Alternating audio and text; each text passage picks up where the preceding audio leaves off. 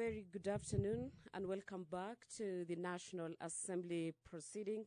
You're just in time for the afternoon sitting of the third session, the session that is expected to commence in 3 minutes' time. Today being Wednesday, June 5th, our session begins at 2:30. And members of Parliament this afternoon are expected to resume with a couple of motions and debate, starting with the maize flour subsidy program for the financial year 2022-2023. The chairperson of the Departmental Committee on Agriculture and Livestock. The House will adopt the second report on the Departmental Committee on Agriculture and Livestock on the inquiry into the maize flour subsidy program for the financial year 2022-2023. The question is set to be put this afternoon. Just after that, the members of Parliament are expected to resume and go to the Committee of the Whole House, where the Kenya Drugs Authority Bill, the National Assembly Bill number 54 of 2022, by the chairpersons of the Health Committee, Dr. Robert Pukose, and the Member of Parliament for Endebess. The principal objective and the reasons of this bill is the regulations of medicines, pharmaceuticals practice, the drugs, scheduled substances, medical devices, and related substances has been in fragmented legislation, and in keeping with the international best practices and guidance from the World Health Organization. The aim of the proposed National Health Products Regulatory System is to safeguard the health of the public by ensuring the quality, safety, effectiveness, and efficiency of medicines and related health products based on principles of sound science, evidence, and transparency. These debates will resume from Clause 55. This requires an institutional framework with a clear legal mandate and the requisite expertise and independence in decision-making.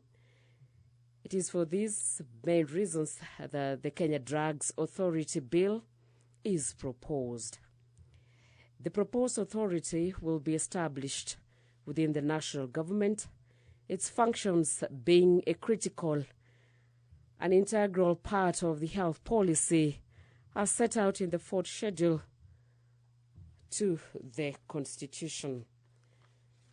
The bill establishes the Kenya Drugs Authority as a corporate body capable of suing and being sued, taking, purchasing, acquiring, holding or disposal of movable or removable property, and doing or performing all such other things or acts of proper discharge of its functions under the Act, which may be lawfully done by a body or corporate.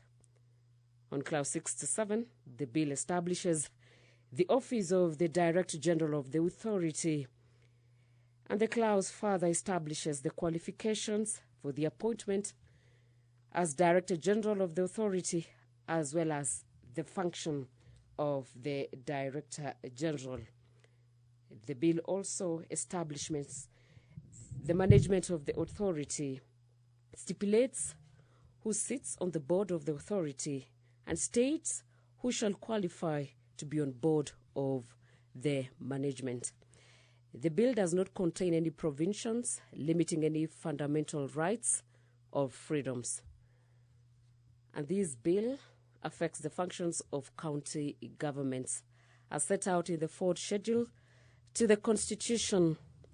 And therefore, this bill, the Kenya Drugs Authority Bill, the National Assembly Bill number 54 of 2022, is a bill concerning the counties. The enactment of this bill shall occasionally additional of expenditure of public funds. And the Deputy Speaker of the National Assembly Honorable Gladys Bost, has walked into today's session. And I now hand over you to the plenary. My name is Angela Cheror, and this is the Parliamentary Broadcast Unit in collaboration with KBC. Stay tuned.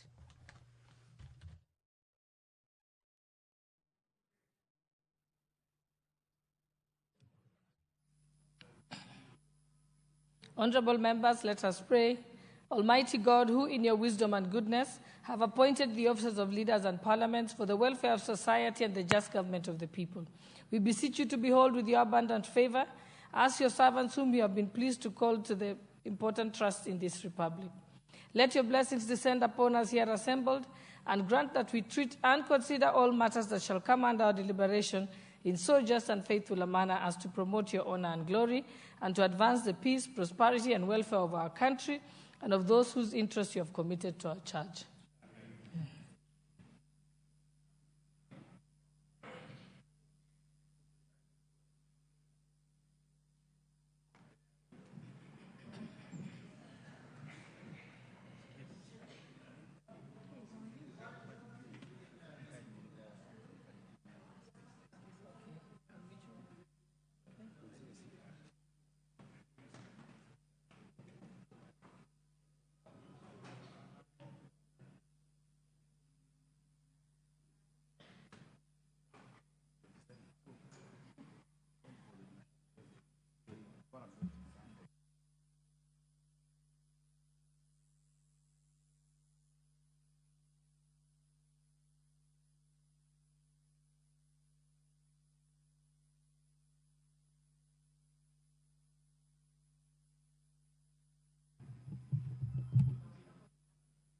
I direct that the quorum bell be rung for 10 minutes.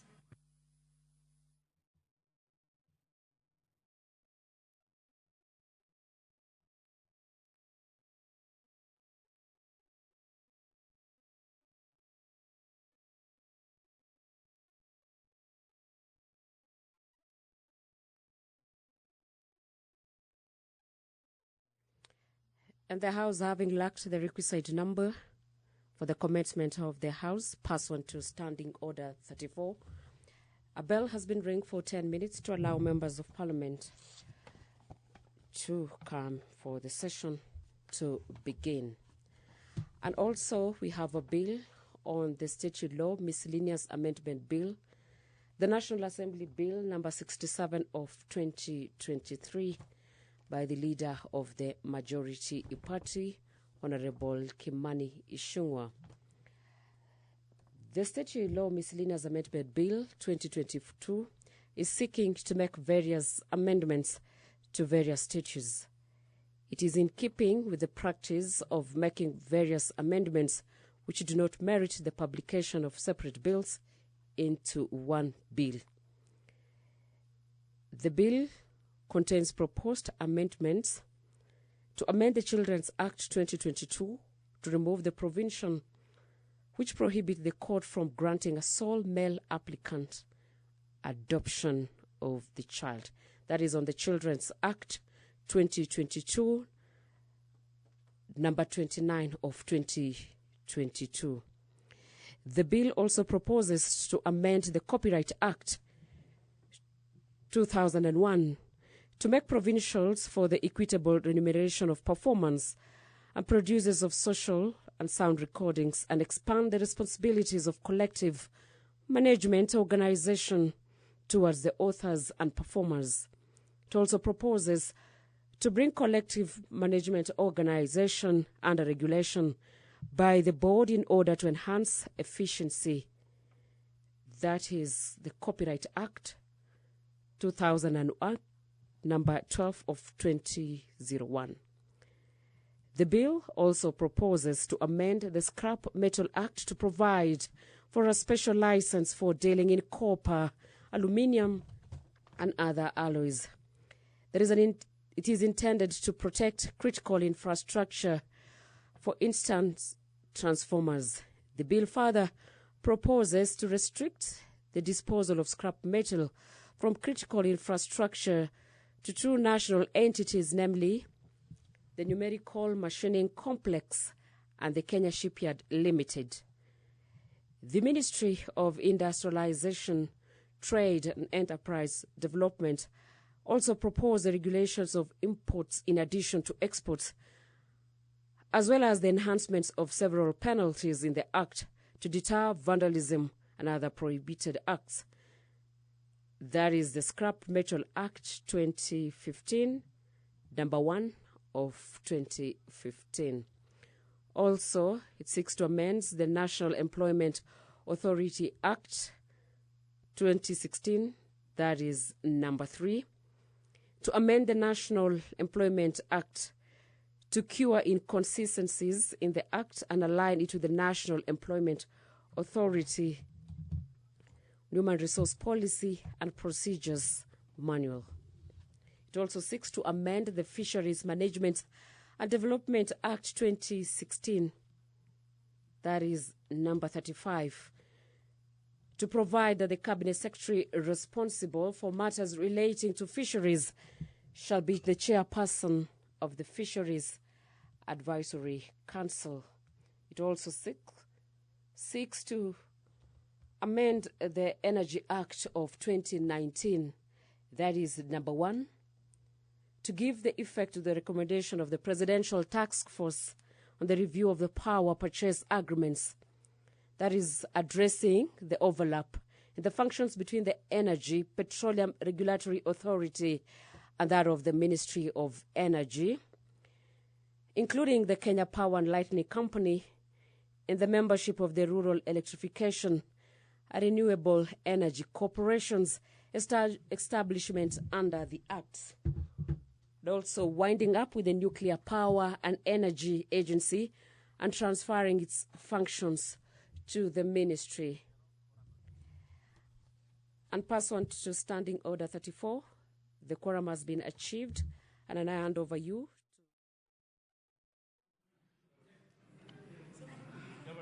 Order number 5, papers.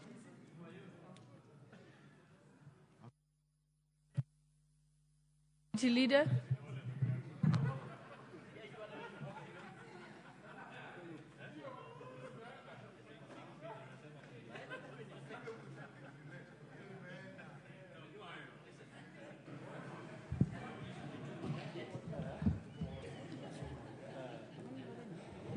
Honorable Speaker, I beg to lay the following paper on the table of the House today, Wednesday, June 5th, 2024.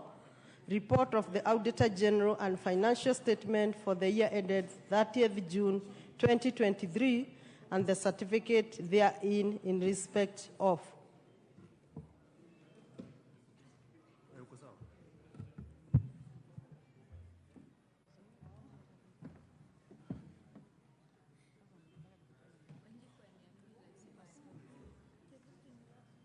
You've late.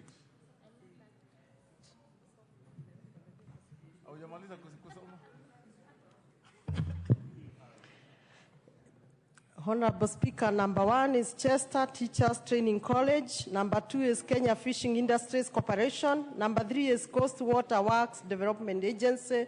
Number 4 is Earth Water Works Development Agency. Number 5 is Kitale National Polytechnic. Number 6 is National Defense University Kenya. Number 7 is Kenya Ordnance Factories Corporation. Number 8 is Kenyatta International Convention Center. Number 9 is Western Kenya Rice Mills Limited. Number 10 is Child Welfare Society of Kenya. Number 11 is Insurance Regulatory Authority. Number 12 is Koitalel Samoei University College. Number 13 is Masinde Muliro University of Science and Technology. Number 14 is Taita Taveta University. 15 is Kirinyaga University. 16 is National Water Harvesting and Storage Authority. And number 17 is National Irrigation Authority. I beg to lay.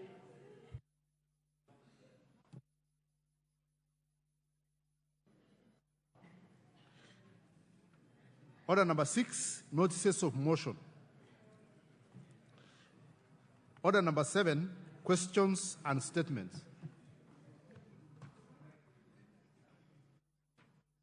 Honorable Mutunga, you had a statement.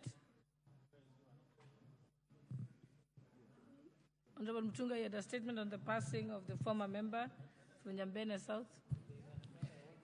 Thank you, Honorable Speaker. Honorable Speaker, I rise to make a statement on the demise of the former Member of Parliament for Nyambene South constituency, Honorable Kenan Martin Kaunyangi Dimango. Honorable Speaker, Mr. Dimango, the late Honorable Dimango was born in Tigania West Sub-County in Meru County in 1934. He attended Alliance High School in 1951 to 54, and thereafter joined Makerere University, where he earned a diploma in agriculture, becoming one of the first Meru County early academic achievers. The Honorable Dimango began his career as a field agricultural officer and later ventured into entomology research before joining politics. Honorable Speaker, the late Honorable Dimango vying for the Nyambene South parliamentary seat in 1966 following a by-election and was elected to represent the constituency. He served his term diligently and was an active member of the Kenya African National Union Party. He was dedicated to improving access to education in his area, where together with his spouse, he built schools and financially supported needy children in their education. The late Honorable Dimango was a staunch Roman Catholic and a respected elder of Antwama Kia clan who guided and mentored young leaders. His embodiment of integrity and legacy on contribution to education, environmental conservation, and economic development live on.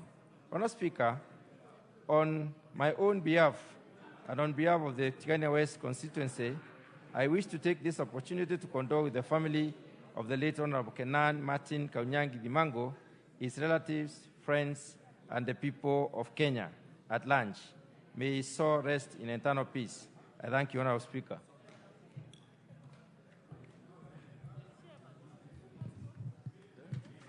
The next statement is another statement.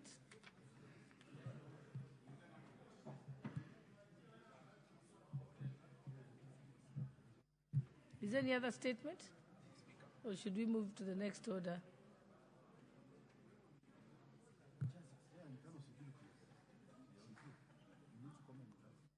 Okay, Chair, Internal Security.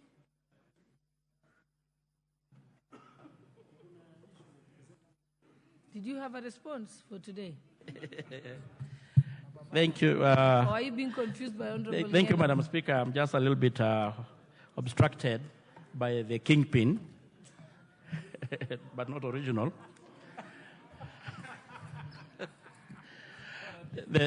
No, it's a fake one. Madam Speaker, I've got 3 statements to make.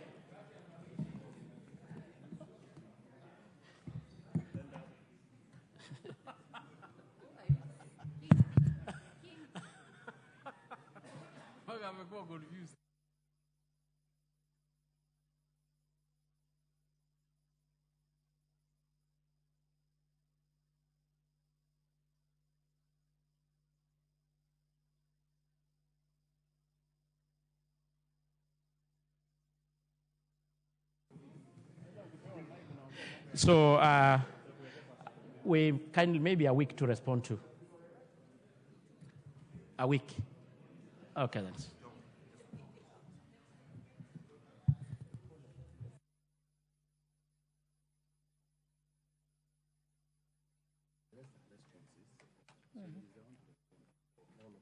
All of them. Okay. As long as he's aware. Okay, Honorable Chair for Internal Security, I'm told that there are 3 of them. So with the responses in a week before all 3? The responses are for all 3 in 1 week's time. Okay, thank you. You may proceed. Thank you, Madam Speaker. I've got 3 statements to respond to. Namely one by Honorable MP for Mwingi Central, who I think is in the House. Another one is by my good friend MP for Kirinyaga County, and another one for MP for Ijara. and I want to start with one by Honorable Kirinyaga County. Honorable Speaker, the Member of Parliament for Kirinyaga County, Honorable Jane Maina, had sought for a statement regarding the arrest of Alfred Ribai Choba for the defilement of a minor, Penina Wamboi in Kirinyaga West Sub-County in Kirinyaga County, and the Honorable Member sought the following: the measures that the Ministry had put in place to ensure that Ms. Penina and her sister get justice, the reason that led to the release of Mr. Alfred Choba, the accused, on a cash bail, the measures that the government has put in place to ensure the safety of school-going children in Kirinyaga and the country at large. And I state as follows. Honorable Speaker, on 20th February 2024 at around 11 a.m., Mr. Esther Wangeshi Wanjira reported at Bericho Police Station via OBIN number 17200224 that our sister Penina, aged 13 years, was missing. Both are residents of Kiburu Trading Center in Kirinyaga Sub-County, and she reported that the juvenile had left home on 16th at around 2 p.m. to undisclosed destination. She further disclosed that the juvenile was 4 months expectant. It was further alleged that the area chief, Mr. Alfred Choba Ribai, had been defiling Penina. The suspect was arrested on 22nd and escorted to Bericho Police Station. He was, however, freed on a police cash bail of 30,000 pending search and recovery of the missing juvenile and the completion of investigation. The minor later resurfaced, and upon completion of the investigation, the police case file was forwarded to the Office of ODPP, Kirinyaga County, for perusal and advice. It was recommended that Alfred be charged with the offense of defilement, contrary to Section 8.1 and as read together with Section 8.4 of the Sexual Offense Act. On 13th, Madam Speaker, the accused was arraigned before Kerugoya Chief Magistrate Law Courts and for plea taking.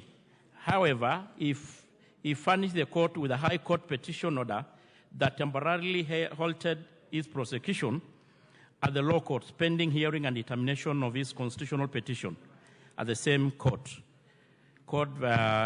Honorable Speaker, Alfred was also arraigned before Principal Magistrate Court at Baricho Law Courts for another offense of assault.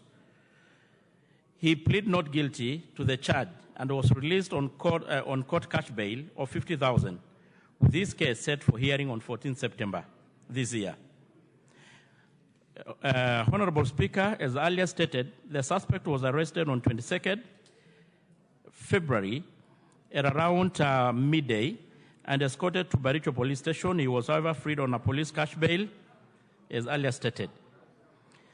The release was in tandem with this constitutional right of being arraigned before court of law within 24 hours of arrest. The Constitution of Kenya, Article 49, 1H, secures the right of an arrested person that he may be released on bond or cash bail on reasonable condition pending a charge or trial unless there are compelling reason not to release. At the time of freeing the suspect, there was no evidence that indeed he defiled the minor, except for allegation leveled against him. Thus, it was much informed that he be released. Further investigation has been concluded, and the whereabouts of the complainant, that is Penina, was unknown as at then. Honorable Speaker, the National Police Service is mandated for maintenance of law and order, ensuring the safety of each and every person, including the school-going children in this regard. All cases involving children have been taken seriously, well investigated, and culprits arraigned before courts and convictions realized. In the best interest of the child principle, the service reiterates its commitment of ensuring all cases of defilement reported to the police stations are thoroughly investigated and suspect presented in court for subsequent punishment. The service has established child protection unit or officers within the police stations to encourage reporting of cases of defilement to the police and in private, dignified manner. The service has also provided anonymous reporting lines, including Vichua kwa DCI X Twitter handle and other toll-free phone lines like 07800 7220203 to encourage reporting of sexual offenses, especially those involving children, to the police. Through community policing platforms, police continue to sensitize members of the public about measures necessary for the protection of children. Lastly, Madam Speaker, having taken plea on account of assaults, an administrative action has already been taken against the suspect, being placed on interdiction pending the conclusion of the matter. I submit, Madam Speaker.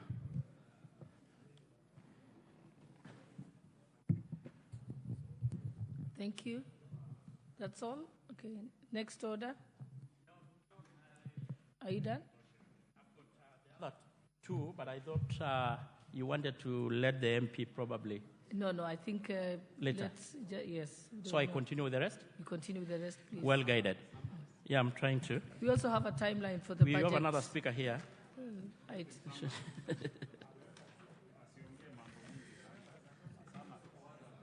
Here. This is for the member of a statement being sought by the member of Mwingi Central, Honorable Gideon Muyungi, on the case of the death of Benjamin Mwaniki Kadhegu. Honorable Speaker, I want to state as follows. On 9th January, at around 11 a.m., Peter Kanyite Kaliko reported at Hola Police Station that Benjamin Mwaniki Kadhegu was missing after the latter failed to pick his wife called since the day before. Subsequently, police officers from DCI, Hola Police Station, went to his house on the same day and found it locked from inside, which forced them to break it. Unfortunately, he was found lying down dead on the bed with no visible injuries. The scene was processed and sample of blood and mucus collected, and a suicide note was also recovered. The body was removed to Hola Hospital mortuary for preservation. However, on January 10th, the body was removed to Mwingi Level 4 since the Hola had got no pathologist. The postmortem was concluded and the status of death established as a result from head injury caused by a blunt object or fall and suspected lung disease due to history of smoking. On 23rd same month, Ibrahim Salat Omar, an assistant manager at the Hela petrol station where the deceased was working, provided non-handwriting of a deceased, which was compared with a suicide note. The forensic document examiner from DCI headquarters was of the opinion the handwritings were authored by the same person. Investigations are ongoing as police await report from the government chemist indicating whether or not the blood and mucus sample collected contain any poisonous substance capable of causing death, and the cybercrime analyst report on any forensic evidence that might be available on the deceased mobile phone. And 17 witnesses have been recorded statement, but no arrest has been done. Honorable Speaker, the last one. I don't know whether the member for Ijara is in the House. Honorable Speaker. No, he's there. He's there. I need protection, Madam Speaker. You have got a problematic assistant speaker. I don't know. He has been a co-speaker. Madam Speaker, that statement was sought by the MP for Ijara constituency, who is confirmed to be in the House, on the mysterious death and disappearance of Mr. Jabil Abdullahi Farah and Mr. Harold Ali Khalif. Honorable Speaker, Mr. Yusuf Abdi Siget reported the disappearance of Mr. Jabil Abdullahi Farah at Ngara Police Station on 14th February at around 2 p.m. He reported that Mr. Muhammad Hamid Khalif requested him to accompany him to Ngara area to purchase a motor vehicle on 14th February. Mr. Halif was on board a motor vehicle registration KDE 617G, a Toyota Make, silver in color, while in the company of Mr. Farah. They drove along Quarry Road of Ngara Equity roundabout. However, they were blocked by a Prado motor vehicle black in color, whose number plate they did not capture. Two armed men alighted from the Prado and abducted Muhammad Halif and Jabir, while the reportee escaped. Investigation was launched immediately. However, the CCTV footage from the neighboring shop and the National Police Service Integrated Command, Control and Communication Center, that is IC3, did not capture the incident. Their mobile phones were subjected to forensic analysis, but did not yield any evidence either. On 19th, Madam Speaker, Muhammad Halif presented himself to DCI Central and stated that he was driven back to Isli on the previous night after being held in a place he does not know, and that he had left Jabir Farah with the abductors. He further stated that Jabir is a refugee from Dagahele refugee camp, and they had traveled together to Nairobi on 11th February. Honorable Speaker, the disappearance of Mr. Halif was reported at Haluga Police Station on 18th, and it was reported that on 18th at around 1 p.m., 3 armed men entered Hajid Homestead and at Halugo Village at sub-county in Garissa County and forcefully abducted him. The abductee unsuccessfully persuaded the armed men not to abduct him. They drove away in an unidentified Prado and crossed the Kenya border to Kenya-Somalia border. Honorable Speaker, after the report of the 2 missing persons were made, the police circulated signals of missing person within the Republic of Kenya, putting all the stations on lookout in case the persons, as per the circulated details, are found within their areas of jurisdiction. Investigation into the whereabouts of the missing persons are still ongoing.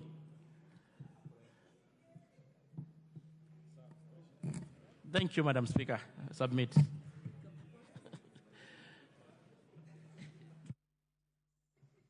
I think now you've completed all your statements, right?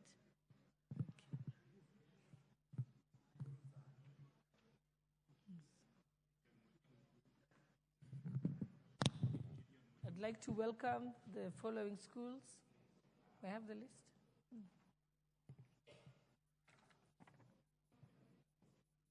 I'd like to recognize the presence of the following schools: Njenge Boys High School from Kirinyaga Central Constituency, Kirinyaga County, and also GSU Primary School, Kimbo, from Juja Constituency, Kiambu County. And I think there was supposed to be a school from Honorable Mulyungi's constituency, but I can't see it here. We'll welcome them later. Thank you. Okay, let's proceed to the next order.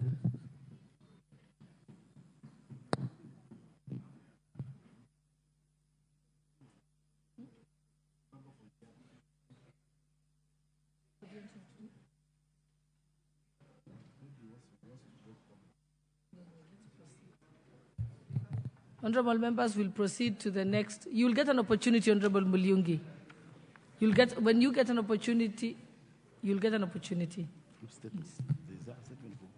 Let's proceed to the next order. Order number 8, motion. The mediated version of the Division of Revenue Bill, National Assembly Bill number 14 of 2024. Question to be put. Honorable members, I now put the question that pursuant to the provisions of Article 113(2) of the Constitution and Standing Order 153, this House adopts the report of the Mediation Committee on the Division of Revenue Bill, National Assembly Bill number 14 of 2024, laid at the table of this House on Tuesday, 4th June 2024, and approves the mediated version of the Division of Revenue Bill, National Assembly Bill number 14 of 2024. Will as many as of that opinion say aye? Aye. Will as many as of the contrary opinion say nay? The ayes have it. Next order. Order number 9, Motion. Maize flour subsidy program for the financial year 2022-2023. Question to be put. Honorable members, I now put the question that this House adopts the second report of the Departmental Committee on Agriculture and Livestock on the inquiry into the maize flour subsidy program for the financial year 2022-2023, laid on the table of this House on Tuesday, 27th February 2024. Will as many as of that opinion say aye? Aye. Will as many as of the contrary opinion say nay? The ayes have it. Order number 10, motion. Consideration of the budget estimates for the financial year 2024-2025. General debate, first allotted day.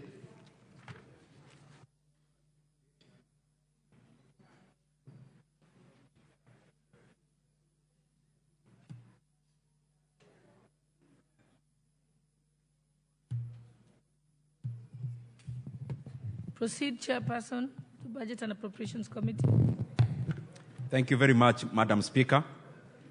Madam Speaker, I wish to move that this House adopts the report of the Budget and Appropriations Committee on its consideration of the estimates for revenue and expenditure in the medium term for the financial year 2024 to 2025, laid on the table of the House on Wednesday, 5th June 2024, and pursuant to the provisions of Article 221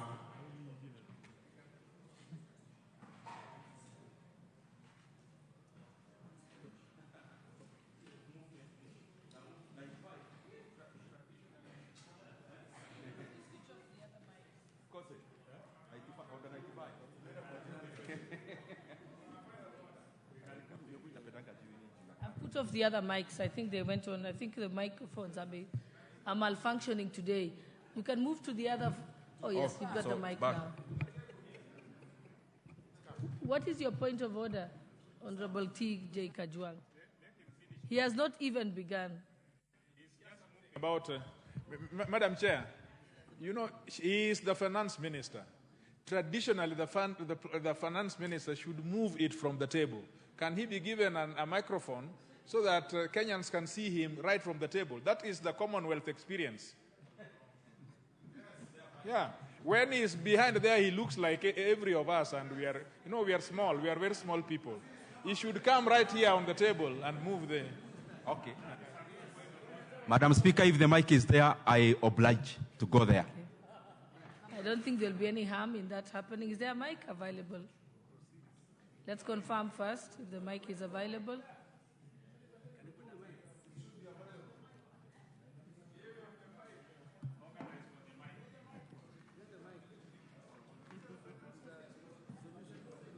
So it seems the mic available is this one. Looks like the mics are not, we've been having challenges today, so I think proceed from there. But in future, we'll take note of what you have said, Honorable Kajwang. Proceed. Thank you very much, Madam Speaker. Madam Speaker, I wish to move that this House adopts the report of the Budget and Appropriations Committee on its consideration of the estimates of revenue and expenditure and the medium term for the financial year 2024-2025, laid on the table of the House on Wednesday, 5th June 2024, and pursuant to the provisions of Article 221 of the Constitution, Section 39 of the Public Finance Management Act 2012, and Standing Order 239-1, approves the issuance of a sum of Kenya shillings 2,392,832,508,617 from the Consolidated Fund to meet the expenditure during the year ending 30th June 2025 in respect of the votes contained in the first schedule, subject to paragraph 3, that is Committee of Supply. 2, makes the policy and financial resolutions as contained in the second schedule to the order paper.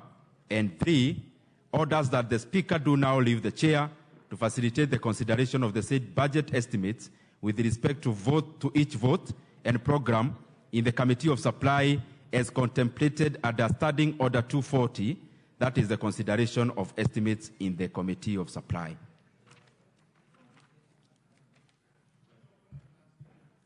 Madam Speaker, I wish to just say a few things so that I bring to speed members on where we are in terms of the budget is. And Honorable Speaker, on the onset, I want to thank this House because the Budget and Appropriations Committee always benefits from the interactions with the members of this House. The budget gets richer. The budget makes more responsive to the Kenyan people when we listen to each and every member, and we always endeavor to do that as Budget and Appropriations Committee. I also wish to thank all the memberships of departmental committees, and especially led by the 20 departmental committee chairs, for being very integral in this process. And Honorable Speaker, at that point, I think I can move there to...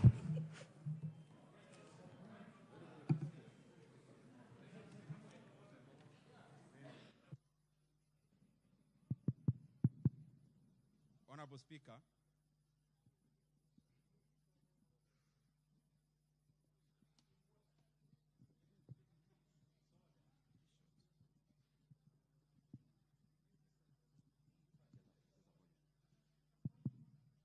thank you very much, and I would request the person with the operator to add some little volume. I think that's fine. Honorable Speaker, I wish to make a few remarks in regards to this budget process, Honorable Speaker. And from the onset, I want to thank all the members of this 13th Parliament for being very integral. Every time we interact with the members of this House, we benefit greatly, Honorable Speaker, and we learn from them.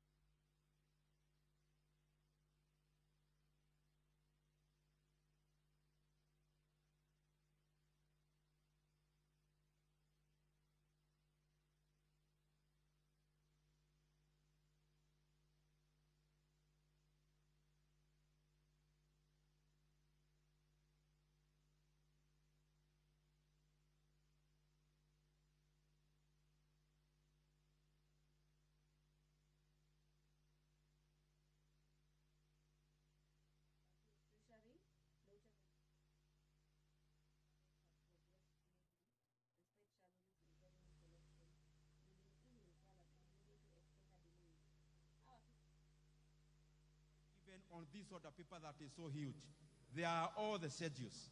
Most of those arrangements and rearrangements that have happened as contained in Schedule 2, majority of them have been carried by the departmental committees, Honorable Speaker, and especially through the appearances of the departmental chairs who came before the Budget and Appropriations Committee. Honorable Speaker, we are making this budget on a background. And the background that we have is the background of the year 2023, and I'll start the calendar year, Honorable Speaker. The year 2023 is the one we can measure whether the policies we make in this House, including this policy that we are making, which is the budget, Honorable Speaker, whether it is actually responding to the needs of our economy. And Honorable Speaker, in the calendar year 2023, the economy of Kenya grew by 5.6%, Honorable Speaker, a percentage which puts Kenya as around the 27th fastest growing economy in the world. And therefore, Honorable Speaker, in that length, then it shows that the policies this House has been making, insofar as the management of our economy is concerned, Honorable Speaker, those policies are working. Honorable Speaker, in the month of April, Honorable Speaker, our inflation was at 5%. In the month of May, Honorable Speaker, our inflation was at 5.1%. Honorable Speaker, our target benchmark for inflation as a country is 5%, with a band of 2.5% either way. That is plus or minus. And therefore, Honorable Speaker, in that respect, Kenya is actually at the benchmark of our own benchmark of inflation, because our inflation has been able to be contained, and especially because of the tools that we have been using in the year 2023. Honorable Speaker, our currency, when we first went through this kind of a process, and especially in supplementary one, Honorable Speaker, our currency exchanging to the greenback was exchanging at around 180 shillings to $1.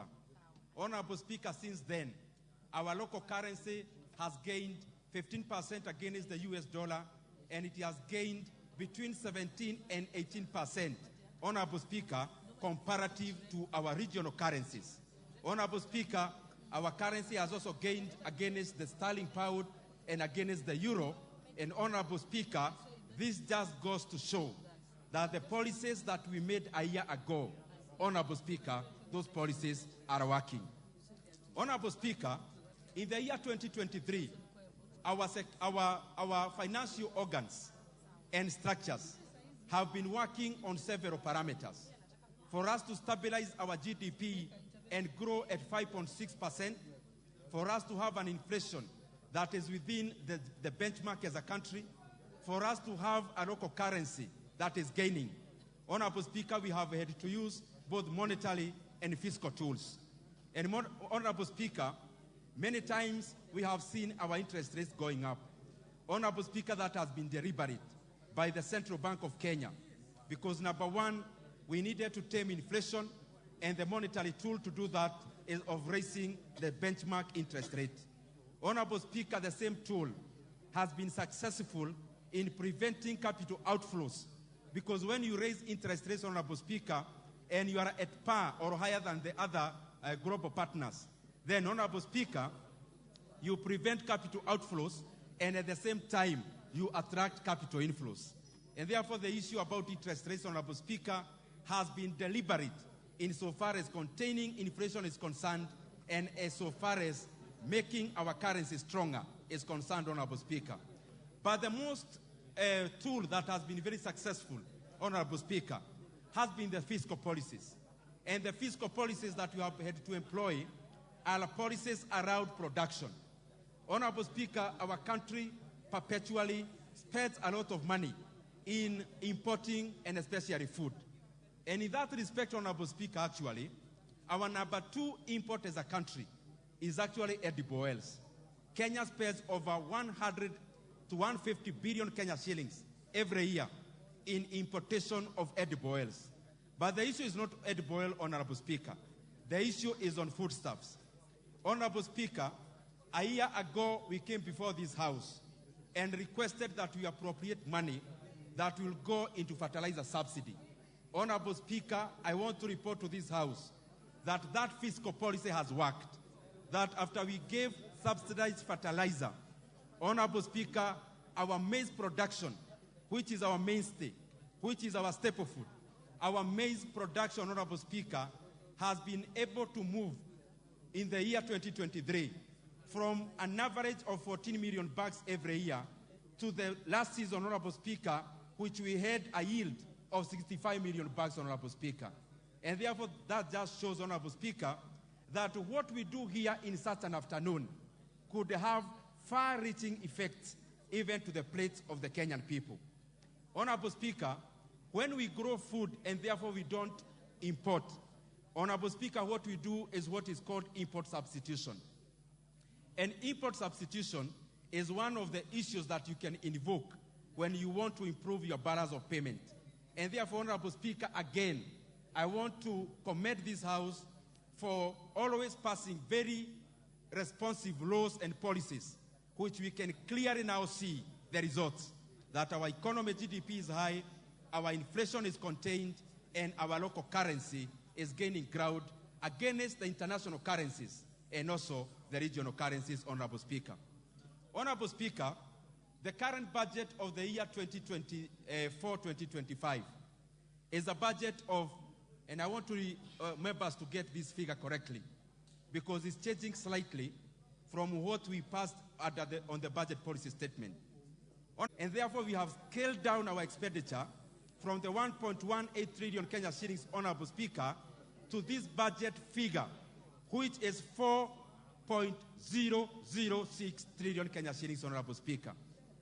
And therefore, the budget for this financial year is 4.006 trillion Kenya shillings, Honorable Speaker. That is also a climb upwards from the tabled estimates by the National Treasury, because we had to respond to other emerging issues, which I'll be enumerating in brief as I continue, Honorable Speaker. How we are expecting this money is that around 2.39 trillion Kenya shillings, roughly 2.4 trillion, is going to the expenditure of national government, which also includes the judiciary and also parliament, Honorable Speaker. Honorable Speaker, on top of that, this country will be spending over 1.233 trillion Kenya shillings in consolidated fund services, Honorable Speaker, which we call CFS. And CFS, Honorable Speaker, over 1.08 trillion Kenya shillings will be going into the payment of interest rates for our financial obligations. And therefore, Honorable Speaker, I'm talking about these things because they have a ramification of a member who would want a water project or a roads project. Getting the full picture is important so that we also consider where our country is. Just for members to buttress that point, the budget is 4.006 trillion, out of which, Honorable Speaker, the national government expenditure is 2.39, approximately 2.4 trillion Kenya shillings. Honorable Speaker, the money is going to consolidated fund services is over 1.233 trillion, and out of which over 1 trillion Kenya shillings is going into the payments of interest rates for both domestic and foreign financial obligations. The only sunshine in that, Honorable Speaker, is that over 750 billion will be going into paying domestic debt, Honorable Speaker, in terms of interest rates, and therefore this is money that could end up in the pockets of Kenyans. But the other item, Honorable Speaker, is the equitable share, which currently now starts at 400.1 billion Kenya shillings, which is also an upward trajectory, Honorable Speaker, because this House supports devolution. Honorable Speaker, there are a few areas I want to highlight. One, Honorable Speaker, is that we have been able to climb down on the deficit. The deficit for this financial year is roughly 606 billion Kenya shillings. Honorable Speaker, if you check a year ago, this House was considering a deficit of close to 800 billion. Honorable Speaker, we have been able to come down in terms of deficit from the year 2023-2024, where we now have a deficit of 5.83% deficit to GDP ratio. We now have a deficit to GDP ratio of only 3.83%, Honorable Speaker, which is commendable. It shows that we are borrowing less because we also want to emancipate ourselves as a country from over-borrowing, Honorable Speaker. I want to highlight a few things, Honorable Speaker, which are of interest to the people of Kenya. One, the education sector continues to get the lion's share of the money we appropriate, Honorable Speaker. The proposal before this House is that we are recommending approximately 700 billion Kenya shillings that will be going into the education sector in the Republic of Kenya. Honorable Speaker, there is money for basic education. There is money for higher education. There is money for practical, for TVET and TTIs, Honorable Speaker. There is money for KMTC, even if it is in the health sector, Honorable Speaker.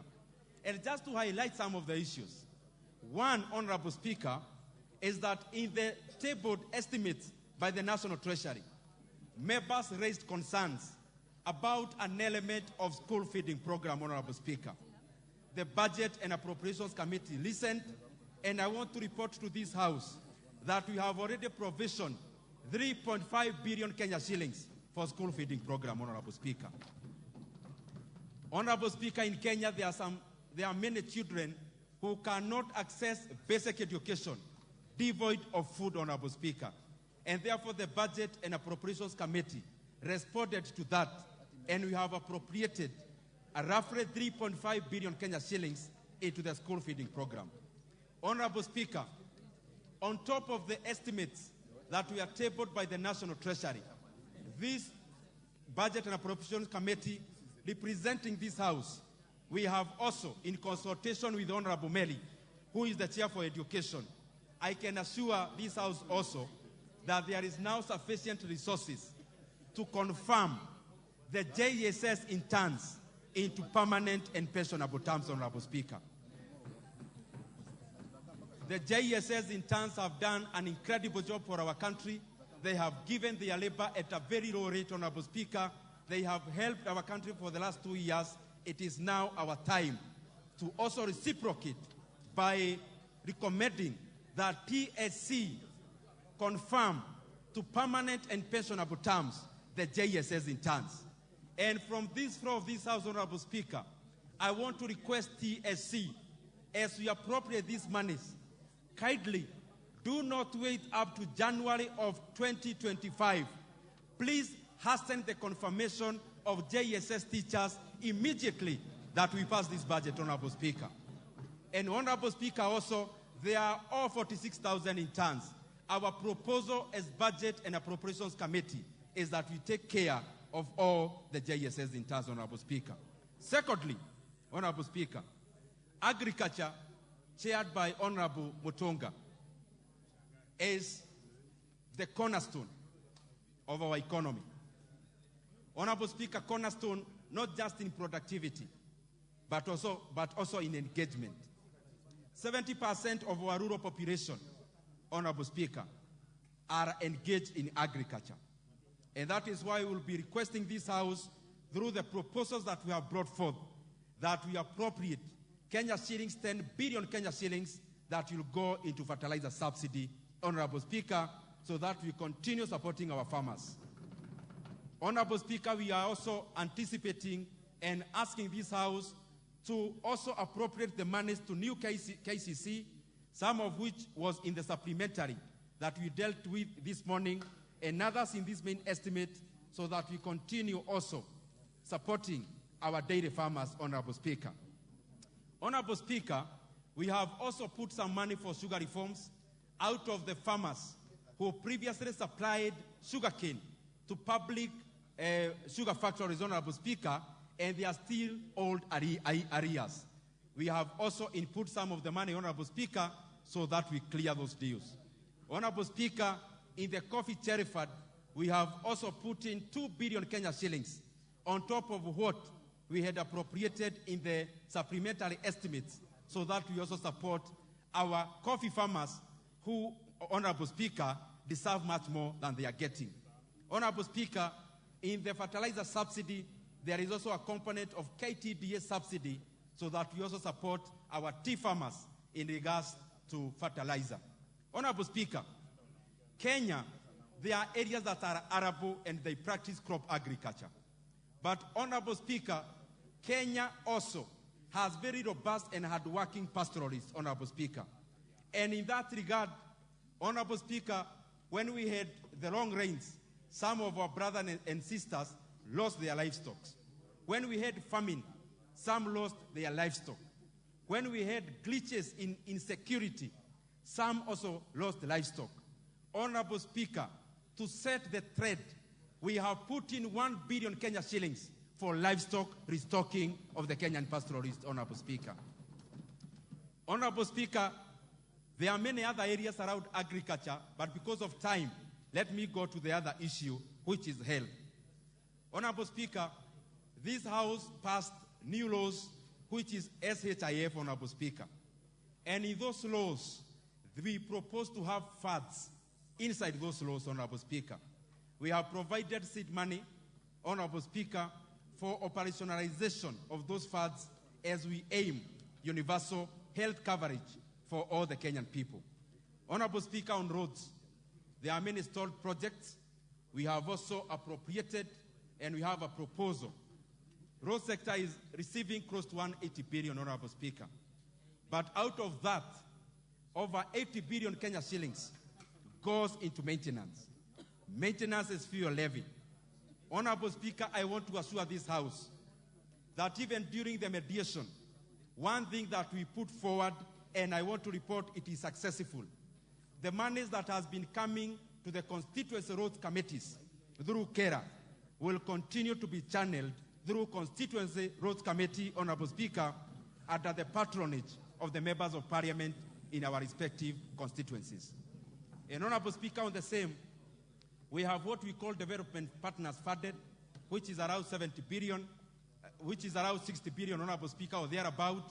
But in a nutshell, the global figure, Honorable Speaker, yes, we have climbed down in terms of roads, in terms of the budget, but the budget that is there, we are channeling into, first of all, completing the stalled and ongoing roads projects, Honorable Speaker, so that we are prudent enough.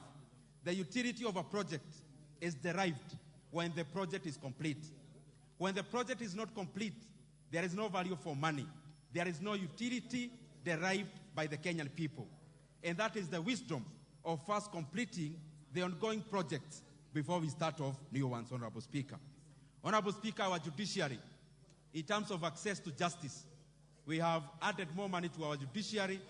For the first time, the judiciary, which is oversighted, Honorable Speaker, by JLAC, led by Honorable Murugana, will be getting 24.6 billion Kenya shillings, Honorable Speaker, which is a step forward.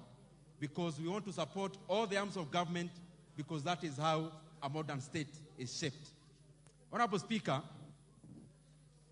for the first time again, this budget is breaking many records. Those who are here in the morning, we debated the issue of the division of revenue. And I see here, Honorable Speaker, looking at the faces, we also have prospective governors.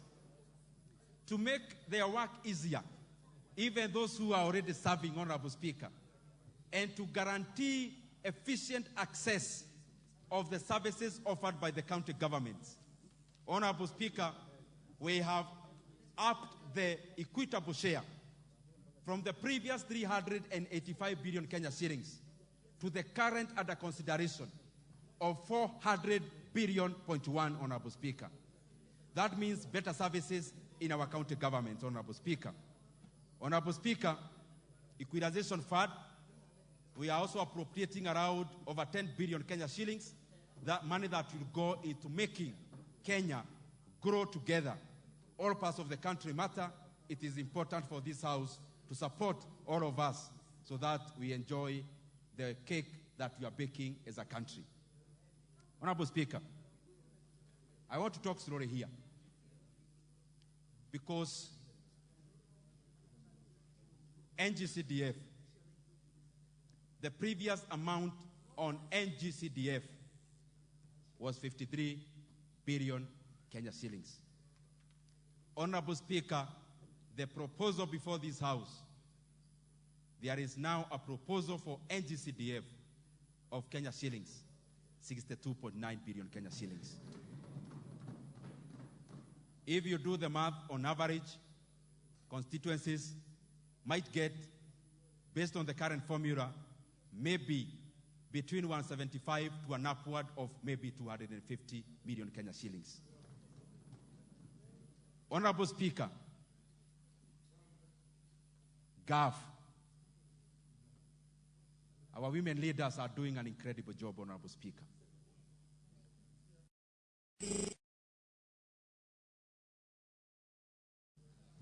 And I want to commend the President because the chairperson, Honorable Jane Kagiri, has been fighting for the rights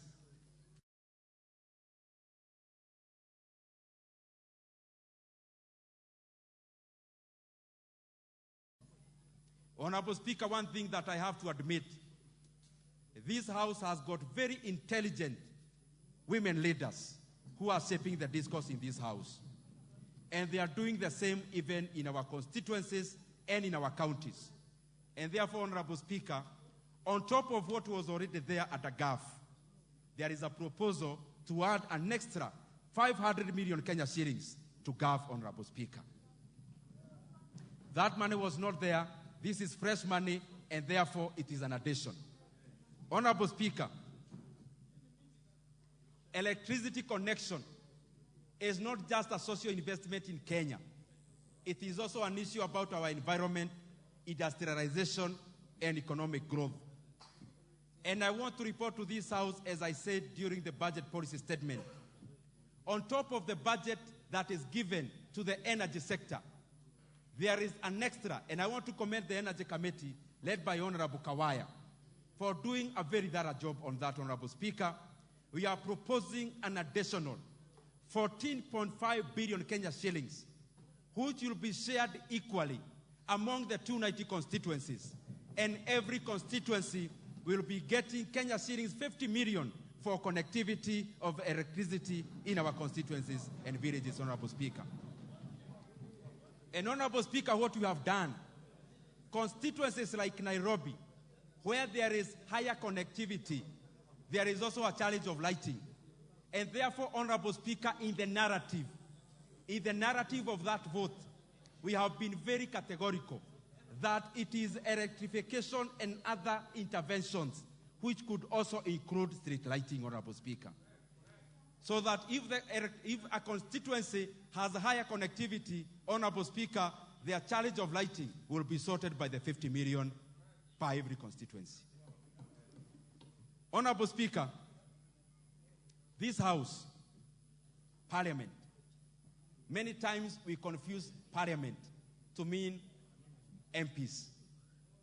Many times we confuse that the only people who are here in Parliament are the elected representatives. But Honorable Speaker, even the presentation I'm doing today has been concerted effort from the clerk of the National Assembly, Bwana Joroge, down to the Parliamentary Budget Office, led by Dr. Maside, and other incredible people, Honorable Speaker, who are our staff, like Dr. Abel, there is Madam Julie, there is Bwana Dan Kachumbo, and all the others. I've mentioned those to represent other people who work in Parliament who are not necessarily elected, but they serve the people of Kenya. Honorable Speaker, this House also has our members of Parliament. We have our constituency offices, Honorable Speaker, where the people who work under us to offer efficient service to the people of Kenya are domiciled.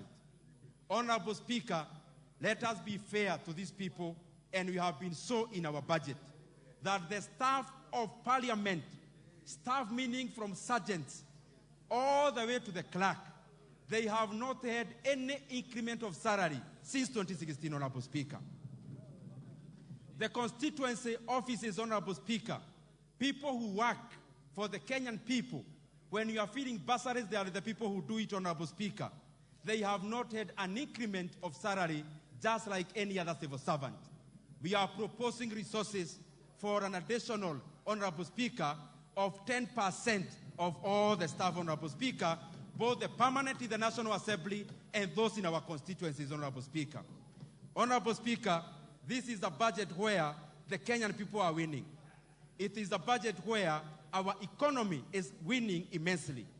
It is a budget that is also responding to social investments like education, like healthcare, and all the others. And the aim of this budget, Honorable Speaker, is not just to bake the cake, Honorable Speaker. It is also about how the cake goes to the people of Kenya, Honorable Speaker. Those who take part and those who don't. And that is why even in terms of welfare economics, Honorable Speaker, we have incorporated it. Transfer of monies to the 70 years plus, 70-year-old and above, Honorable Speaker, is there. Included those who got registered recently, Honorable Speaker. And the proposal of this House is that the 70-year and above, who are our parents, they should not continue to receive this money through the bank accounts. They should be sent on M-Pesa and all the other platforms so that they access this money at our villages, Honorable Speaker. Honorable Speaker, I want to thank everyone here, to thank the Budget and Appropriations Committee, of course, with our Vice Chair, Madam Mary Amase, and all the memberships, to thank the departmental chairs again, the members of this House, all of them, including the leaders, Honorable Kimani Ichung'wah, Honorable Opiyo Wandayi, representing both sides of the House, because this has been a very collaborative process. And Honorable Speaker, this budget, because we have gone through it, will make our economy better. Honorable Speaker, with those many remarks, because we work together with the departmental committees, I want to request one of the chairs of the departmental committees, Honorable John Mutonga Kanyuithia, to second this motion.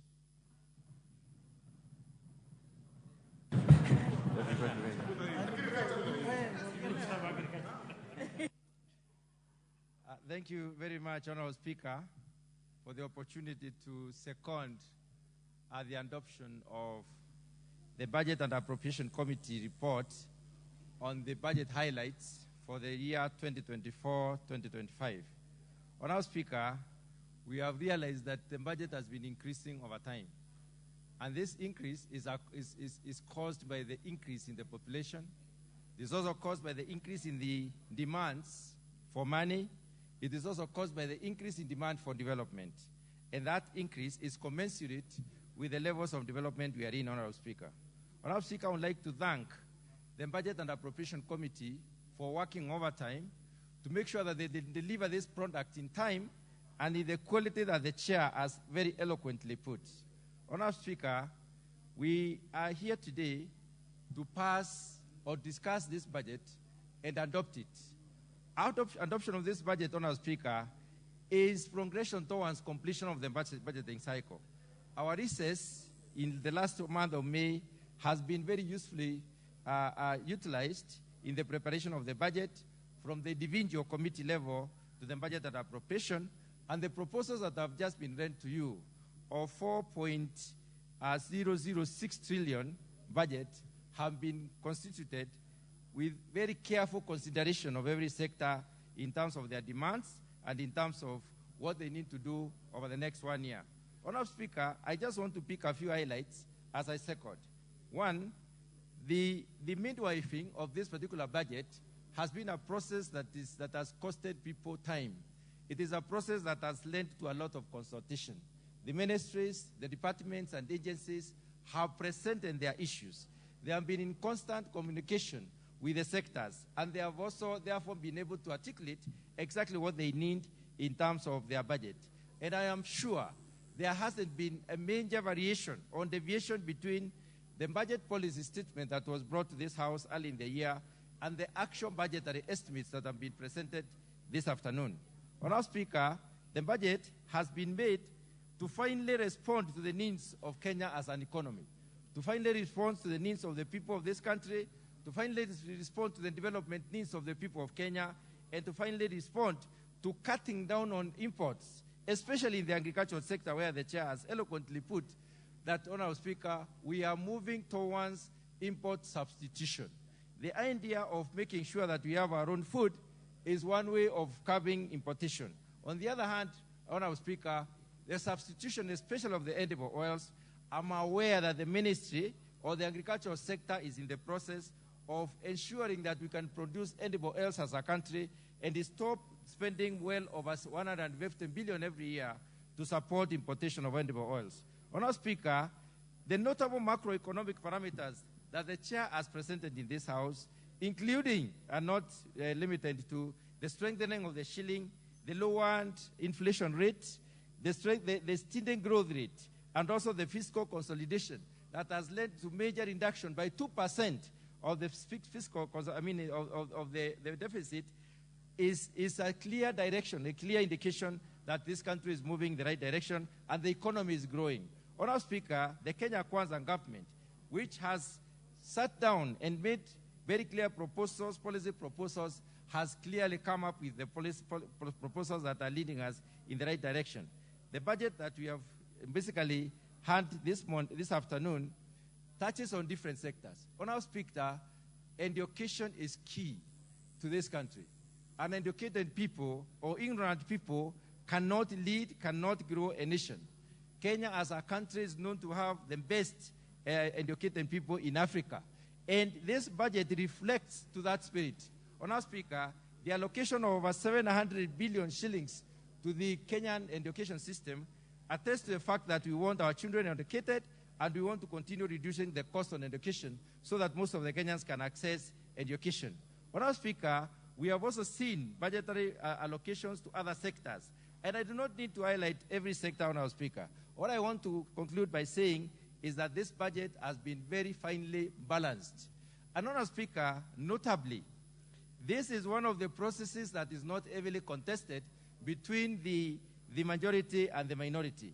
It's one of the processes where the spirit of this House is felt and the spirit of this House as a parliament is exhibited.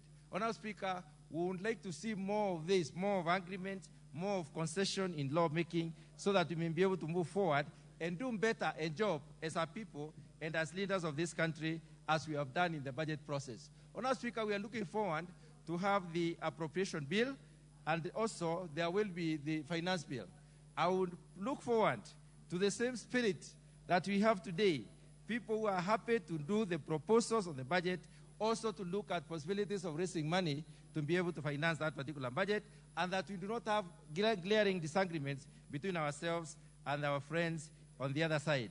Honourable Speaker, many sectors have been looked into and many sectors have been supported. To the extent possible, we are looking forward to a year that is going to be activity-filled, a year that is going to cause more reduction in terms of borrowing, a year that is going to cause to lead to more support to development. Honourable Speaker, with those very few remarks, I wish to second the adoption of the report by the Chair of the Budget and Appropriation Committee. I thank you.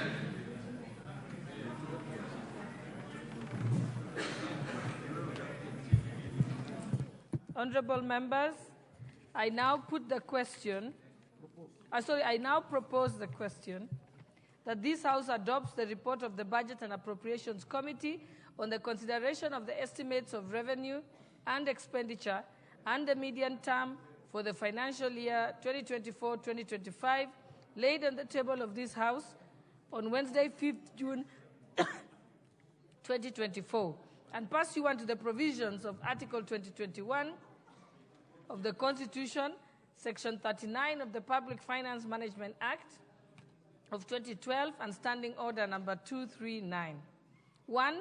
Approves the issuance of the sum of 2,392,832,508,617 shillings for the Consolidated Fund to meet the expenditure during the year ending 30th June 2025. In respect of the votes contained in the first schedule, subject to the paragraph 3, that's the Committee of Supply. 2, makes the policy and financial resolutions as contained in the second schedule to the order paper. And 3, orders that the Speaker do leave the chair to facilitate the consideration of the said budget estimates with respect to each vote and program in the Committee of Supply as contemplated under Standing Order 240, consideration of the estimates in the Committee of Supply.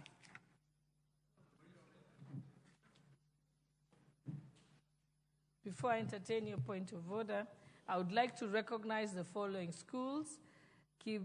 Kabare Girls High School from Gishugu constituency, Kirinyaga County. I also wish to recognize, seated in the public gallery, Musuvo Mixed Secondary School from Mwingi Central constituency, Kitui County. And on that, I will allow Honorable Mulyungi, member for Mwingi Central, to welcome them on behalf of the National Assembly. Thank you, Madam Speaker. Madam Speaker, I welcome all the students and schools who are here today visiting us to Parliament. Madam Speaker, I encourage all the students who are here to work very hard to succeed in their education and their careers, and aspire one day to be members of parliament and senior public servants. Travel back home safely and pass our regards to your parents. Karibuni sana and God bless you. Asante.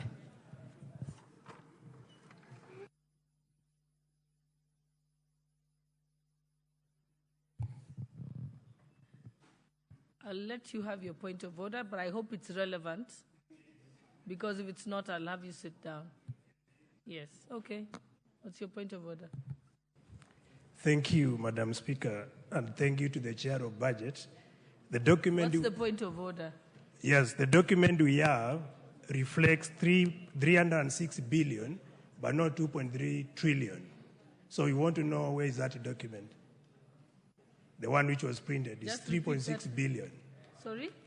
The document which we have is 306 billion, but not 2.3 trillion. So we need to contribute to a document which reflects the figures that have been mentioned by the Chair of Budgets. Which document are you referring to? It is on the report on the consideration of the estimates of revenue and expenditure for financial year 2024-2025 at the medium term. And if you look at the total, it's 306 billion, the last page, but not the 2.3 trillion as mentioned by the Chair. Honorable Chairperson, since I do not have that particular document, maybe you can respond, because I do not have that one. Honorable Speaker, this document is containing many figures. I'll sit down with my brother so that we go through it. The data is correct, the information is correct. However, it needs to be read alongside all the others. But I'll guide him, Honorable Speaker. Okay, let's proceed. Yes, Honorable Wamushomba, what's your point of information?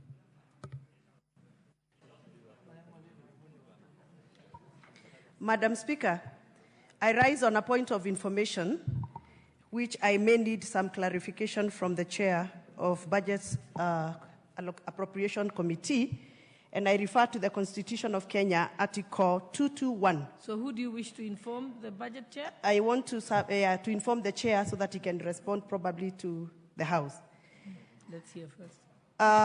Article 221 of the Kenyan Constitution says at least 2 months before the end of each financial year, the Cabinet Secretary responsible for finance shall submit to the National Assembly estimates of the revenue and expenditure of the national government for the next financial year to be tabled in the National Assembly. According to what I understand this, Madam Speaker, a budget caters for both revenue estimates and expenditure estimates. Looking at what the chair of this committee has been exposing to the House, it is expenditure. So I want a clarification whether the revenue estimates have been tabled and whether that revenue estimate that was tabled includes the many loans that the government of Kenya is struggling to pay. Thank you.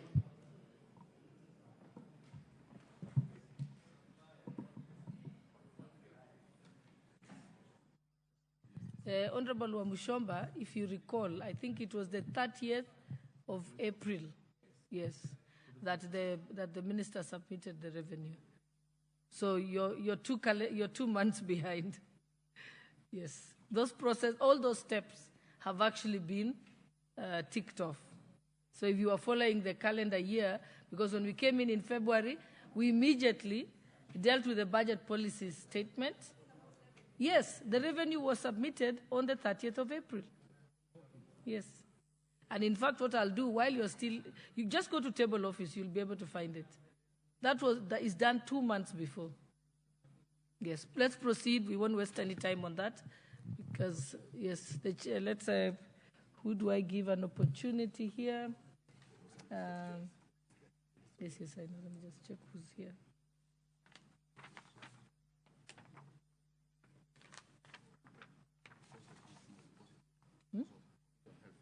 Okay. And I was just checking the chairpersons who are ready. Yeah. You know, that's why some members nowadays boast that they don't come to Parliament. Yes, because if someone comes to Parliament, you'll be able to know that. So, Honorable Pukose, member for Endebess.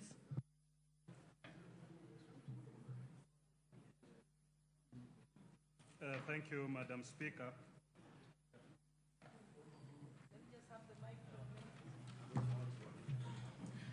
Just to inform members that the chairpersons would, in this type of debate, would have priority, but I'll just give maybe 4 chairs, then other members, and so on and so forth, so that everybody gets an opportunity. But I'm also persuading the chairpersons that even though you have 15 minutes, just in consideration of your other colleagues, if you could make it brief, so that many more people can have an opportunity, because this is one of the most important tasks that Parliament undertakes. And it's actually a mission-critical process so that we can allow more members to participate. Thank you. Thank you, Madam Speaker. Honorable Speaker, I stand to support the consideration of the budget estimates for the financial year 2024-2025. Honorable Speaker, first I want to thank my committee for having spent time with the Ministry of Health, both the State Department for Medical Services and the State Department for Public Health and Professional Standards and its SAGAs. And I also want to thank the Chair of the Budget Committee, together with the Committee of Budget, for giving us an opportunity where we are able to sit and present the various committee budget, and more specifically for me presenting the budget for the Ministry of Health, that is budget line 1082 and 1083. Madam Speaker, when you look at the budget for health, we've done we did some laws in this year. Among them is the Digital Health Law, the Social Health Insurance Law, the Primary Health Care Law, and the Facility Improvement Law. Madam Speaker, under the Social Health Insurance Law, in this budget, we've provided 1.5 billion for emergency, chronic, and critical illnesses. We've also provided 4 billion for primary health care fund, meaning that our universal health care is now ready for rolling down, because the other contribution for the Social Health Insurance Authority will be contribution from members and also contribution from the public. And therefore, I want to reassure the Kenyans that this bill, this budget has taken care of making sure that we are able to operationalize both the emergency, chronic, and critical illnesses with 1.5 billion and the primary health care with 4 billion. Also in this budget, we've provided money, 2 billion for the Linda Mama program. That is to make sure that our women, when they go and deliver, they are able to be taken care of as we transition to a more comprehensive universal health care. Honorable Speaker, under this law, under this budget, we've also been able to make sure that the National Cancer Institute is able to be operationalized, because one of the biggest challenges in this country has been the issue about addressing the issues of cancer. And therefore, we provided 100 million to operationalize the National Cancer Institute. We've also provided 80 million to the National Cancer Institute to make sure that the established regional cancer institute centers are able to be functional. We have regional cancer center in Mombasa, we have one in Garissa, we have in Nakuru, we also have in Kisii, which is in the process of being built and it will soon be operationalized. And this will address matters about cancer within our country, in addition to the established Kenyatta National Hospital, Moi Teaching and Referral Hospital, and the Kenyatta University Teaching and Referral Hospital. In this budget, Honorable Speaker, we've also provided Kenyatta National Hospital with 450 million to be able to buy another cancer machine, the LINAC machine for radiotherapy, because when you visit Kenyatta National Hospital with one machine which is functioning, we have many patients who are waiting. That machine is working without stopping, and the patients are being put on radiotherapy day and night, 24 hours. And that makes sure that we have many patients who are on the waiting list. And this makes it very pathetic, very discouraging for many patients who depend on government facilities for treatment. And therefore, by Parliament providing 450 million to Kenyatta National Hospital to buy another LINAC machine for this financial year, then we hope that Kenyatta National Hospital will now reduce the waiting time for patients who are waiting for radiotherapy within Kenyatta National Hospital. Honorable Speaker, in this budget, we've also made sure that we're going to make sure that the 23 KMTCs, which have been set up by the honorable members, will be able to make them operational through employment of staff, through equipping of those KMTCs, and also through making sure that there is completion of construction. Madam Speaker, this budget, as much as it is had challenges, because initially the budget ceilings that were put, we had to reduce it by close to 30% for all the ministries. And that, I want to say that the ministry should not worry, because if the government is able to meet its target in terms of revenue collection, then what it means is that when we will have another supplementary one to address the various caps and challenges that we'll be able to face in the course of the financial year. With those few remarks, Honorable Speaker, I want to support. Thank you.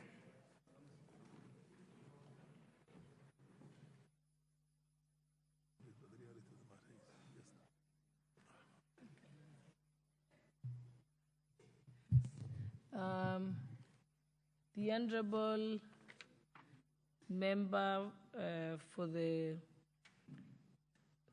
Honorable David Kangogo, Member for Marakwet East. Honorable Kangogo.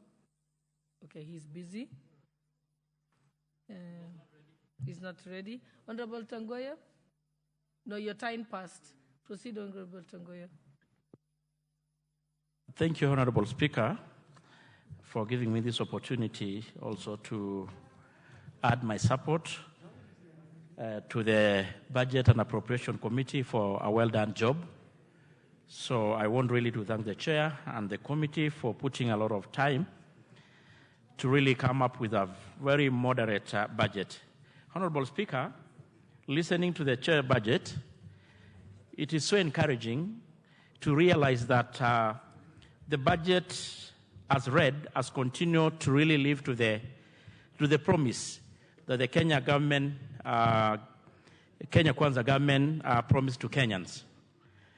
More importantly, Madam Speaker, to appreciate is that the budget has continued to really put more emphasis on the matters and sectors that are so crucial and important to the Kenyan people.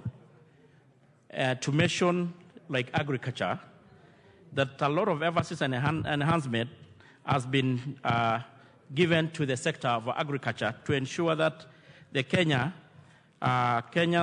people continue to be hunger-free. And it's something notable, Madam Speaker, that should be appreciated.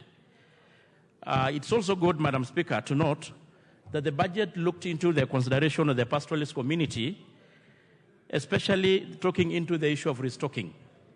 It is the first time that we are actually seeing a very good positive direction in looking into the real issues that affect the Kenyan pastoralist.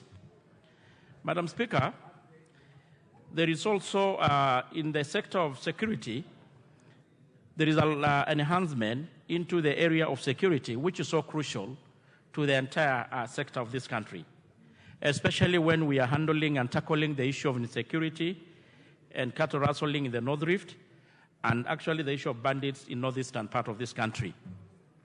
The budget has really taken into consideration, and we want to assure Kenyans that with enhanced budget and provision of the tools of service to our National Police Service and our security organs, Kenya is continued to be secure.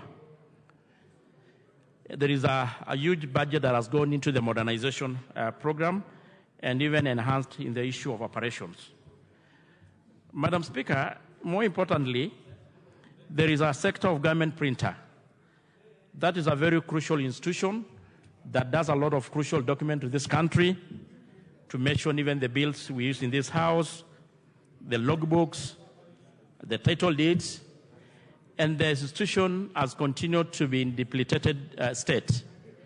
My committee had also considered, and also the Committee of Budget had also considered to add and enhance the budget, which will go a long way to ensure that this important institution get back to its feet.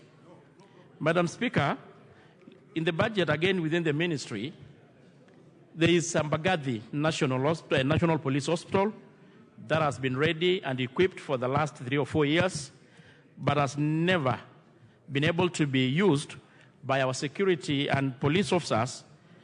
And in the budget, there is a substantial amount allocated to it, and it is going to help a big deal to let our police officers get the much-needed health services. Madam Speaker, on the issue of electricity, it is very encouraging to note the much consideration that the budget has been given, and I'm sure Kenyans are going to go back to enjoy the connectivity which was halted for some time now. Lastly, Madam Speaker, I want also personally to really appreciate that the budget really mirrors the promise made by the leadership of Kenya Kwanza, especially when we are talking about the tight state we are as a country, the austerity measures, especially in reducing the bare minimums, reducing the issue of foreign trips, so that the money gets to where it's so important to the Kenyan people. So I want to really join the rest of us to really appreciate and commend a well-done job, and I'm sure Kenyans are going to enjoy the fruit. I submit, Madam Speaker.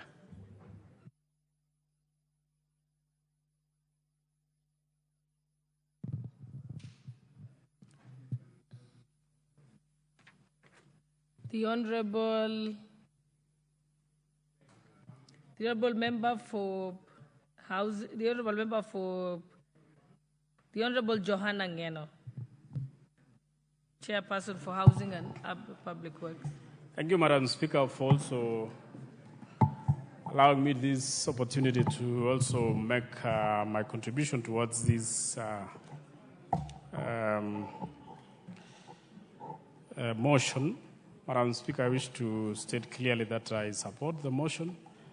And I know very well, Madam Speaker, that these are annual estimates for the financial year 24-25, which is geared towards stimulating the economy of this country and also implementing the projects which the Kenya Kwanza government had proposed to the people of this nation.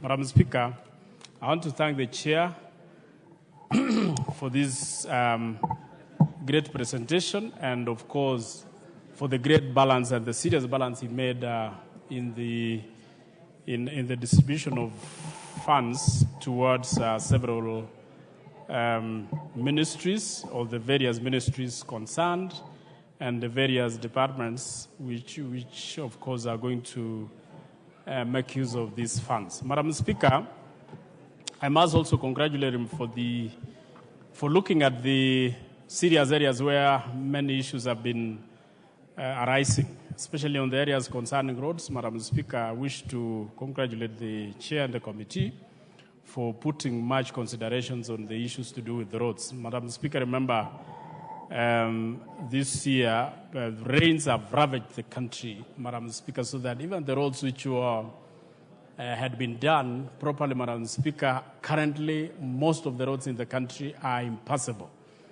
so that we literally have to redo the roads like they have never existed before. But Madam Speaker, I would have wished our chairman, given the limited resources, I would have wished if the resources were enough. Madam Speaker, I would have wished to see the extension of what we used to call low-volume roads, which were initiated in the previous regime, being continued at this current situation, so that those low-volume roads, Madam Speaker, made very serious impact on the societies that we come from, and most of them have also been almost destroyed by the water. I mean, by the rains, and would have been prudent, Madam Speaker, if those roads were repaired, and of course, extension of those. It was around 10 kilometers per constituency. Would have been also prudent if they were extended to 20 kilometers so that we could. But of course, we understand the constraints of the budget. Madam Speaker, there is also the question of electricity, which I want to thank the committee for putting much considerations. I would have also wished they also allocated more funds, and this is also a request that we are asking them, that in future, let us also ensure that the last mile connectivity, which had been initiated in the previous regime, is also continued so that people can access electricity, because you know, electricity has also become one of the basic needs of our people, because most of the things we do nowadays, Madam Speaker, you cannot do them without electricity. So if we were to have electricity connections in every village, every household, then of course we will be able to access many developmental activities that we have. Madam Speaker, on the sector of education, Madam Speaker, and this was another area where we also had a discussion, I want to thank the committee and the chairman for their consideration of that sector. In this situation, Madam Speaker, and I think we will also be requesting or asking the committee and the chairman to please consider in the future, that as much as we have allocated money for capitation in both primary and secondary education, we must also consider one day, we allocate money to cater for the school feeding programs, not only on primary, but on day secondary education. Madam Speaker, remember, the introduction of free day secondary education was a great relief to most of the parents. And it had gone a long way in ensuring that many students who would have missed education because of the cost of education on secondary boarding schools, etc. Madam Speaker, when free day secondary education was introduced in this country, most of the children from the poor backgrounds have accessed education as we speak today, Madam Speaker. We have sent so many students to universities, we have sent so many students to colleges, and we have even sent so many students abroad who are the products of these day secondary schools. We would have wished as an extension, Madam Speaker, on the issue of day, because currently most of the students are sent home from day schools, and yet those day schools are free. You don't pay fees, but the major problem affecting those particular students is feeding programs. They are being sent home to bring fees to pay for food. Madam Speaker, it would have been prudent also if the committee and the chair was to consider adding 3,000 or even 5,000 on top of capitation, so that we can take that one towards feeding the day secondary school students. In that connection, Madam Speaker, we will not be having these day students coming home, but I will be taking lunch in the school, because we would have allocated some money to these particular programs. Madam Speaker, on the issue of security, I've seen a very good allocation towards security, and we are hoping that the concerned departments and the concerned ministry will ensure that we have proper security in this country.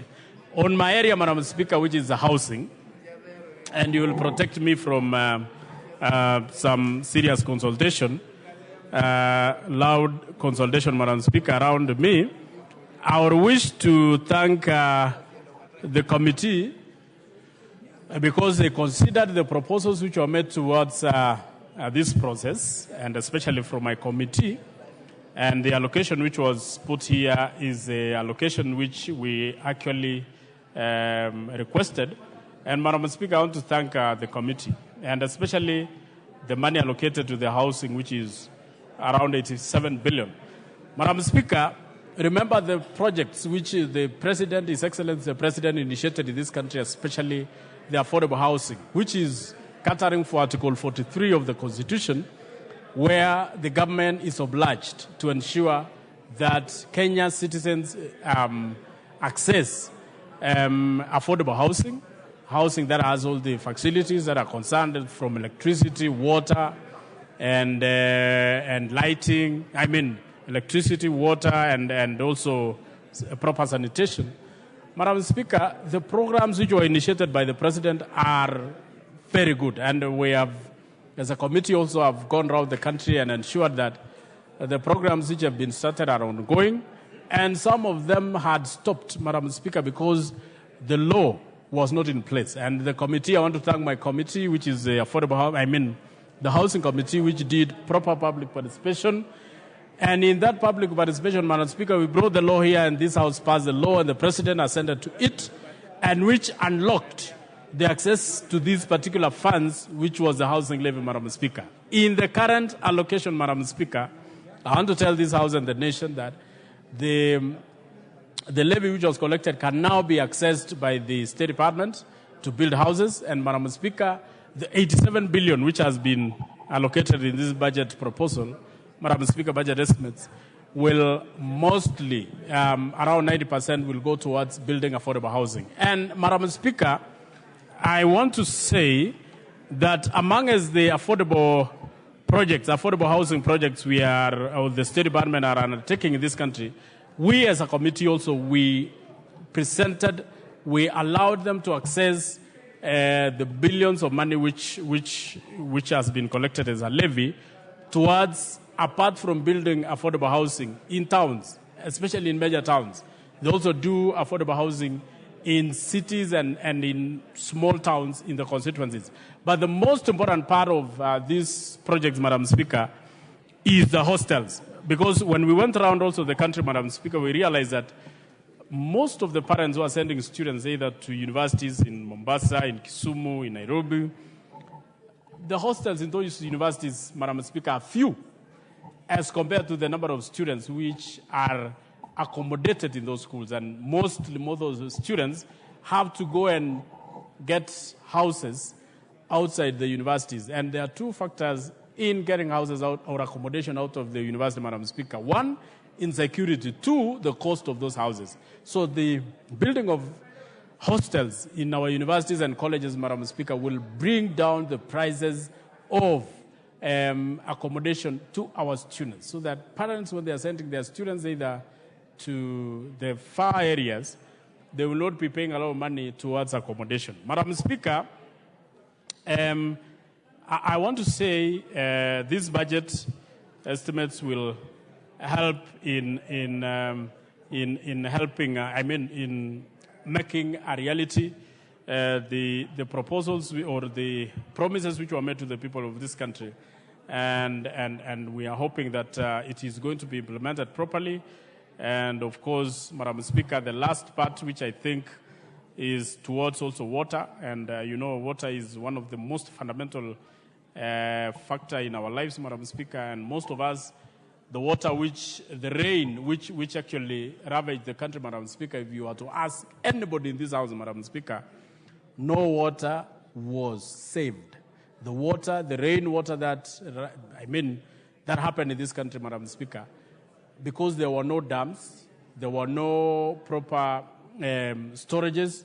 So even the rain which ravaged this country went to waste. Madam Speaker, I hope this budget and the implementers of the budget will ensure that in future we create situations where if there was going to be high rains like we experienced in the last months, Madam Speaker, that water will not go to waste, but it will also be stored for future uses. Madam Speaker, I wish to end there by saying I support this particular proposal for estimates.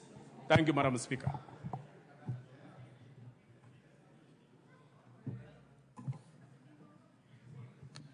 The Honourable Member for Malava, Honourable Moses Ijendi.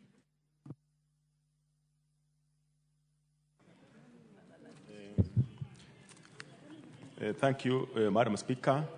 I also rise to thank the Chair of the Budget and Appropriations Committee, together with the members of the committee, for a job well done.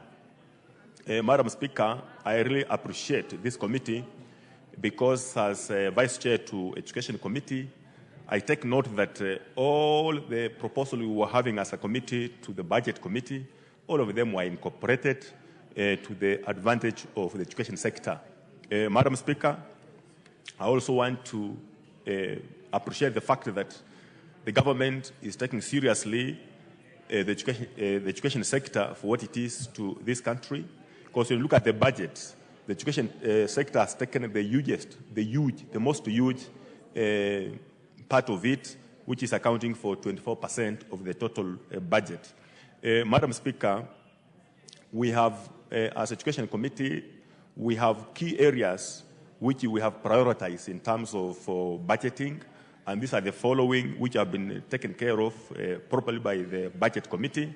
This is provision of resources to support the free primary and secondary education, as well as junior secondary school education, schools infrastructure improvement to support CBC, funding to various universities, resources to help to support students in both universities and TVET institutions, and expansion of the basic TVET and universities infrastructure, and recruitment of teachers and TVET instructors. Madam Speaker, when we look at the education sector budget, it is also well aligned to the bottom-up economic transformation agenda of the government, and this actually accounts for 35.5 billion.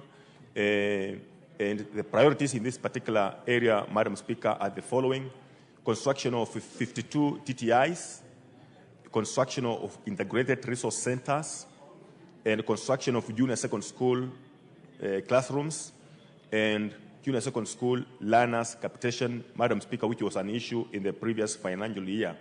So, Madam Speaker, the Education Committee noted some key areas that require concrete policy direction for future funding and a proper and seamless flow of activities in the education sector. Madam Speaker, when it comes to the Teacher Service Commission, as reported, there was a hue and cry about the junior secondary school interns. We are reporting here that we had actually a proposal to the Budget Committee that all the interns who are numbering to 46,000, all of them must be converted into permanent and pensionable employment. Madam Speaker, this has been factored in, taken care of. We have, however, allocated another 20. We proposed also for an allocation of 4.7 billion to continue with the interns in the country, so as to bridge the gap that's there in terms of teaching of junior secondary schools. And the coming financial year will recruit about 20,000, which was our proposal. This will be in line with actually bridging the gap that's there in teaching. Madam Speaker, I would report that it was very interesting that there was demonstrations, and as even these demonstrations were going on because of incitement left and right, the Education Committee had already taken care of this fact, and maybe it's just to assure all those who will be taken on internship not to make any noise, not to go on streets, because this is now provided for that when you are intern, after a particular period of time, you'll be converted into permanent pensionable. The only thing that we are requesting the TSC to do is to ensure that there's a legal framework on the program of internship in our schools, whether it's to take 1 year or to take 2 years before absorption.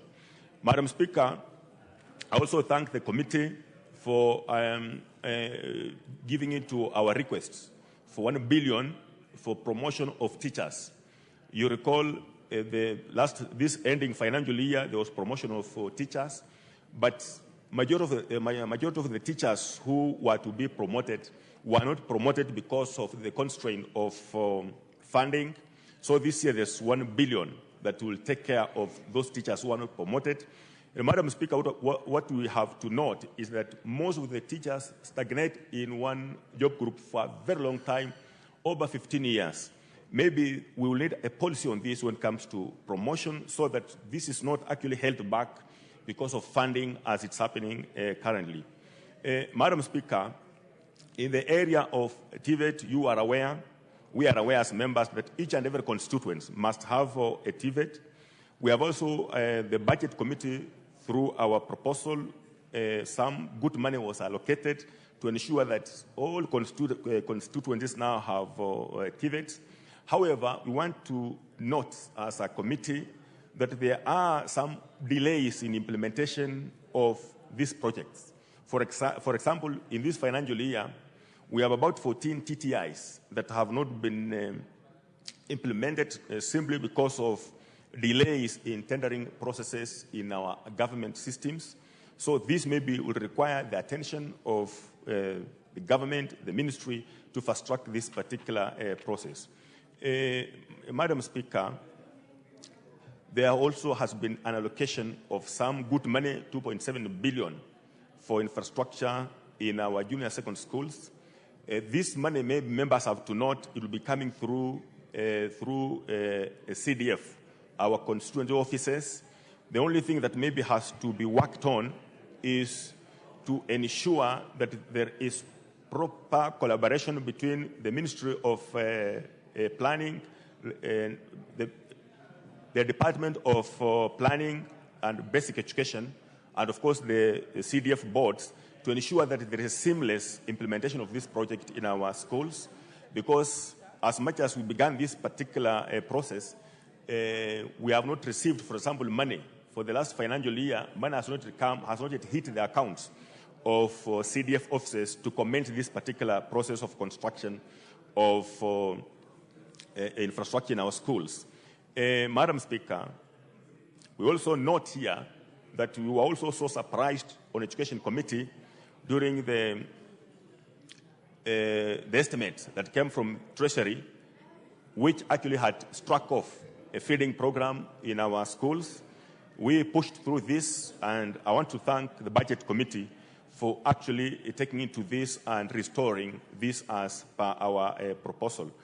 So, Madam Speaker, we as an Education Committee want to assure Kenyans and the general population and these members that we are really keen on what's happening in the country in terms of, in view of our education in our country, education standards in our country, and considering that most persons now have taken their children to school, we want to assure the country that we will continue fighting and ensuring that all is well in our education sector, in spite of a few hitches here and there, as we move on with the new funding model, even at the universities. Otherwise, Madam Speaker, I support.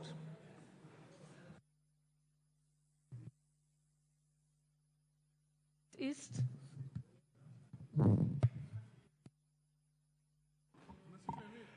Thank you, Madam Speaker, for giving me this opportunity to support the budget estimate 2024-2025. Madam Speaker, I don't want to say a lot because many of my colleagues, including the chair of Budget and Appropriation Committee, and when he was moving, Madam Speaker, he spoke a lot cutting across the sectors and the importance of this budget, Madam Speaker. Madam Speaker, I just want to say some few things. Number one, Madam Speaker, I'm happy that there is some little increment, especially in capitation, through the Ministry of Education. And Madam Speaker, even as we support the allocation to the Ministry of Education, I think there is need for government, Madam Speaker, to look into the formula of capitation. Because, Madam Speaker, we have seen that the current formula is not favoring many students, and many of the students, Madam Speaker, they have dropped. Number two, Madam Speaker, the allocation they have given to water, especially on mitigation of flood control, is very important. Madam Speaker, for the last few months, we've seen many floods across the country. Many people lost their lives. Our roads were destroyed. Many water infrastructure, almost 70% of our water infrastructure across the country were destroyed, Madam Speaker. And the allocation given, Madam Speaker, is going to help in terms of mitigating the effects of that flood, Madam Speaker. Madam Speaker, second issue, if you see the allocation given to, especially this issue of flood control, it's very little, Madam Speaker, very small. And we are talking of the same problems, floods killing people in Budalangi, in areas of Nyanza, in northern Kenya, in Coast Province. Mr. Speaker, the allocation given of less than $1 billion is very small. We will continue, losing our people and also losing infrastructure if we don't allocate enough resources, Madam Speaker. But again, given that that is what we have as a country and our revenue, Madam Speaker, cannot sustain, so we will go as what it is now, Madam Speaker. The second issue, Madam Speaker, I'm happy that through the Ministry of Education, the Teacher Service Commission, they have allocated money for the JSS teachers to be employed permanently. And also for our doctors, Madam Speaker, who they have been demonstrating on the streets for quite a number of months. I'm happy now that the government has been very sensitive to make sure that the interns are now going to be absorbed permanently, and also the JSS teachers. Another issue, Madam Speaker, I think there is need, Madam Speaker, going forward, to increase the allocation for digitization in this country. Madam Speaker, we need to invest in technology. If we have to move as a country, now many countries, they are now in AI technology. The AI technology, Madam Speaker, some of us, we are talking about e-learning, and if you go to many of the rural schools, there are no computers, there is no power, there is no internet. So how are those students in the rural areas are going to benefit with the e-learning if the infrastructure is not there? So, Madam Speaker, I'm happy that through the Ministry of Energy, they have been able to allocate now every constituency 50 million for rural electrification. And that one is going to help our schools, the local hospitals, Madam Speaker, and also our people in the villages to get to benefit with that light. So, Madam Speaker, I want to say I support the committee report, and as a House, Madam Speaker, we need also, especially many of us who are departmental chairs, and also the oversight committees in this House, Madam Speaker, especially the Public Accounts Committee. The Public Accounts Committee, Madam Speaker, together with the Auditor General reports, they must be taken seriously in this House, so that we make sure that the small resources we have as a country, the small we have allocated, they are utilized properly. And Madam Speaker, like what I heard the Honorable Mbadi say this morning about the Article 223, it's so general that as a House, I think we need to look at Article 223 so that it is not abused. That every other time, the government just withdraws money, gets money under Article 223 without approval of Parliament. So with those many remarks, Madam Speaker, I support. Honorable Member for Gatanga, I see that you have an amendment motion. I think I can allow you to prosecute it now. And I think the amendment has already been circulated. You may proceed, Honorable Murray. I hope it won't take too long. Thank you, Madam Speaker, for this opportunity. I wish, or I beg to move a motion for the consideration of the budget estimate for the financial year 2024-25 to be amended by inserting the following words immediately after the words second schedule to the order paper appearing on paragraph 2. Subject to the insertion of the following policy solutions, we request for introduction of the education sector. That, beginning the financial year 2024-25, the school feeding program currently being undertaken by the national government covers all learners in all public basic education sector. Madam Speaker, the amendment is not only constitutional, but moral. Let me first and foremost, Madam Speaker, I thank the committee, the Finance Committee, the Budget Committee, for making a very, very elaborate budget proposal, very elaborate public participation, whereby we have come up with a budget estimate of 2.9 trillion. I also wish, Madam Speaker, to thank the NACONEC, the institution which has been managing the school feeding program in Asal. They have been doing an exemplary job. Madam Speaker, two wrongs cannot make one right. Madam Speaker, on the 11th October 2023, this Parliament passed a resolution that school feeding program need to be implemented in all our primary and junior secondary schools to ensure that there is quality. That is already in the record of this Parliament, and Madam Speaker, we are saying it's a high time we implement that resolution. Madam Speaker, under Article 53 of the Constitution, it provides that every child is entitled to free and compulsory education. That is an Article 53(1)(b). Article 53(1)(c) provides that every child in this country is entitled to basic nutrition, shelter, and health. Second, Madam Speaker, Article 27, subsection 4, provides that there shall never be any discrimination to anybody, a citizen of this republic, by the virtue of their race, their religion, their age, or the region where they come from. Madam Speaker, the point here is very simple. The NACONEC has been focusing more on the nomadic areas, which is very good. However, the Constitution provides that all children in the Republic of Kenya, they are equal before God and before the Constitution. And secondly, Madam Speaker, if we are able to provide school feeding program in all our schools, we shall start getting value, the return on investment, which currently the budget provides for 700 billion. But by the virtue of the fact that there is no school feeding program, that's why you find there's a lot of dropout and poor performance. Gatanga constituency, the conversion rate is below 12%. Madam Speaker, the intervention of food is key, in particular for the young learners.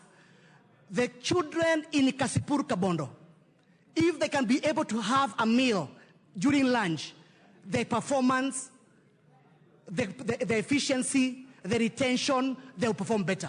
The children in the other constituency, same, if they're able to get a meal every day, in fact, that is what takes them to school. The children in Mwingi West, Mwingi North, they go to school because if they are provided for a meal, they'll be able to go to school. And therefore, we are saying, Madam Speaker, we want the school feeding program to cover the entire country, not one section. Because if it moves in the way it is right now, there's no policy. There's no policy statement in the budget statement on this issue. But if it continues being only on the Asar region, eventually what will happen is that one will go to court and declare the whole article, the whole provision, the whole budget, especially on the school feeding program, unconstitutional because it has failed to deliver on Article 53 and it has also failed Article 27 of the Constitution. Madam Speaker, are you back in history? The late President Moi provided for milk not only in the Rift Valley, not only in Northeastern, not only in Turkana, but provided school milk for all the children of this country. The reason why he did that is because he knew very well that it's only at the age of about 14 that the children require a lot of food, so at least they can be able to grow their minds and be able to learn properly.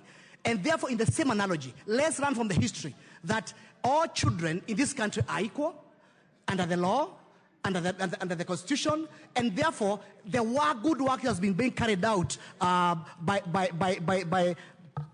NACONEC be propagated and be pushed to other parts of the country, whereby all our children can start having a meal in the primary school, so at least we can be able to ensure that there is retention, there is efficiency, there is good performance, and there is enrollment also in our high school, in our schools can be able to increase. And my proposal, Madam Speaker, is that money, we need NACONEC to continue managing it. We don't want that money to be put in that bottomless pit in the Ministry of Health. We want NACONEC to continue doing that work. Spread the spirit of goodness. Spread the spirit of giving our children food, not only in the northeastern side, but also in all parts of the country. I know, Madam Speaker, there's a challenge of a budget, but I appeal to the members of parliament that everything starts with a framework. We want to create a framework whereby it's not only the Asao region, which is children who are getting what calls school feeding program. It's all the children of the Republic of Kenya, because that's what the Constitution says. And therefore, Madam Speaker, I propose that at the beginning of on the budget 2024, we come up with we bring an amendment in the education center that the school feeding program be currently undertaken by the national government, covers all learners in public basic education. That is the ECD, the primary, and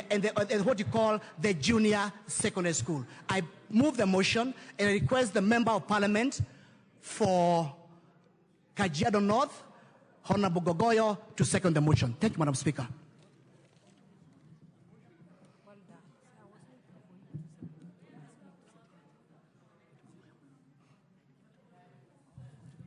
Thank you. Thank you, Madam Speaker. I rise to second the motion by the member for Gatanga, the Honorable Muriu. Madam Speaker, it has come to our attention, Madam Speaker, the height of unfairness in the distribution of the money set aside for school feeding program. Madam Speaker, I come from Kajiado County, an Asal County. The whole of my constituency and other constituencies do not receive money for the school feeding program. During the last drought that Kajiado faced, Madam Speaker, we had the worst dropout of school-going children. Madam Speaker, when we are doing capitation, we do capitation per child in a school. Madam Speaker, we are of the opinion that we should endeavor to keep the child in school to continue going to school. Madam Speaker, even in Nairobi County, Taita Taveta County, Madam Speaker, there are counties that were affected greatly by the last drought, specifically Taita Taveta. In Nairobi County, Madam Speaker, you have what we call urban poverty, children who do not get a meal and they are supposed to go to school. Madam Speaker, we must, setting aside resources are set aside so that they meet specific needs for people. If we want to keep a child in school, Madam Speaker, let us keep children who deserve to be in school. And I single out Narok, Kajiado. Madam Speaker, this does not happen in the school feeding program. Madam Speaker, going by what we have, Madam Speaker, we will not have achieved the intention of keeping children in school. I therefore second the motion, Madam Speaker, and urge this Honourable House, let us be fair to all children who are going to school. Let us keep them in school, Madam Speaker, by providing them with a meal. Madam Speaker, I have 3 institutions one called Life International, that tries to feed children in schools.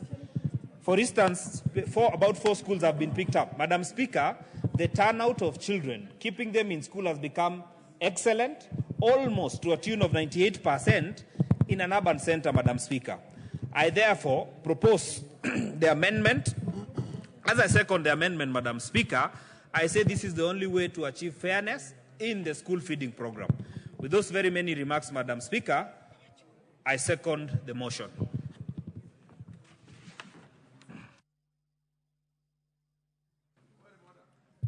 Can you allow me first to propose the question first, okay? Honorable members, I now propose the question that the motion for the consideration of the budget estimates for the financial year 2024-2025. Oh, sorry, let me start again. Honorable members, let me start again. Honorable members, I now propose the question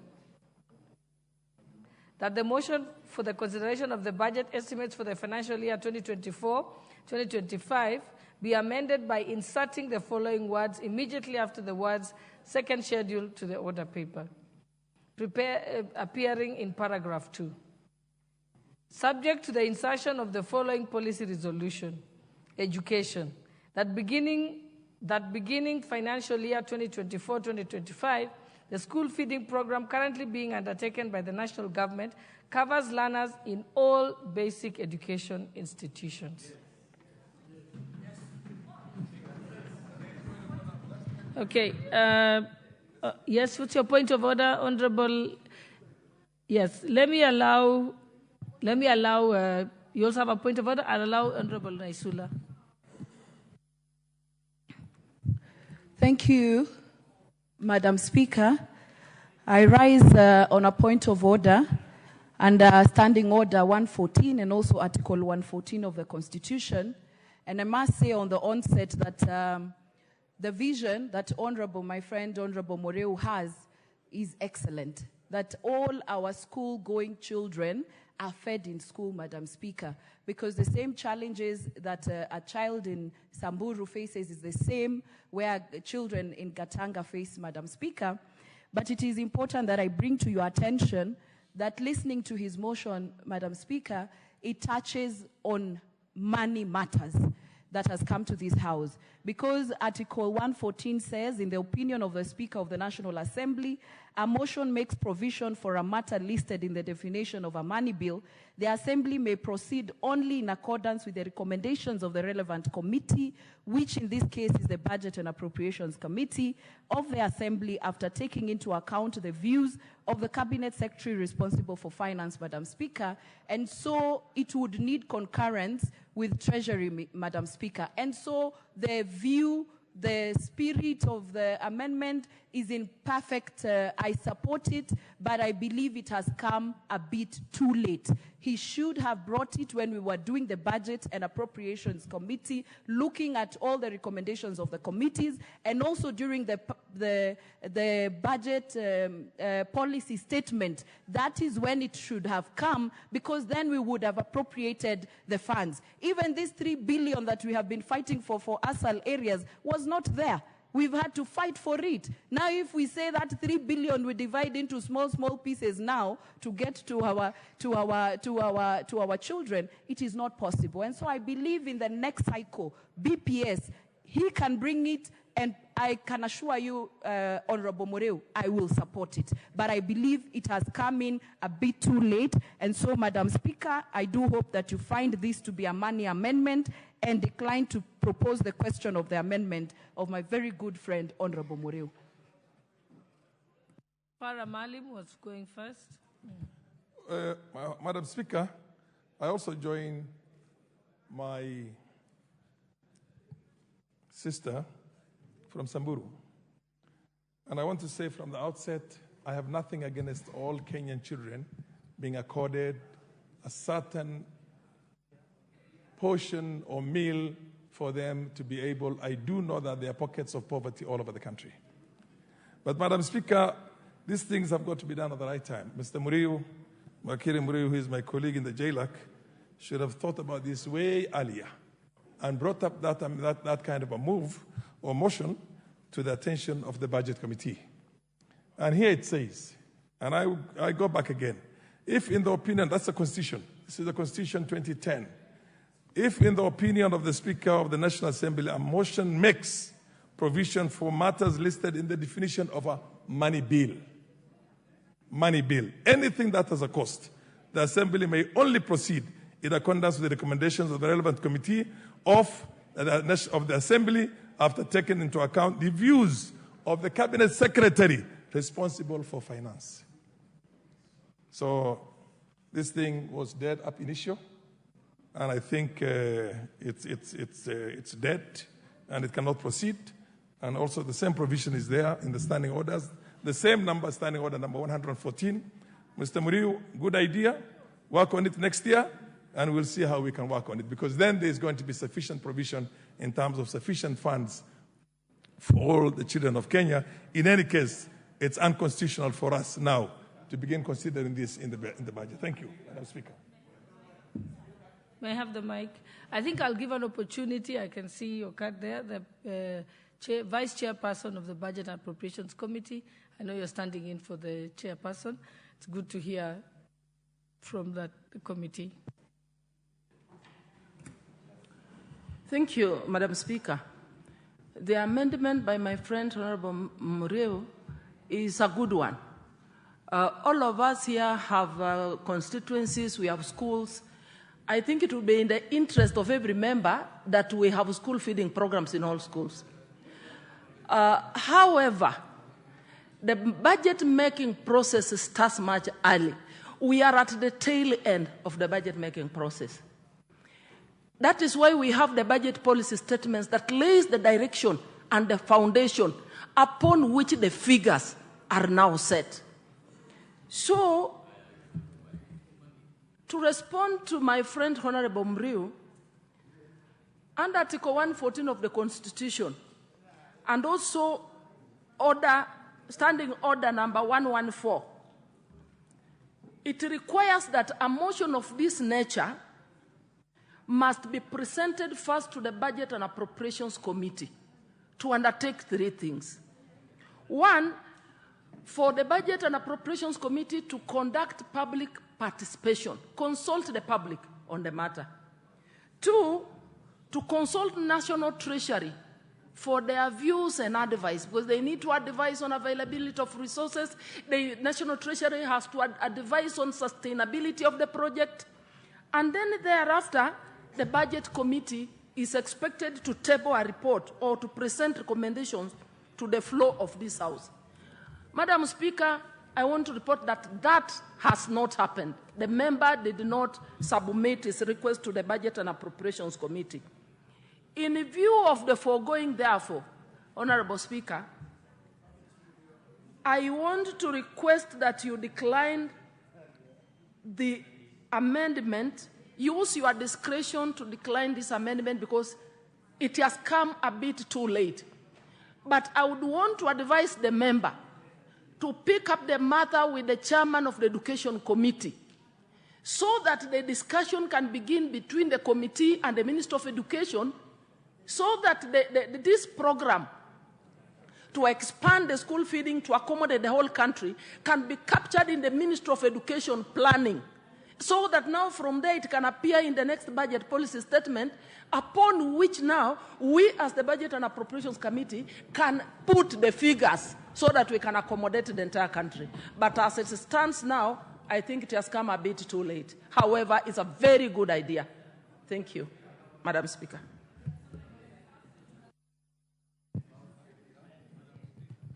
Honorable members, let's not flog a dead horse. Yes? It's a dead horse, let's not flog it. So I will proceed this way, that this is the ruling. Pursuant to the provisions of Article 114, which have been alluded to by all the speakers of the Constitution and Standing Order 114 of 3, I will decline to put the question because the matter is out of time.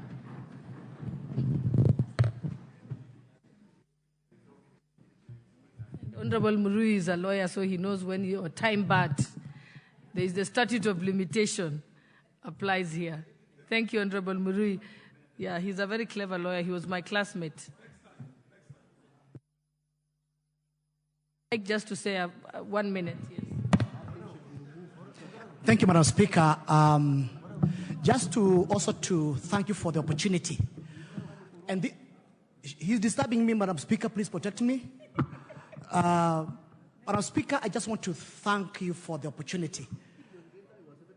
Because, as I said earlier, 2 wrongs do not make 1 right. And secondly, there is a constitutional and a moral requirement to make sure that every child in this country is well fed, because that's what Article 53 of the Constitution provides. And second, Madam Speaker, Article 27 again says no one should be discriminated. And therefore, when I hear my honorable members making that assertion, I'm happy that everybody is well bound. And finally, Madam Speaker, okay.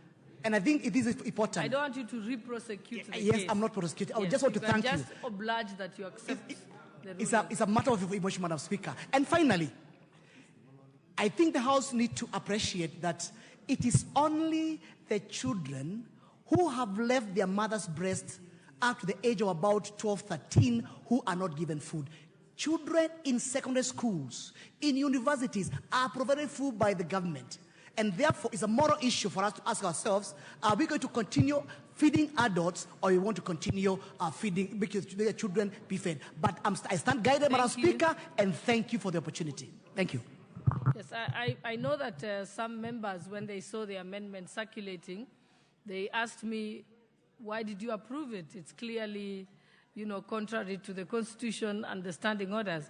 I said, I do not have the power to decline to rule against the amendment from my desk. It has to make it to the House, then you prosecute it, then we hear responses, then make a ruling from the House. So the Speaker has no power to make rulings from the Speaker's desk in the office upstairs. It can only be done from this chair. So that's the reason. Thank you. Let's proceed. I think I'll give an opportunity. What is your point of order?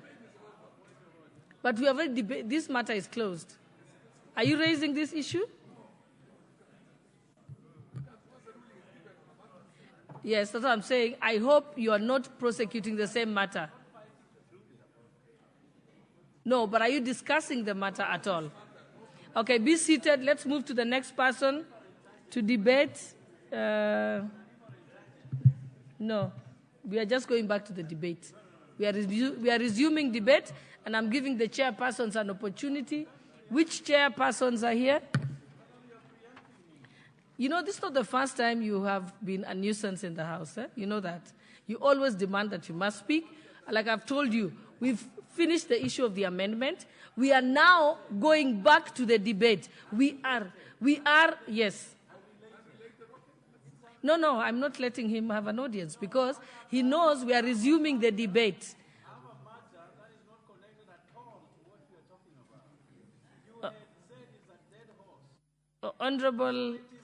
Honorable member, I'm giving you the first warning, honorable member. You cannot continue to speak when I have asked you to sit down. I am resuming debate, and if you want to contribute to the budget debate, please press the card, or you stand up on a point of order and quote the standing order on which you're raising your point of order. It's as simple as that.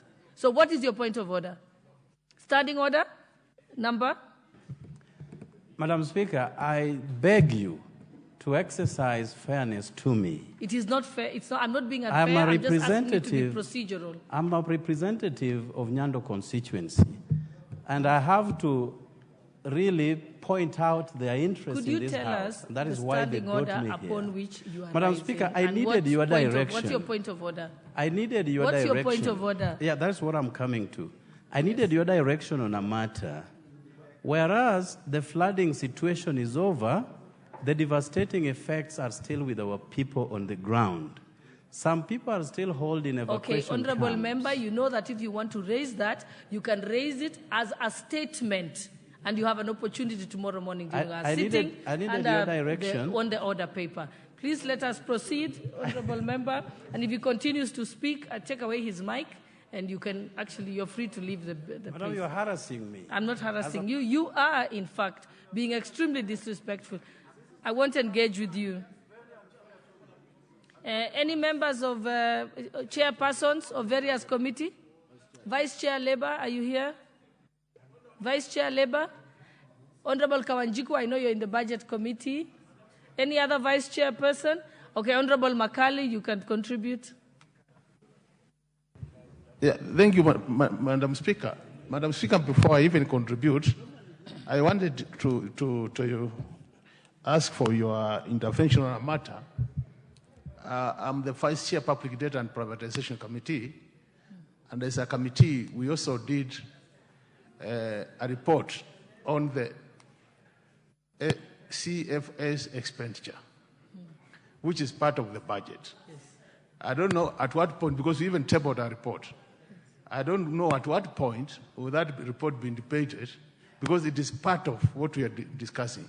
But having said that, I think I can allow you, since we are giving chairpersons opportunity. I know Yes. you're not a chairperson of a departmental committee, but Yes. I'll give you an opportunity. So you can proceed and So maybe- make your contribution. Yeah, I can make my contribution, and since that report, I know what it was in the report. Maybe let me start with that point, Honorable Chair, as part of my contribution to the budget estimates. Honorable members, if you look at the estimates, the budgeted amount for consolidated fund expenditures is 1.88 trillion. That's the money we are supposed to spend to take care of expenditures relating to consolidated fund services. Out of that money, the country will be spending about 1.08 trillion to pay interest rates. And it will be spending an additional about 700 billion, to pay for debts which we've already taken. That's the repayment of debts. Yes, just one moment, Honorable Makali. Yes. I just wanted to remind members, because I think many members don't seem to know this, we have a sitting tomorrow morning at 9:30, a special sitting for those who are not here in the morning. It's mission critical because we have to complete the budget process tomorrow. So kindly, and we'll be sitting until 9 p.m. tonight. So Thank you. What I'm saying, Honorable Chair, is that this information is very important in relation to what we are discussing. Why am I saying it is important? If you look at the projected revenue collection, which is about 2.9 trillion, and you look at the money going to be used for consolidated fund services expenditure, 1.88 trillion, it's more than about 70% of the money we are going to collect will go to payment of debts. If you look at the interest rate being paid, which is 1.08 trillion, it is about 34% of the revenue going to be collected. So that the money we are going to collect, for every about 100 shillings we collect, 34 will be payment of interest. And I remember, Madam Speaker, Honorable Speaker, Honorable Speaker, sir, when the Chair Budget Committee was making his presentation, he did indicate that part of that money will be paid to Kenyans. Out of 1 trillion, about 700 billion will be paid to Kenyans.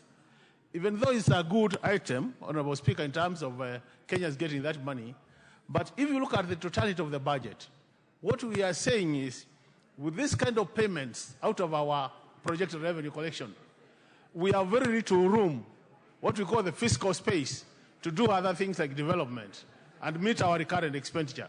So, honorable members, even as we discuss this budget, it is important we realize that we have the elephant in the room is actually matters public debt. Because out of the total CFS expenditures, over 90% will go to payment of public debt. So it means if we manage issues of public debt properly, then we could be able to save resources for other activities. And in the morning, I did mention that if you look at the budget, the supplementary budget, we have reduced a lot of the money in the development fund, which means our development budget is being reduced year in, year out. And if you cannot develop, if you cannot implement development projects, then automatically you'll have challenges growing the economy. That's one point. The other thing I want to comment on, Honorable Speaker, sir, is the issue of the JSS intern teachers. I want to say, honorable members, it is good that we have allocated resources so that all the 46,000 intern teachers are employed permanently and pensionable.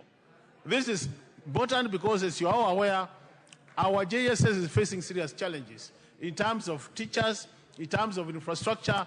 So when we allocate money to employ teachers on permanent and pensionable basis, we actually assist in the country because the teachers now will be able to settle and start teaching without any problem. The other matter which is important, Honorable Speaker, is the matter of the resources allocated for floods, Honorable Speaker. Honorable Speaker, in this budget, the Chair did mention that we have made provision to take care of floods. This country has suffered serious consequences as a result of floods. The roads are, the infrastructure generally, roads, school classrooms, and all different kinds of infrastructure has been destroyed, Honorable Speaker. And it is important that now we have resources to repair some of this infrastructure. Otherwise, the country will not be able to move because, for example, when roads are not properly done, then you cannot move products to the market. And these are important economic activities. The other matter, Honorable Speaker, which is important in the budget, is the issue of the political parties fund, Honorable Speaker. Honorable Speaker, if you look at the report, it indicates that this year, the coming year, 24-25, political parties will be getting a total of 1.5 billion in terms of allocation to that fund. But, Honorable Speaker, it's also worth noting that this year, we had allocated 1.47 billion for that fund, which was reduced in supplementary one to about 600, reduction of over 800 million.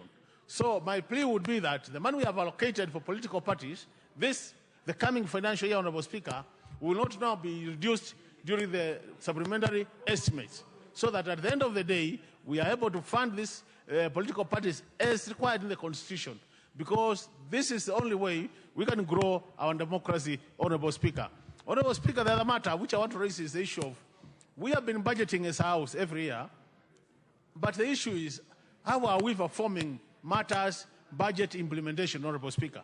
Because, Honorable Speaker, it is not enough just to have the budget in our books. It is sufficient to have the budget implemented, so that once you have it in the books, we implement it, and as a result of that, then Kenyans can benefit out of the services and goods which will come as a result of implementing the budget. There we are having a serious challenge, Honorable Speaker, when it comes to budget implementation. And the main cause to that, Honorable Speaker, is the issue of the exchequer releases. You find that the money is in the books, but we are not able to provide exchequer releases to the MDAs. And on the basis of that, then, we have challenges implementing. And that's why you find that towards the end of the year, just as we did this morning, we are able to reduce the figures downwards to be accommodated within the budget, because we have not managed to raise enough revenue to fund the budget. And this is why I want to say, I want to agree with those who are saying, Honorable Speaker, that as Treasury is doing revenue projections, they need to be as realistic as possible. And I think what they need to do is, Honorable Speaker, to look critically at the assumptions they are making. Because when I look at it, I think that the assumptions being made when we are making our budgets are not being looked at critically, so that we don't live, because it looks like we are just making assumptions for the sake of it, knowing very well, Honorable Speaker, we may not be able to achieve that. And if we don't achieve it, then we don't achieve the ambitious revenue projections. And that's why I'm also supporting the idea of adding resources to KRA, so that KRA is facilitated to collect all the taxes which are already approved by this House. And in that case, then we'll be able to fund our budget, Honorable Speaker. The other matter which is critical as we move to the future, Honorable Speaker, is issues of equity in the budget making. That, Honorable Speaker, I remember in the morning, there was an issue of the roads, where the majority leader was complaining that the MP for Yatta had actually raised a matter which was not true. And I think the issue is, Honorable Speaker, is how equitable is this budget in terms of where we are funding projects. I think we need to ensure as a House, we need to ensure that we are able to share this budget equitably, and all regions of the country are well represented, Honorable Speaker. On that basis, Honorable Speaker, then we'll be able to be helping this country matters budget. Otherwise, Honorable Speaker, if it's a matter of just passing budget for the sake of passing it, without looking at issues of equity, then I can tell you for sure some parts of this country will remain marginalized for the rest of the, till Jesus comes back to this world, Honorable Speaker. So it is important, members, we look at equity issues. The other thing we need to look at, as I conclude, Honorable Speaker, is the issue of gender sensitivity to budget making, so that we don't make a budget which is not neutral to issues of gender. We need to make sure that as we make a budget, we also mainstream issues of gender, so that the budget we make takes care of both sexes. In that case, we don't have one of the sides of the... Honorable members, I think we shall be able to accommodate as many members as possible. If, although you are entitled to 10 minutes, you take as little as 5 or 3 minutes. I'm not telling you have the option to do that and take all the 10 minutes, but I think you will accommodate. We shall be in a position to accommodate many members of parliament on this very important debate on the budget. The Honorable Rasso Dido.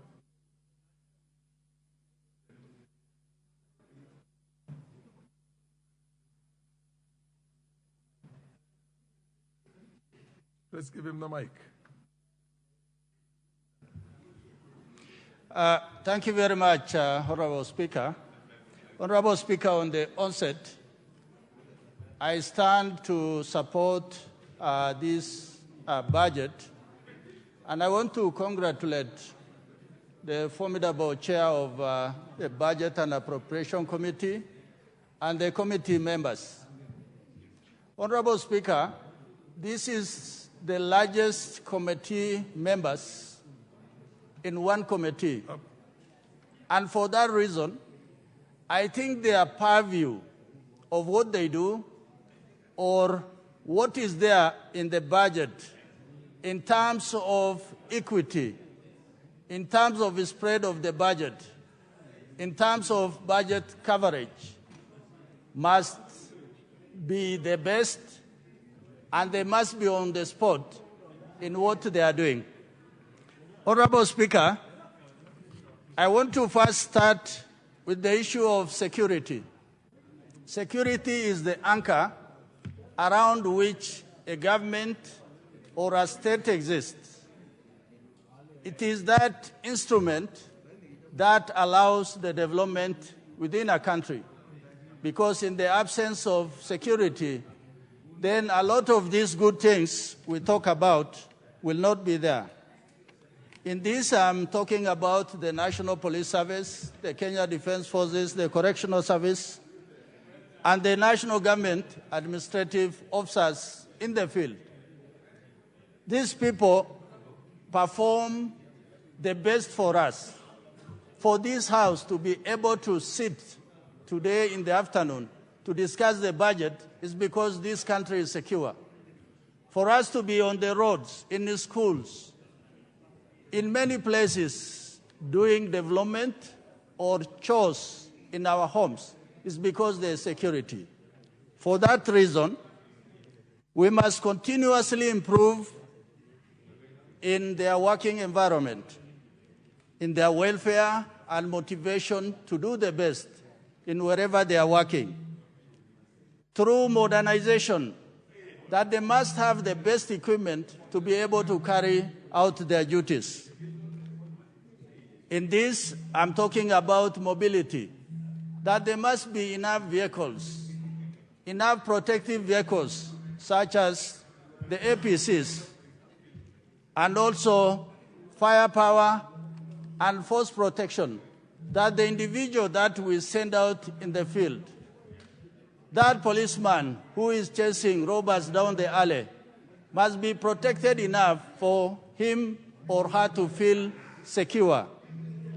Honorable Speaker, in this, it is paramount that we must continuously build the human capacity of all these institutions so that the best are out there to serve this country when we are doing other things.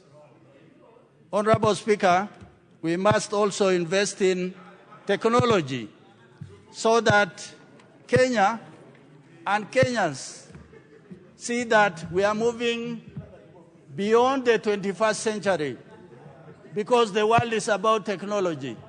It is through technology that we use what you call economy of effort, that we are using a few policemen when we can use hundreds, a few boots on the ground in KDF when we have one or two aircraft, or sophisticated equipment that reduces the dependence on manpower.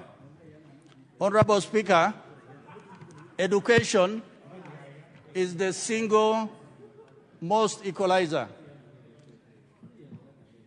Honorable Mreu raised a very pertinent issue of feeding in the schools. I think in ASAL, those of us from the ASAL, if there's no feeding program, then majority of our learners will not be able to attend the school. And if we are going to say, let us spread that across the country, it is a welcome thing. But for us to say, let us share what is there, it simply means you are going to disadvantage those who are already so much disadvantaged that this is the basic thing that they get to be able to go to school. And as members from the ASAL or the pastoralist, we are not going to say that the children in Muranga or Gatanga, for that matter, are not qualified to be entitled to this. But we are saying, let it come at the right time. Because the issue of NACONEC, many members before us really fought to have NACONEC in place. And as we sit here today, NACONEC is still not at the right place we want, because it is not well funded, it is not well focused, and there are too many interests that are still pulling NACONEC down.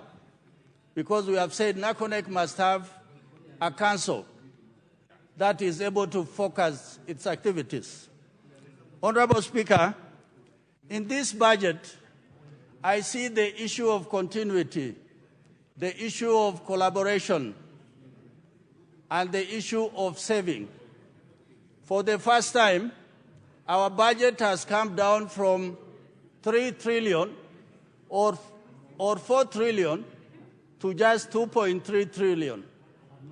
This is indicative that let us cut our cloth according to our size, because we cannot spend money that we do not have. If you are going to raise the budget ceiling to 3 trillion or 4 trillion, it means we are going to tax Kenyans to the bone. Already Kenyans are talking about taxation. But for this particular instance, I want to thank the government, the president for that matter, for making sure that we don't spend or we look for money that we do not have. On the same, what is indicative of this is that we are going to spend our money. We are not going to borrow for the budget. The problem today is this country is heavily burdened. Most of our money goes to paying debts. How long are we going to pay debts? And yet we are growing our budget when the economy does not have that capacity to achieve that.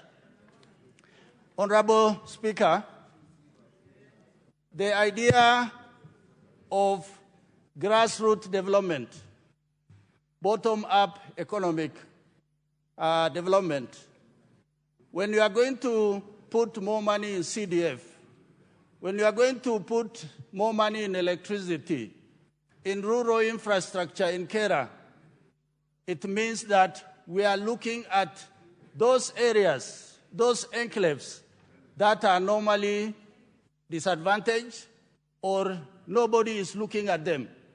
So for that reason, I think as members of this House, particularly as members of single constituency, I think the onus is on us for prudent use of those resources at the grassroots. Honorable Speaker, in youth affairs and creative economy, I think this is the elephant in the room. A country that has 60% of its population, or going to 70%, that they are youth. Then we must look at it in an economic sense. What do we do with youth? What amount of resources should we put in that energy? Yes, most of the youth are in education, but there's majority that is not in education. Those that are out there who are hustling. During this budget, we are looking at youth empowerment services, youth development services. In context, looking at what resources has been put there, I think we must scratch our heads to say that, can we put more in youth so that they are able to be productive? Because 60% of our population is really not a joke. Honorable Speaker, finally, I want to talk about the livestock economy. Livestock contributes 8% to the GDP. And until this government, not much has been talked about livestock. And yet, 2/3 or 3/4 of this country is livestock producing area. So with those remarks, I beg to support. The Honorable Catherine Omanyo. Thank you, Mr. Speaker. I am indeed immensely impressed with the budget because it has cut across every sector that is touching all Kenyans' lives. Looking into various departments, I have seen like devolved function, the county level. If all that has been channeled there will actually work, every county will have or must have a running industry or factory. If we have that, the jobless youths that are 60% of this nation will be doing something for their livelihood, and that will improve the standards of living of this nation. Looking at the health, agriculture, I'm saying markets, roads, electricity, education. For example, if the markets will start being put in places where there is no electricity, then it should go like a complementary. When the markets are being installed or constructed, then electricity must be installed in the same area, running water at the same time, and toilets, because most markets in the rural areas, they suffer lacking these basic needs. Like after 6, everybody has to go, or they use lamps or candles to continue selling their products. On the agriculture side, I think this time they have thought well. I'm hoping that we'll have even extension officers at the grassroots so that we don't have a problem like what we have witnessed this year, which has never happened since independence, of these issues of fake fertilizer and other miscalculated moves. I have also looked into the roads. The budget is good, but I hope that some MPs will not be living for the estimate of others when it comes to sharing. Let us not hear that other MPs were allocated more roads than others. I hope equality and equity will be in play, and Kenya will continue growing together, because if we only have cities or towns that attract and not the rural areas, then it means that we will have other areas congested, and yet we should be thinking of decongesting the cities or towns. So I just wanted to congratulate the budget committee and every other person who participated, including the Wananchi themselves, because public participation was done. And my prayer is every dime, every shilling that will be given, may it do what it's supposed to do. Thank you, Mr. Speaker. The Honorable Umul Khair Harun.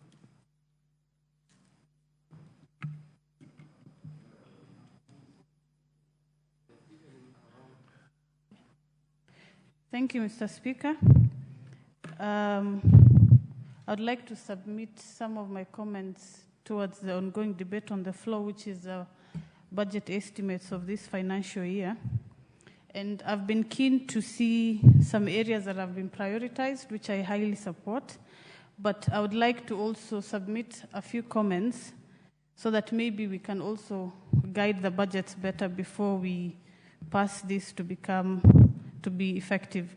The first issue of concern to me is immunization, which has a budget cut from 9.4 billion to 7.4.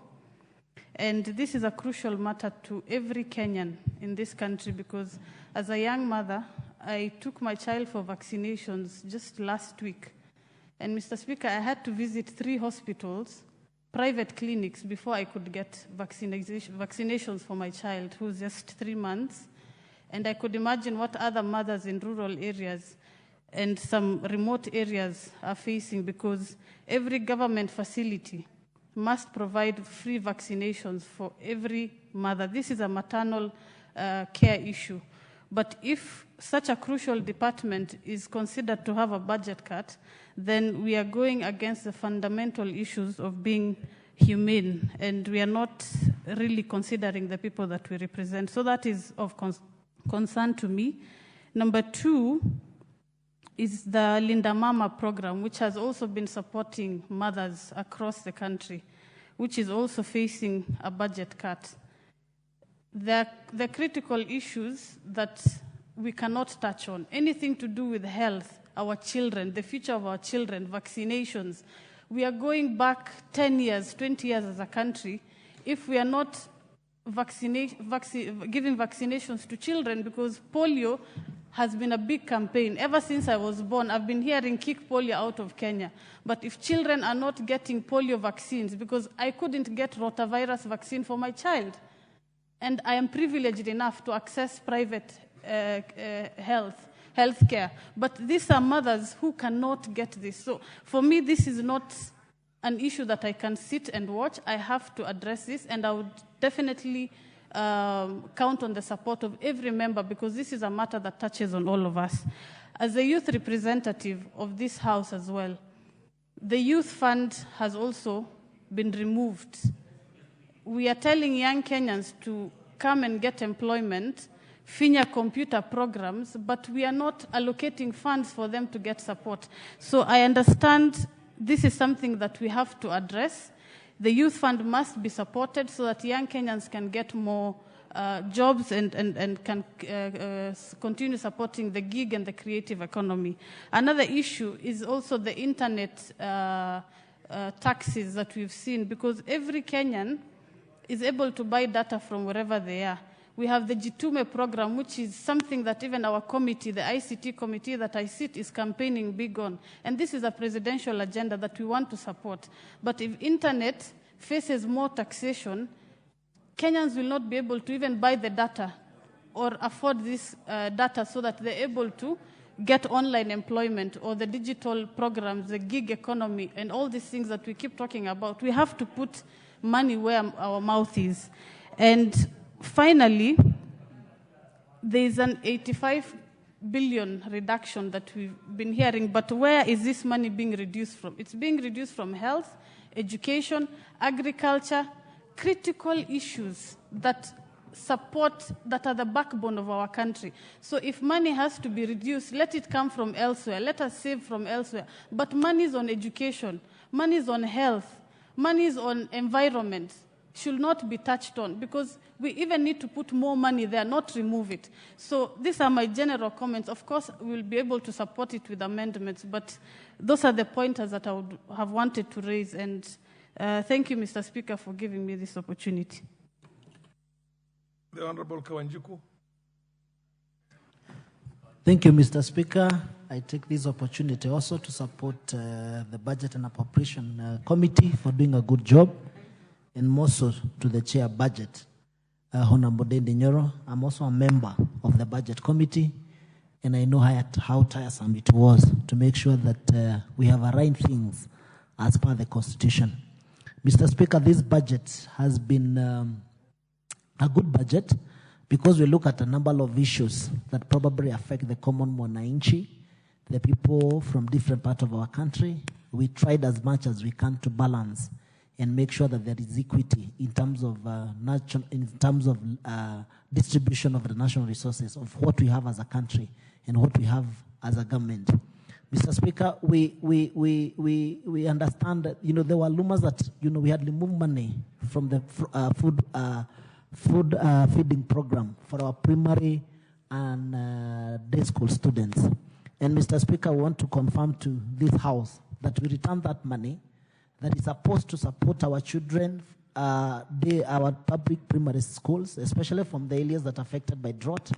And we are able to retain that money. And we are also pleading with this committee and with this House that we need to keep enhancing the budget of food feeding program. I have tried it in my constituency using a different model, and it is really working. We are able to retain many students, many children in school, especially on our public primary school. And we understand the poverty index in these areas, and therefore it was prudent for us to make sure that we enhance that budget, probably to a tune of about 5 billion shillings, as Mheshimiwa Murray was suggesting, that even not only to cover on areas of ASAL, but also to cover on even other areas that probably will go to all across the country, on all schools across our country, Mr. Speaker. And therefore, in the next budget, I'm going to be very keen to support and enhance that budget so that we make sure, and we separate from the ministry and to the department that is supposed to be doing that, and make sure that we finance them, make sure that we appropriate money to the NACONEC and give them an enough budget to enhance and make sure that they distribute this feeding program to all our day schools, because it will help us to retain a number of our schools, of our students in schools, Mr. Speaker. Also, on the issue of pending bills, Mr. Speaker, the issue of pending bills have become, such a huge elephant in this country, Mr. Speaker. These are Kenyans affected by their own governments. They supply the government, they supply the county government, and at the end of the day, they are not paid the money that they are supposed to be paid by this institution, Mr. Speaker. The issue of a pending bill came out clearly that we must do something as a house, we must do something as a government, we must do something as a country, because a number of people who are being auctioned day and night because of pending bills, there are so many, Mr. Speaker. And therefore, we are able to plan and to appropriate to a tune of about 20 billion shillings, whereby we're going to start paying off the pending bill, Mr. Speaker.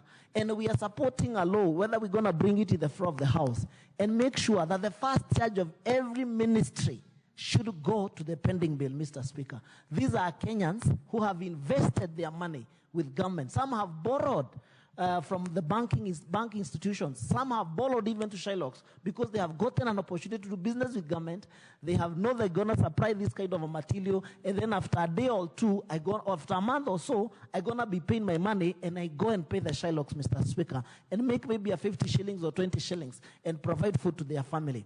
But what happens is that they are not able to pay these loans. And what happens, whatever collateral that they put, they are taken away by the banks, they are taken away by the Shylocks, the crooks, Mr. Speaker, and Kenyans are suffering because of the pending bill. And we really want to even urge our governors, because it is a tradition now. Any incoming governor, he does not pay the previous governor's bills, Mr. Speaker.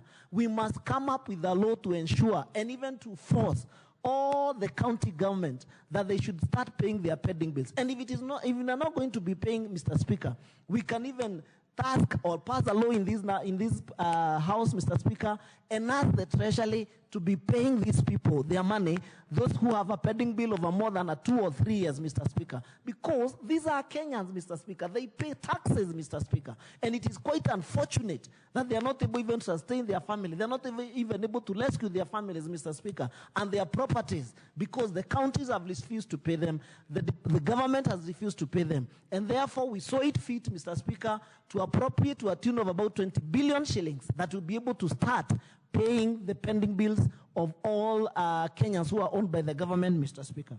We were also able to make sure that we have set aside money for employment of the JSS teachers, Mr. Speaker. From where we stand, these teachers have done an amazing work by trying to support our CBC program in our public day schools, Mr. Speaker. And therefore, there was no budget allocation. And we support the minister, we support the government, we support the president, because he made say that we must employ the 46,000 JSS teachers this financial year. And one of the money that we appropriated is to make sure that all the JSS teachers have been absorbed this before the January of 2025. They have been absorbed by Teacher Service Commission and the Ministry of Education so that they can continue to offer services to our children and make sure that those children are well taken care of, Mr. Speaker, because those children are leaders of tomorrow in our republic, Mr. Speaker. Apart from that, we have seen quite a number of work that has been done by the National Government Constituency Development Fund. Majority of the work in our day schools, majority of the work in our public schools, majority of the works in our security sector have been undertaken, and in terms of infrastructure, have been undertaken by NGCDF.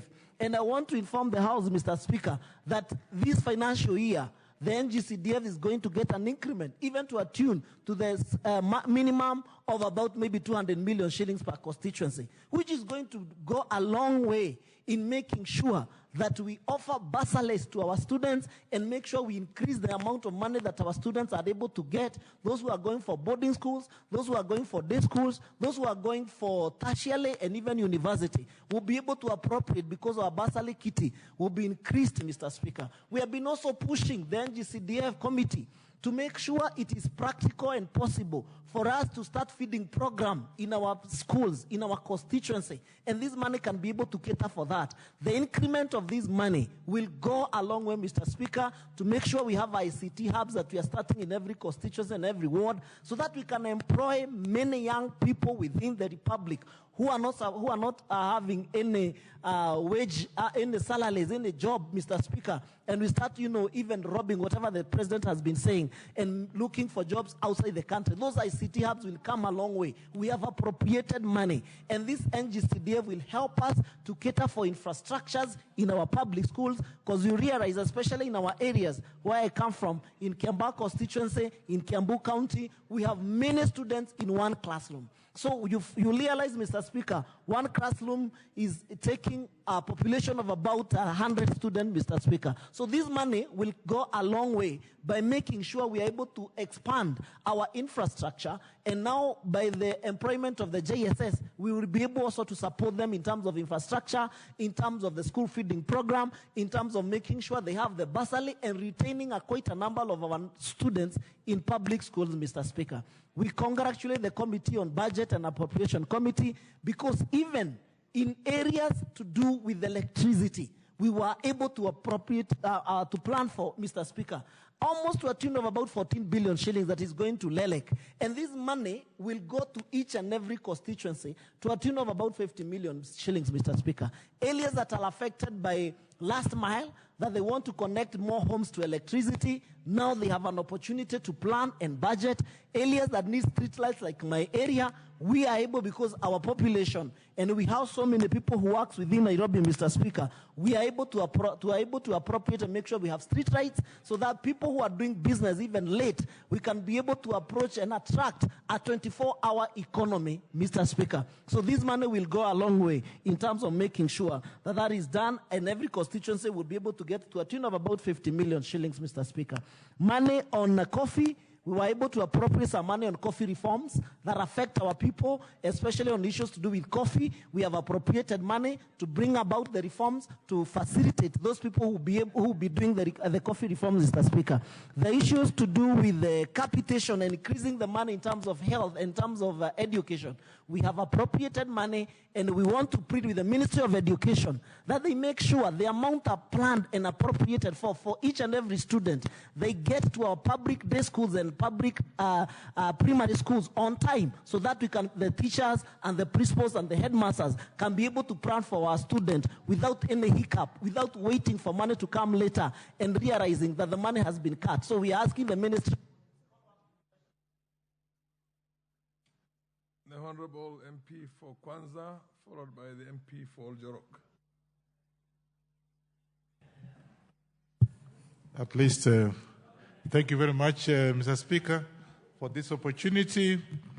And on very, very onset, I want to thank the committee for having come up with this well-balanced.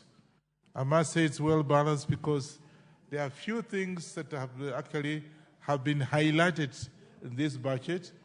And I believe, Mr. Speaker, that this again is what we have been doing. As an oversight parliament, first and foremost, it was actually good news that actually this country, compared to other countries with 37th fastest growing economy in the world, I can't believe it, but it's done through the research, and I can tell you that that is very good.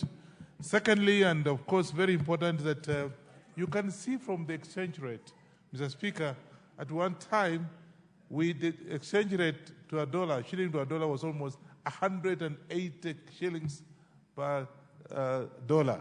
Today, and I just checked this morning, it's now 132, meaning that actually we are doing very well in terms of the economy. I think it's growing.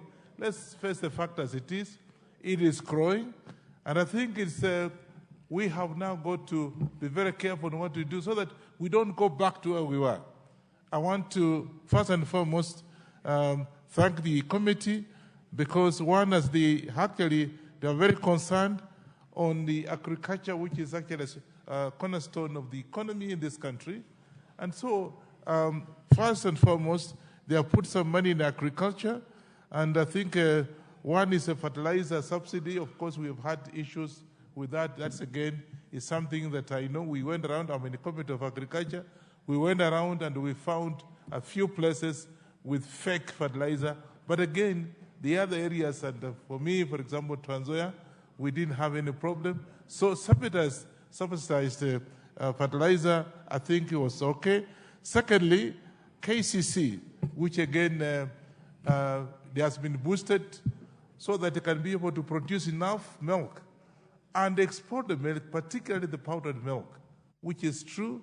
At, about 3 months ago, I was in the Middle East, and I was shocked that before that, when I was working, before I became a member of parliament, Mr. Speaker, I was in the Middle East, and you go for breakfast, and the waiter comes asking you whether you want milk, which is water, or powdered milk. At that time, you'll find KCC was in the Middle East. Recently, you would go there, you find this milk from Uganda. So I think this boost on dairy, at least in KCC, to be able to make our farmers produce more milk for making powdered milk for export, I think, again, it's going to add some foreign exchange earners for our country. Of course, we know that sugarcane, again, they have cleared the dates of some of the data that actually we're holding, and I think we also should be able to have at least our factories producing enough sugarcane for our production, for our consumption, and even maybe send to those areas that actually do not have that kind of facility. One very important thing is the restocking of the livestock, that actually in areas in the northeastern province of this country, we had a very dry spell there, and farmers lost almost all their stocks. Today, again, we have these heavy rains. Again, all over the country, we lost a number of stocks, again, livestock. And so the government has put some money there to be able to compensate farmers. And I think that's one thing that, again, to be able to help the farmers who depended on livestock to improve their well-being. Mr. Speaker, I also want to thank the committee for having come up with this, because it was a well-balanced approach. And I remember meeting them myself in the Committee of Agriculture. And one very important thing that has come up, the members, maybe those who didn't get it right, is the fact that we are going to have about 150 million shillings from the current one to be able to do quite a number of things using CDF money in our constituencies. That, again, is a plus.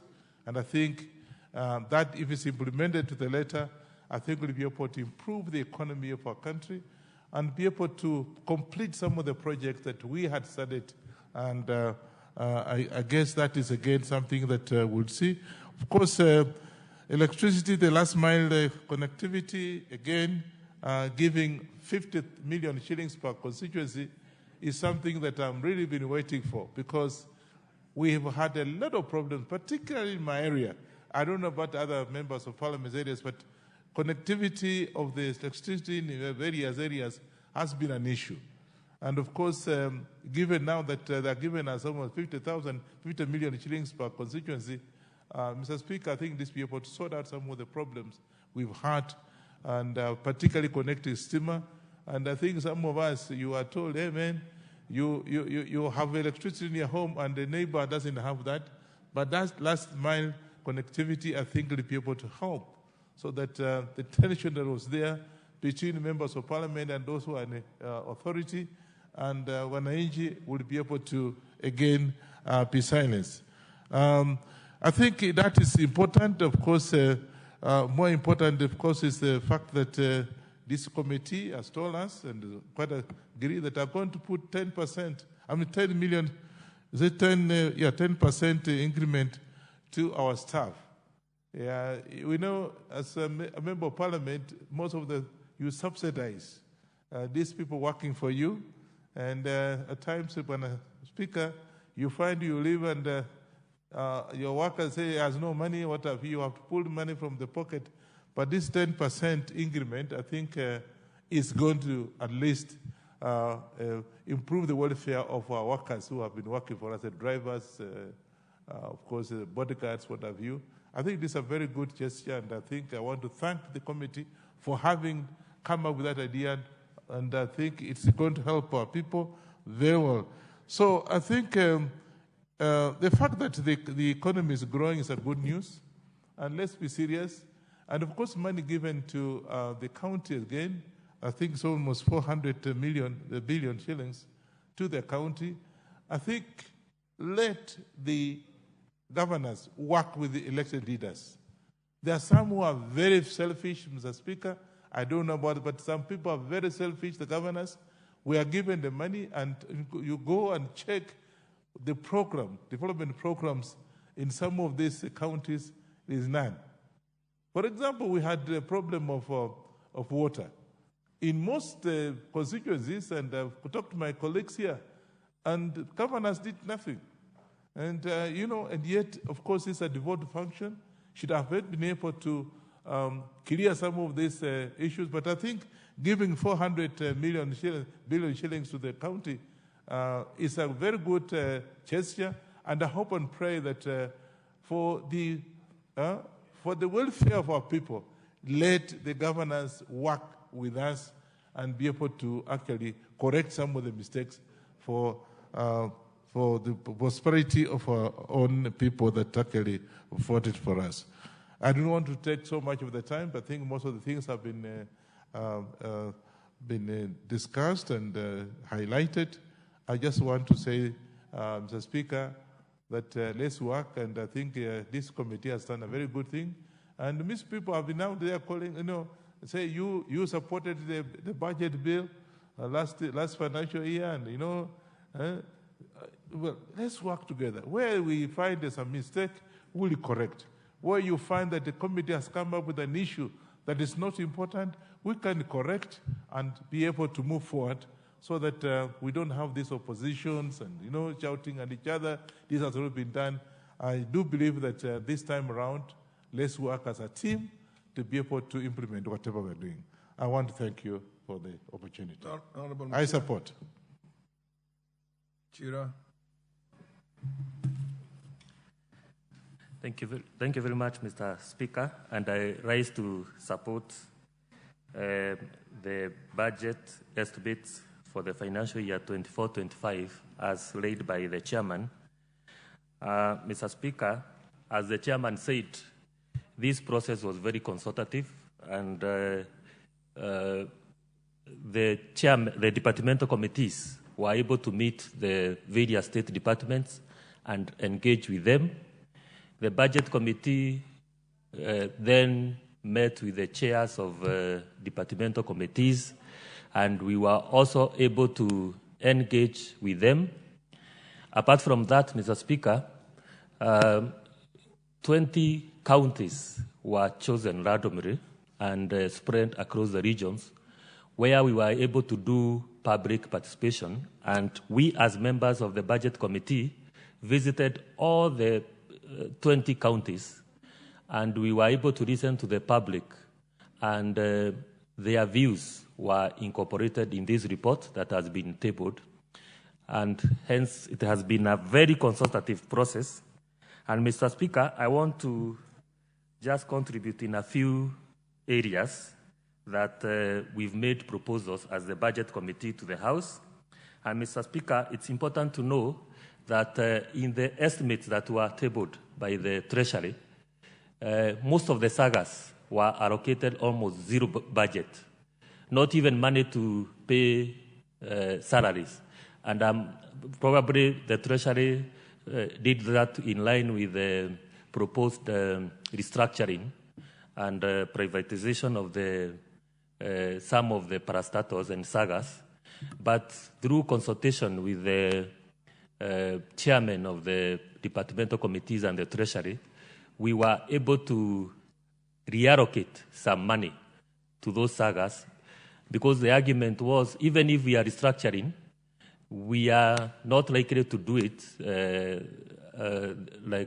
the following month. It will take time. And therefore, we needed to allocate money, at least for the payment of PEs, as we are doing the restructuring. Mr. Speaker, it's important to note that there is, like the chairman said, an allocation of money towards electrification, where every county will be given some amount equally. And the reason behind this, Mr. Chairman, and actually we have a proposal that this is the route. Constituencies should be the reference point as we are allocating resources, because this will reduce the inequality in terms of allocation of resources, because inequality, Mr. Speaker, it could be intra and inter-county. You realize that there are some, even within counties, there are some constituencies that sometimes get more resources compared to others. And therefore, we are recommending, even in other sectors like water, we allocate money per constituency. Then the constituency would be able to decide if it is borehole, if it is water pans, where that money goes. And this will be able to reduce the inequality in terms of allocation of resources. Mr. Speaker, in terms of the electrification, members may recall that in the supplementary budget, there was an allocation of some money to REREC in the supplementary that is ongoing, that will go to help capacity enhancement for REREC in preparation to absorption of the amount of money that is allocated in the main budget. And the capacity enhancement, members know that before you connect an area to the grid, the area needs to be surveyed. So we need surveyors, more surveyors in REREC. We need more designers in REREC. And the money that was allocated to in supplementary was in preparation for the connection of the absorption of the 50 million per constituency. Mr. Speaker, it's also important to know that there is an allocation of 2.7 billion towards school infrastructure. Again, this will go through CDF, because we don't want members to be queuing in the PS's office borrowing money for infrastructure. Let this money be allocated through CDF, because for sure every constituency needs school infrastructure. And once this money is allocated through CDF, members, through public participation, will be able to identify areas that need school infrastructure. There's an allocation of some 20 billion towards payment of pending bill, and this is awaiting the recommendation of the pending bills verification committee that is doing the verification of pending bills, so that once the verification is done, our contractors and entrepreneurs who have given services to the government will be able to be paid the money that is owed to them.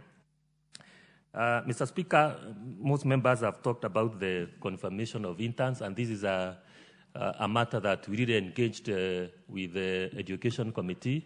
The initial recommendation was confirmation of the 26,000 interns. But, Mr. Speaker, there are more than 26,000 interns that were engaged with the TSC.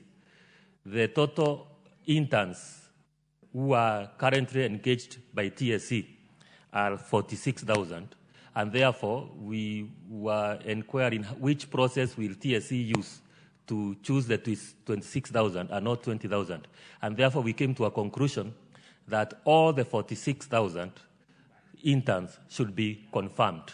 And we unanimously agreed that the interns should not be subjected to any further interview, because they were already interviewed when they were being engaged as interns. And we have a proposal that the interns, the TSC, should not wait until January, as they have been saying, because these interns have already been interviewed. It's a matter of just confirming them. So the TSC should be able to confirm them as early as 1st of July in permanent and pensionable terms. Mr. Speaker, these are, as the chairman indicated, the increment of NCDF kit. Again, it will go towards implementation. We know, of course, we have the CBC, which is where we don't have infrastructure, like school laboratories, more classrooms, and this will also go ahead in terms of improving infrastructure in the towards various schools.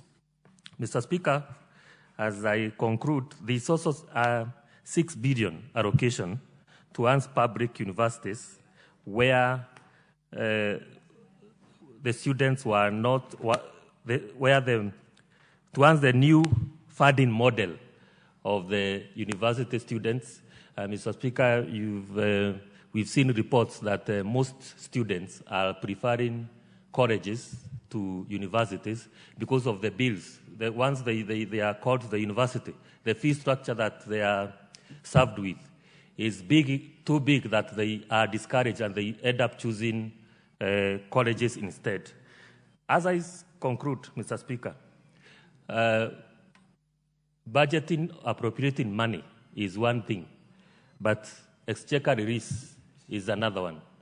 Mr. Speaker, we've faced a situation where you budget for a project or for an activity, but you end up not getting exchequer release. And this is a challenge that I want to put to the House leadership, such that once we budget for something, it is upon the House leadership to follow up with Treasury to ensure that there is exchequer release and that that project that we've budgeted for is implemented. I support, Mr. Speaker. Thank you. The Honorable Fatuma Jeho, and then followed by the Honorable MP Foyata. Thank you, Mr. Speaker. I would like to take this opportunity to make my remarks on the supplementary estimate 2. I would like to take this opportunity to thank the committee, the chairman of the budget committee, and the team that had taken their time to burn the midnight oil. Having said that, Mr. Speaker, in any budget, there are always the gainers and the losers. today, I am happy that education and indeed security have gotten some increase in the budget. And I want to take this opportunity to talk to the TSC to perhaps take this opportunity to end the issues of unemployed teachers from the northeastern part of this country. There are so many teachers who are not employed, and we have been on their corridors to look to source for employment. Hopefully, they'll take this opportunity so that they can employ more teachers. On the same breath, Mr. Speaker, in every event we go to, we hear a lot of complaints about the JSS teachers that are on contract for 1 year, and the contract has come to an end.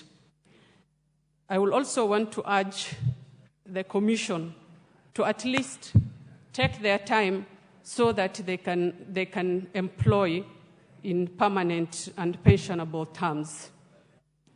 I will also want to talk to the Ministry of Education to improve on the infrastructure of our schools. When we go to them, Mr. Speaker, we are told a lot about the CDF and how the CDF money is going to our counties. And yes, we get CDF, but it's not enough to improve on the infrastructure of our classes. Just a few months ago, we have had a very heavy rains from the region. And to date, the classes have demolished, and so many schools cannot be accessed because of the heavy rains we have had. Mr. Speaker, there is also increase on the security, and hopefully they will enhance security on our borders. But one thing that really makes me happy today is the police. I will take this opportunity to talk to the police, the IG and the PS and the CS in charge of police, to at least, with immediate effect, to give the police officers insurance covers. Mr. Speaker, our police officers for the past 1 year have not had insurance cover. And we have been getting a lot of calls and text messages and communication. When they go to hospitals, they cannot access any access from the facilities. I will also want them to be given allowance. There are police officers that work very far-flanked areas from where they live. So hopefully we will see some improvement on their salary and allowance, Mr. Speaker. Since we came to this August House on the 13th Parliament, we have not had any recruitment of police officers. I feel it's an opportunity for the police to be recruited on this budget, Mr. Speaker. If I may go to the decrease, Mr. Speaker, we are told there is 75 billion on the roads and on the roads from the development budget. Mr. Speaker, as you know, this country, we are not all the same. There are urban countries and there are rural countries. I want to first state that I support on the decrease of the 75 billion, but I hope it's not going to affect the counties that are in the remote areas and the counties that are not developed. If I may take an example, Mr. Speaker, the heavy rains we have just had completely shut down the connection between the northeastern and the other side of the country. So today, if you are told this budget will affect the road network of northeastern, trust me, if we get another heavy rainfall, we will not be able to access our counties. So I ask the chair and the committee that yes, there are some counties that are very developed, they don't need roads, but there are some counties that really need road networks to be opened up. Mr. Speaker, I want to ask our leaders to be a bit, there are some leaders who are a bit insensitive, and we need to be honest to each other, Mr. Speaker. I was actually here from morning so that I can be given a chance to say something. And you know, when a leader stands and says, oh, there are some communities who are just 11,000, 2,000, and they're given more budget than the rest, what does that give you as a leader, Mr. Speaker? It's not honest, that it's not right for a leader to speak on the minorities to be marginalized so that they are not given enough budget to come up to the terms of the rest. Mr. Speaker, some of these counties are marginalized because of historical marginalization. It's not something we wanted. What if today, Mr. Speaker, what if today Wajir was the capital city of Kenya and was more developed than Nairobi or Kiambu, where our brother comes from, Ichungwa? We will be more than happy to welcome them in Wajir, and we'll give them where to sleep and give them big plots and give them maybe perhaps more other things, Mr. Speaker. So it's very insensitive for some leaders to say some regions are taking more than they deserve. Mr. Speaker, as you know, Equalization Fund was when once we got this constitution, we were given Equalization Fund. And up to date, we have not used because of these other side shows that have come, and we have been unable to access. I had someone saying today that some people in Eastleigh sell cheap phones because they evade tax. Mr. Speaker, I want to take this opportunity to tell the country that the people in Eastleigh are very proud people who thrive on business, people from the day they were born who have seen their parents and their grandparents doing business, and they pay tax like any other person in this country.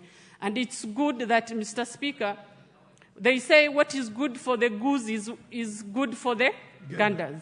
So, Mr. Speaker, the more our brothers and sisters want here is the same thing we want.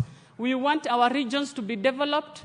We want our regions to get schools, national schools. Imagine, Mr. Speaker, it's after devolution that we have been told we have a national school. It's after devolution that we have gotten a referral hospital. Sometimes our brothers should just think and see how we have been marginalized as Kenyans, as people from Northeastern and people from Northern. And I can tell you, when things get bad, we will tell them to divide this country and let us see who will get the land and who will get the people. On that remarks, Mr. Speaker, I support, and I thank God for giving.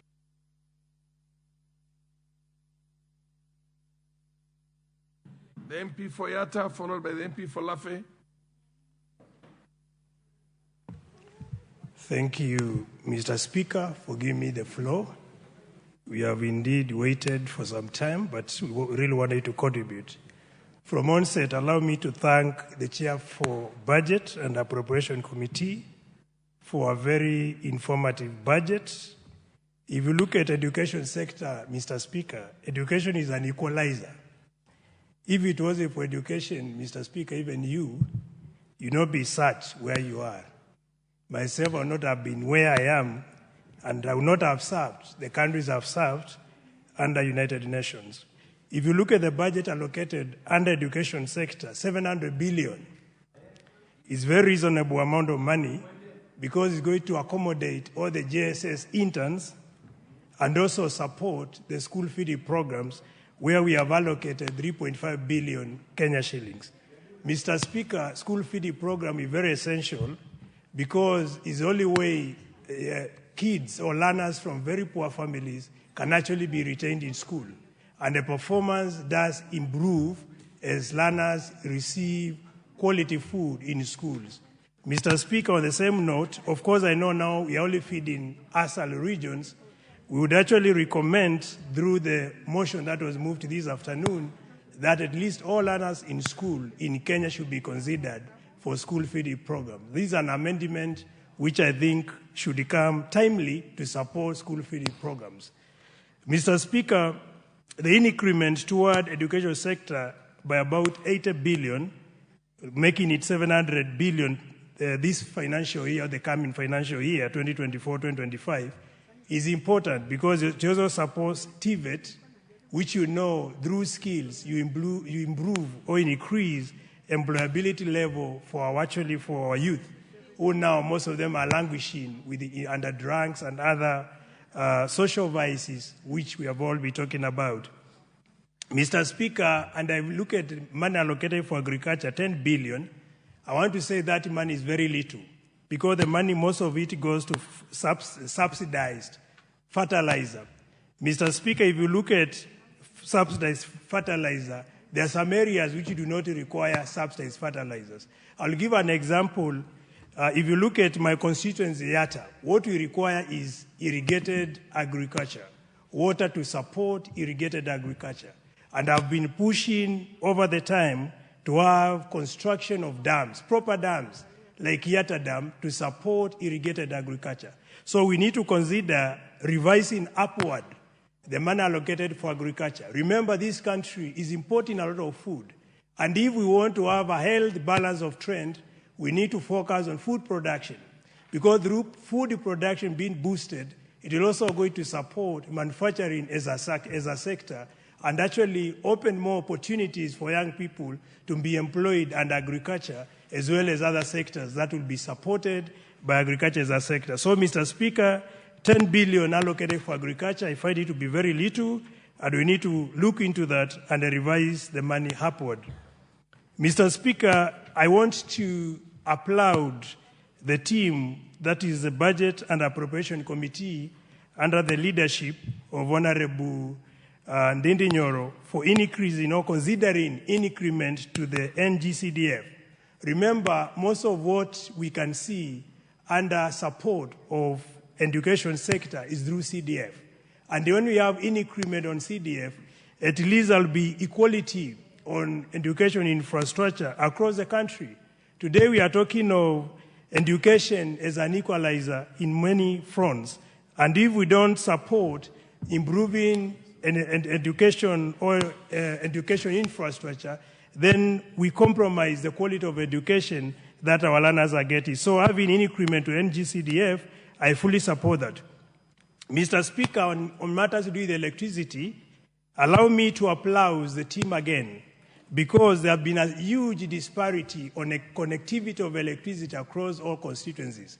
By now having 50 million allocated to each constituency to support electricity is actually something that we should be proud of and something that we all support.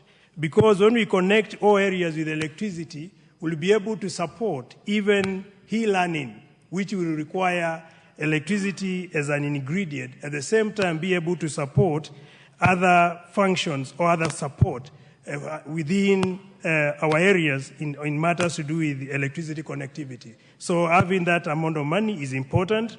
Another essential element was on ICT. 150 million allocated to ICT was actually very crucial, Mr. Speaker, because we're in a digital world. Technology is very critical. We have to make sure our country moves with the world on matters of the technology, and that amount of money allocated across, that is to support ICT hubs across all constituencies, is so important, and I fully support that. Mr. Speaker, before I close my submission, I want to put emphasis on issues to do with equity and Article 10 of the Constitution. I know Majority Leader is here today, and actually he did attack me in the morning where he said that I meant unsubstantiated allegations concerning more money allocated to Kikuyu constituency, where we saw under Kura, and I have evidence, where under Kura, Kenya Urban Rural Roads, Kenya Urban Roads Authority, they had actually gazetted advertisement on 8th May 2024. And thank you, Honorable Speaker. Honorable Speaker, I rise on standing order 87 on statements of fact, because the member for Yatta, who was not here in the morning, said says that I attacked him, and I am not in the business of attacking any member of parliament, Honorable Speaker. Therefore, that language, first of all, he should learn that there is no such language as attacking a fellow honorable member, like the honorable member Foyata.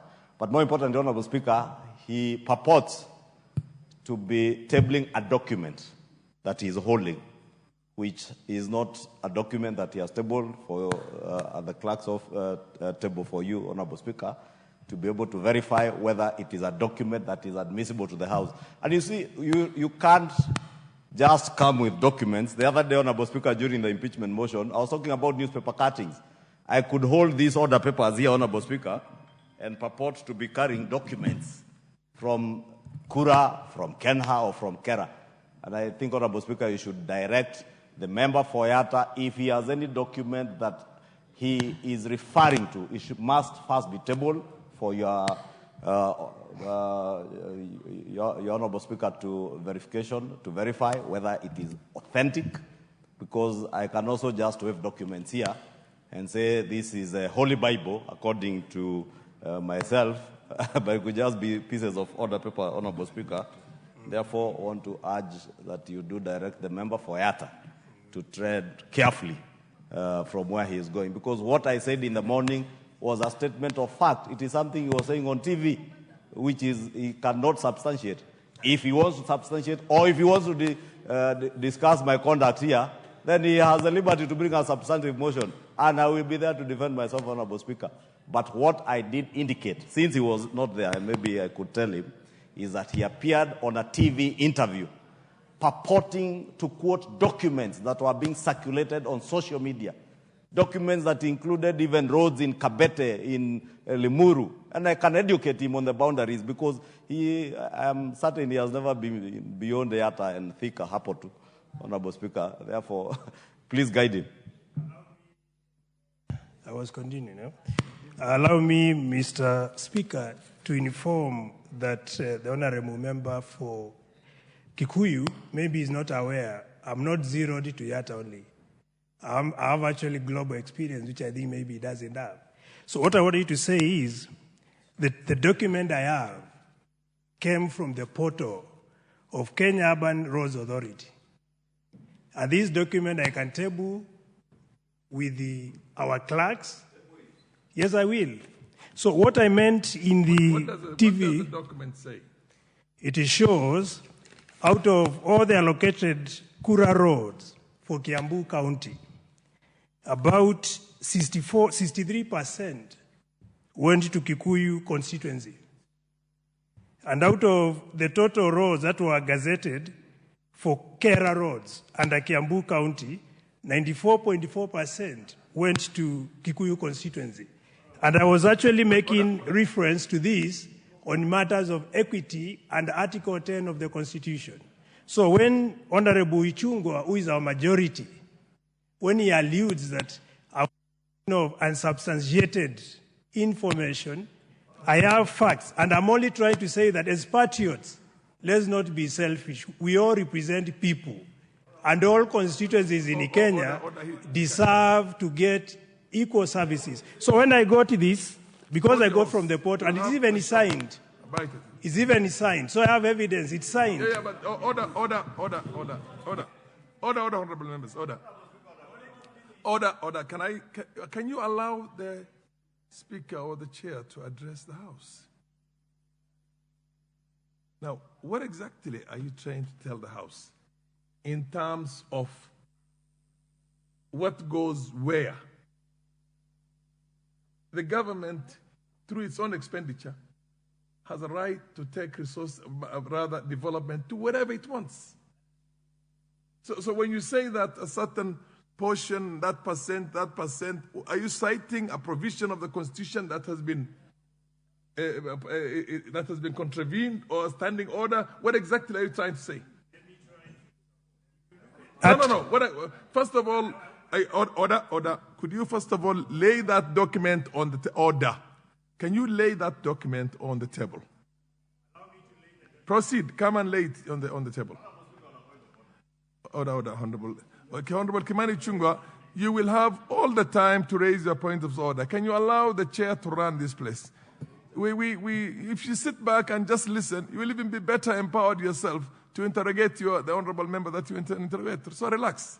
So exactly what is that you want to tell the House or the chair in this matter? Give me the mic. What I was trying to say, under Article 10 of the Constitution, we talk of equity in governance and service delivery. So it's important as a nation, we all distribute resources equitably because all Kenyans pay taxes. What does equity mean? Equity means fairness. And I can make a reference. Fairness. Allow me, Mr. Speaker. Can I tell you? Order. You know, there is a serious misunderstanding of the workings of government and statecraft. If you're going to say that a government project, there's an airport that has been constructed in Nairobi that's worth 300 billion. Would it be fair to say that we must have a similar one in Wajir, a similar one in Makueni, a similar one in Isiolo? What exactly do you understand equity to mean?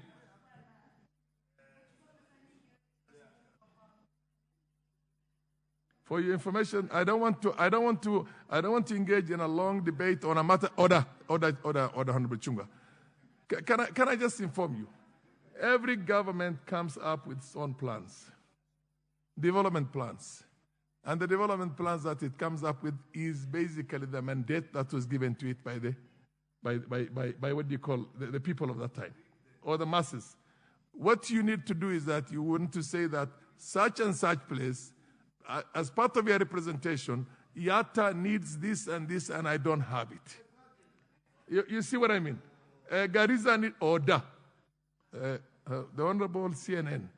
I remember you had a dream sometimes about, is it Honorable, my old good friend, the professor? Order. If you want to bring a matter to be discussed, similar to what you're trying to say, including the conduct of any individual, bring a substantive motion to that effect. It says here, Article 91, I think, it says that a member shall be responsible for the accuracy of any facts which the member alleges to be true and may be required to substantiate. And then the other one, it says, order. You cannot impute improper motives on any other member without a substantive motion on that. You can't discuss the conduct of a member in his individual capacity. You can discuss the conduct of the chair of a certain body and say that the chair has erred in this and this and this. But if you're going to say that Ichungwa, because he's a member of parliament for, is it Kikuyu? For Kikuyu, and being the majority leader in here, by the way, who has very little role in the production of a budget under the current constitution, has used his powers to take 90% or 70%, then you bring in a substantive motion. And the veracity, I'm trying to make sure that this House leaves to order when the chair is addressing the House. Order.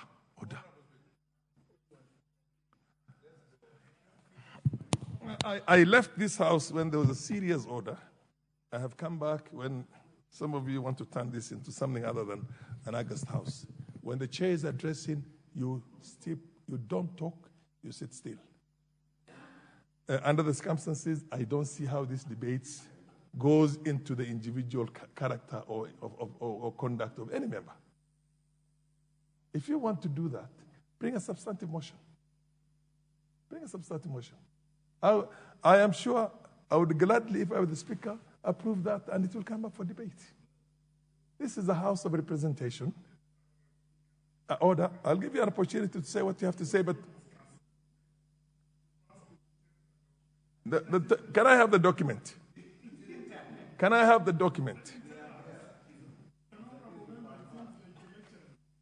Order. The honorable member for Embakasi, you shall remain out of this House for the remainder of the day. You do not. The basic rule you learn in this House, in any August House, is that you do not question the authority of the Speaker. Order. Honorable, the MP for me, the Honorable CNN. Order. I will throw, if it's going to take me throwing everybody out, I will throw out. The honorable member for Mpakasi, you shall remain out of the house for the remainder of the day.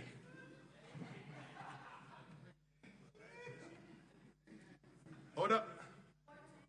Order. You cannot have a point of order while the chair has given a direction and a ruling. The ruling has ordered. The honorable member for Mpakasi, are you willing to leave the house? Order. You leave the house. Order. Order. Order. Order. Order. Sergeant at arms, do your job. Order. You shall remain out of the house for the remainder of the day. You shall remain out of the house for the remainder of the day. You cannot turn this into a fish market. Order.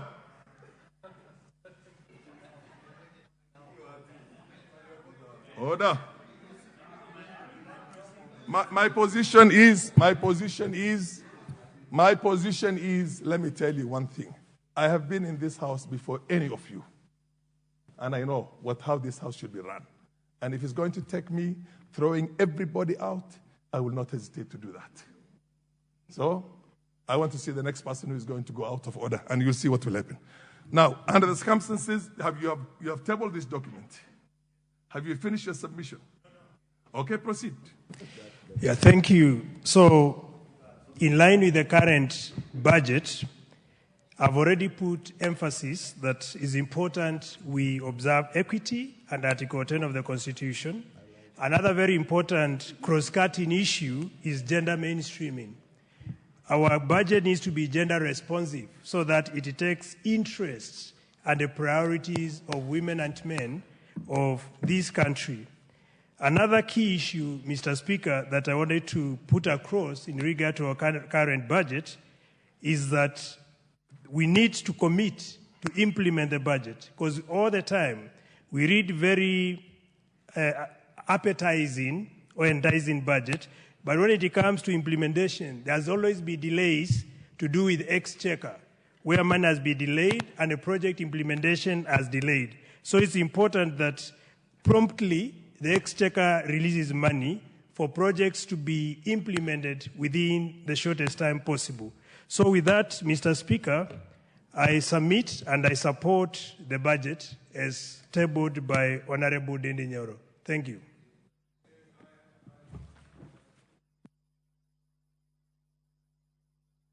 For the MP for Lafay, followed by the Majority Leader.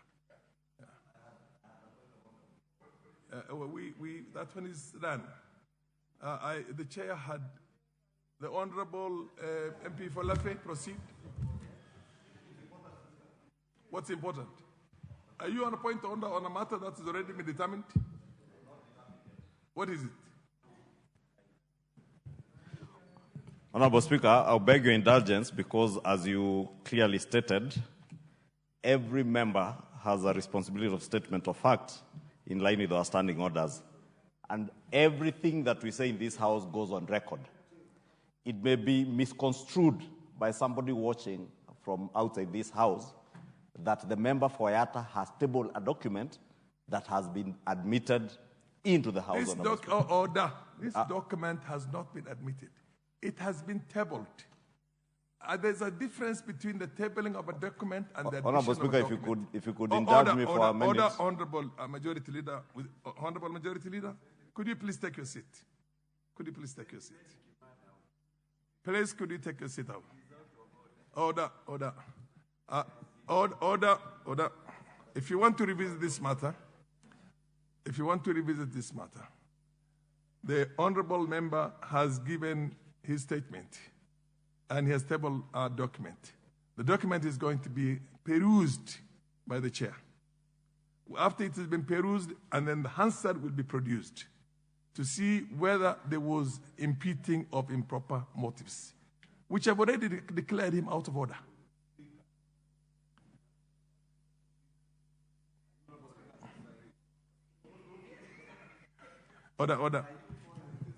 Order. You want to invite me to send you out. You think it's going to be an honor for you to go out. I'm not going to give you that glory today. The MP for Lafay, proceed. Thank you, Mr. Speaker, for giving me this opportunity. Mr. Speaker, I support the report on consideration of the estimate of revenue and expenditure for financial year 2024-2025 and the medium term. Mr. Speaker, I want to join my colleagues in supporting this report, and I want to take this opportunity to thank the Committee of Budget and Appropriation, of which I am a member, for the good work. Chairman, Mr. Speaker, I want to take this opportunity to thank the Education Committee for reinstating the $2 billion for the school feeding program. And also, the Committee of Budget and Appropriation have increased that amount from $2 billion to $3 billion.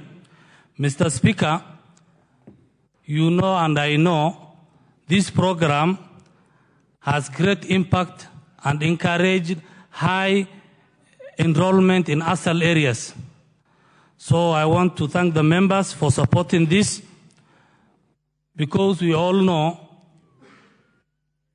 that the children who are benefiting these school feeding programs are really in need of this program. And I want also to state that in this budget, we have allocated $1 billion to State Department of Livestock for restocking, animal restocking program. This will also help, this will also support the pastoralists who have lost their livestock during the drought and flood season. Mr. Speaker, we have also, as a committee, allocated $10 billion to KRA for reinforcement. We all know that whenever we pass the budget, there is always a shortfall. So that at least to avoid that, we have empowered KRA to at least do reinforcement in revenue collection. Mr. Speaker, as members have already said, in this report for fairness and equity, we have allocated more than $14 billion to RERAC, that at least the 290 consensus will share equally, of which every consensus will get $50 million for electricity. Mr. Speaker, we have also allocated $20 billion for bending bills. We know there is a committee of bending bills, and we know there is amount of bending bills more than $20 billion. This $20 billion will cater for, as the committee, we know that the committee is the committee of bending bill is receiving the report from departmental as they clear at least to cater for the first report that they will submit. Where's the MP for Yatta? He has gone. I have gone through this document, and I'm going to give basically the admissibility of this document. You will continue. Just give me a moment. This is a tender document. And I don't know whether it was cancelled or not, and I'm going through it here. And literally, see Kikuyu in only 1 or 2 places. Or 40 million shillings and 60 million shillings. And now for for members of parliament, or rather the public who are looking at what is going on in the House,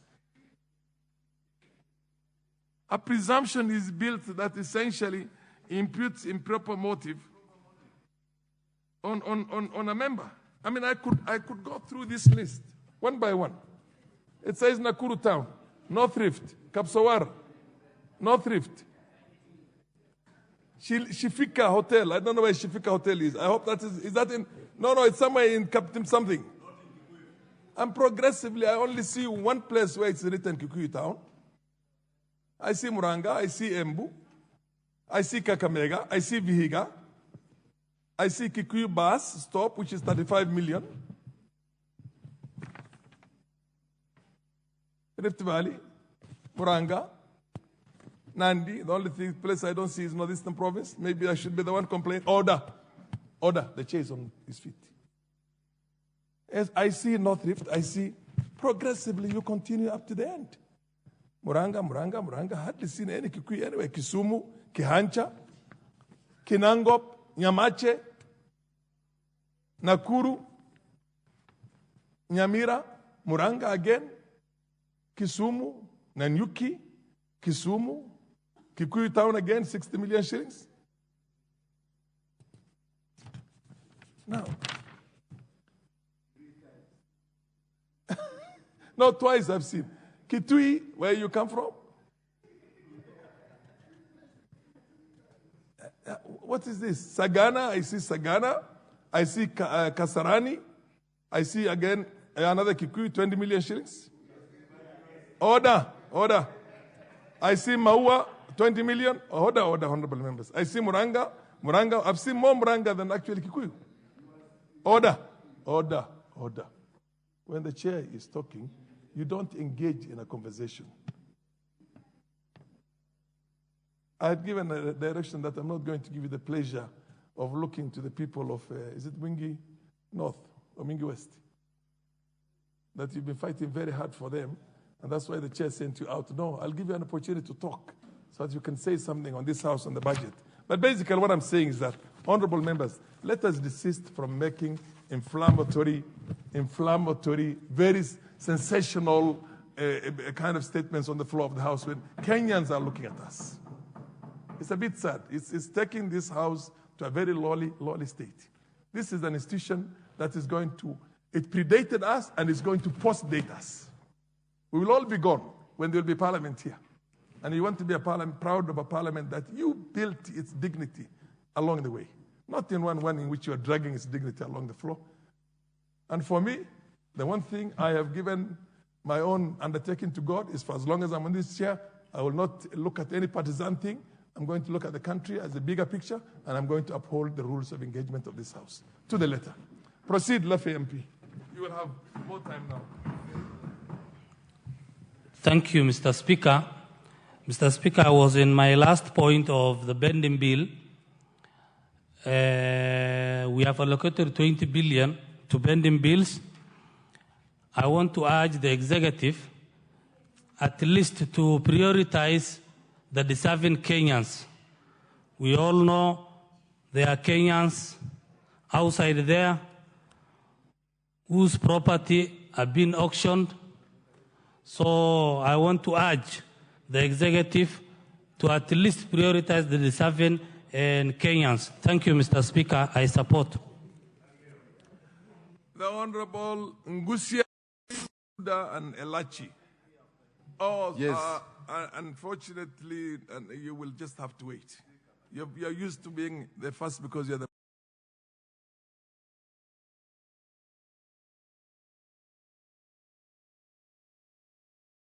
Majority leader can actually wait. He has spoken so much in this House, Mr. Speaker.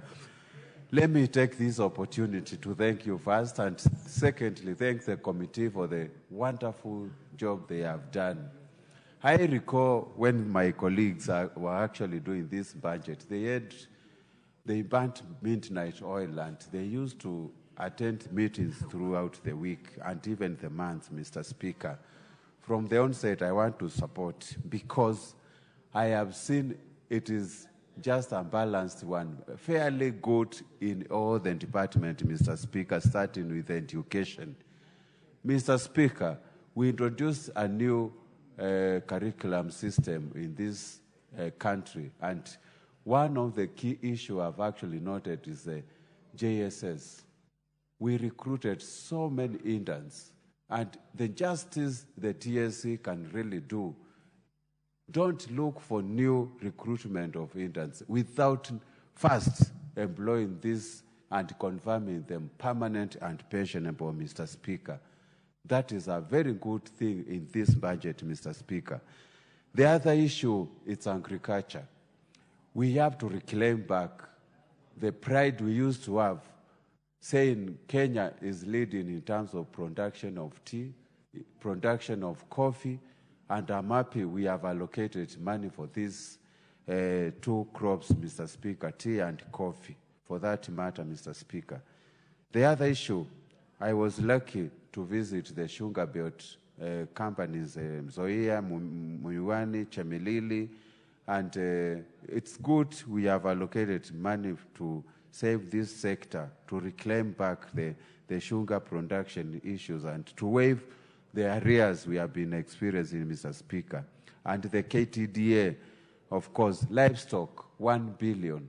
It's a good move, and I know you are very happy, Mr. Speaker, because you come from those areas which have been raising up livestock, rearing livestock, Mr. Speaker.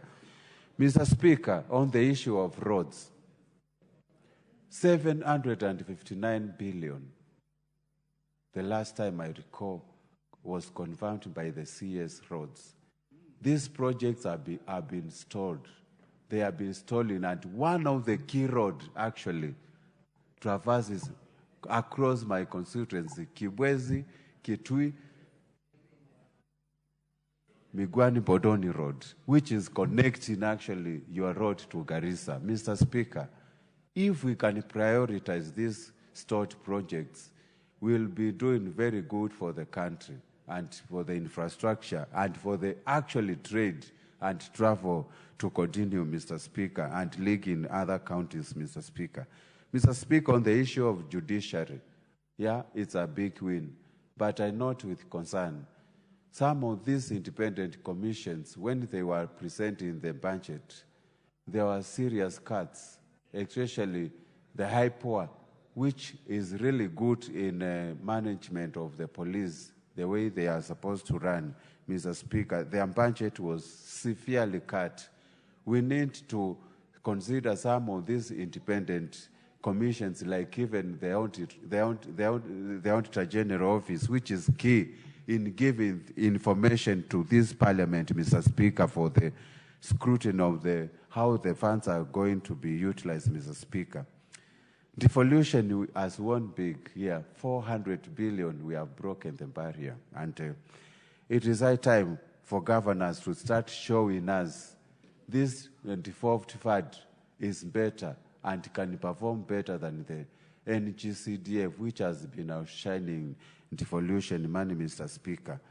The issue of CDF, Mr. Speaker, majority of our schools, of course, we have gone through a lot of hard time, and NCDF is never enough in our country. But still, I lament and I commend the committee for the work they have done to ensure each constituency get the share they deserve, so that we can build our classes and also enhance even the JSS and the new curricular activities is undertaken, Mr. Speaker, in our schools.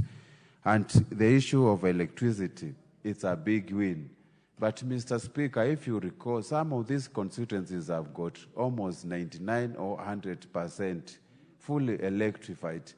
We need, even if we are getting this equitable share of 50 million, REREC need to reorganize and also reallocate some of these funds to other constituencies, especially from the constituencies which have been 100% or 95 or more percentage connected, Mr. Speaker. And it will be good for the achievement of equitable development in our country, Mr. Speaker.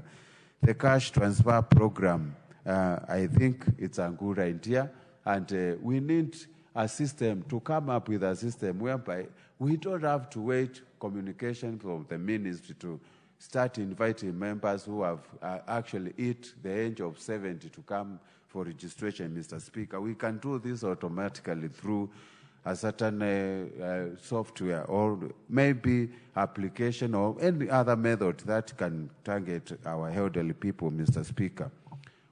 Again, before I finish, Mr. Speaker, we have to prioritize the issues of sealing revenue loopholes. to make Kenya less reliable on external debts and also to stabilize the economy, Mr. Speaker.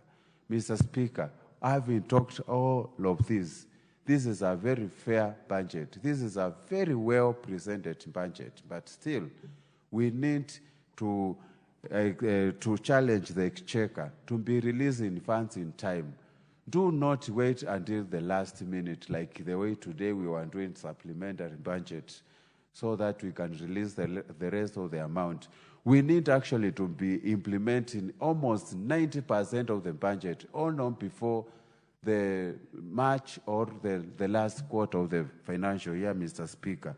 With those few remarks, because my colleagues want to speak, I support and I submit. Thank you.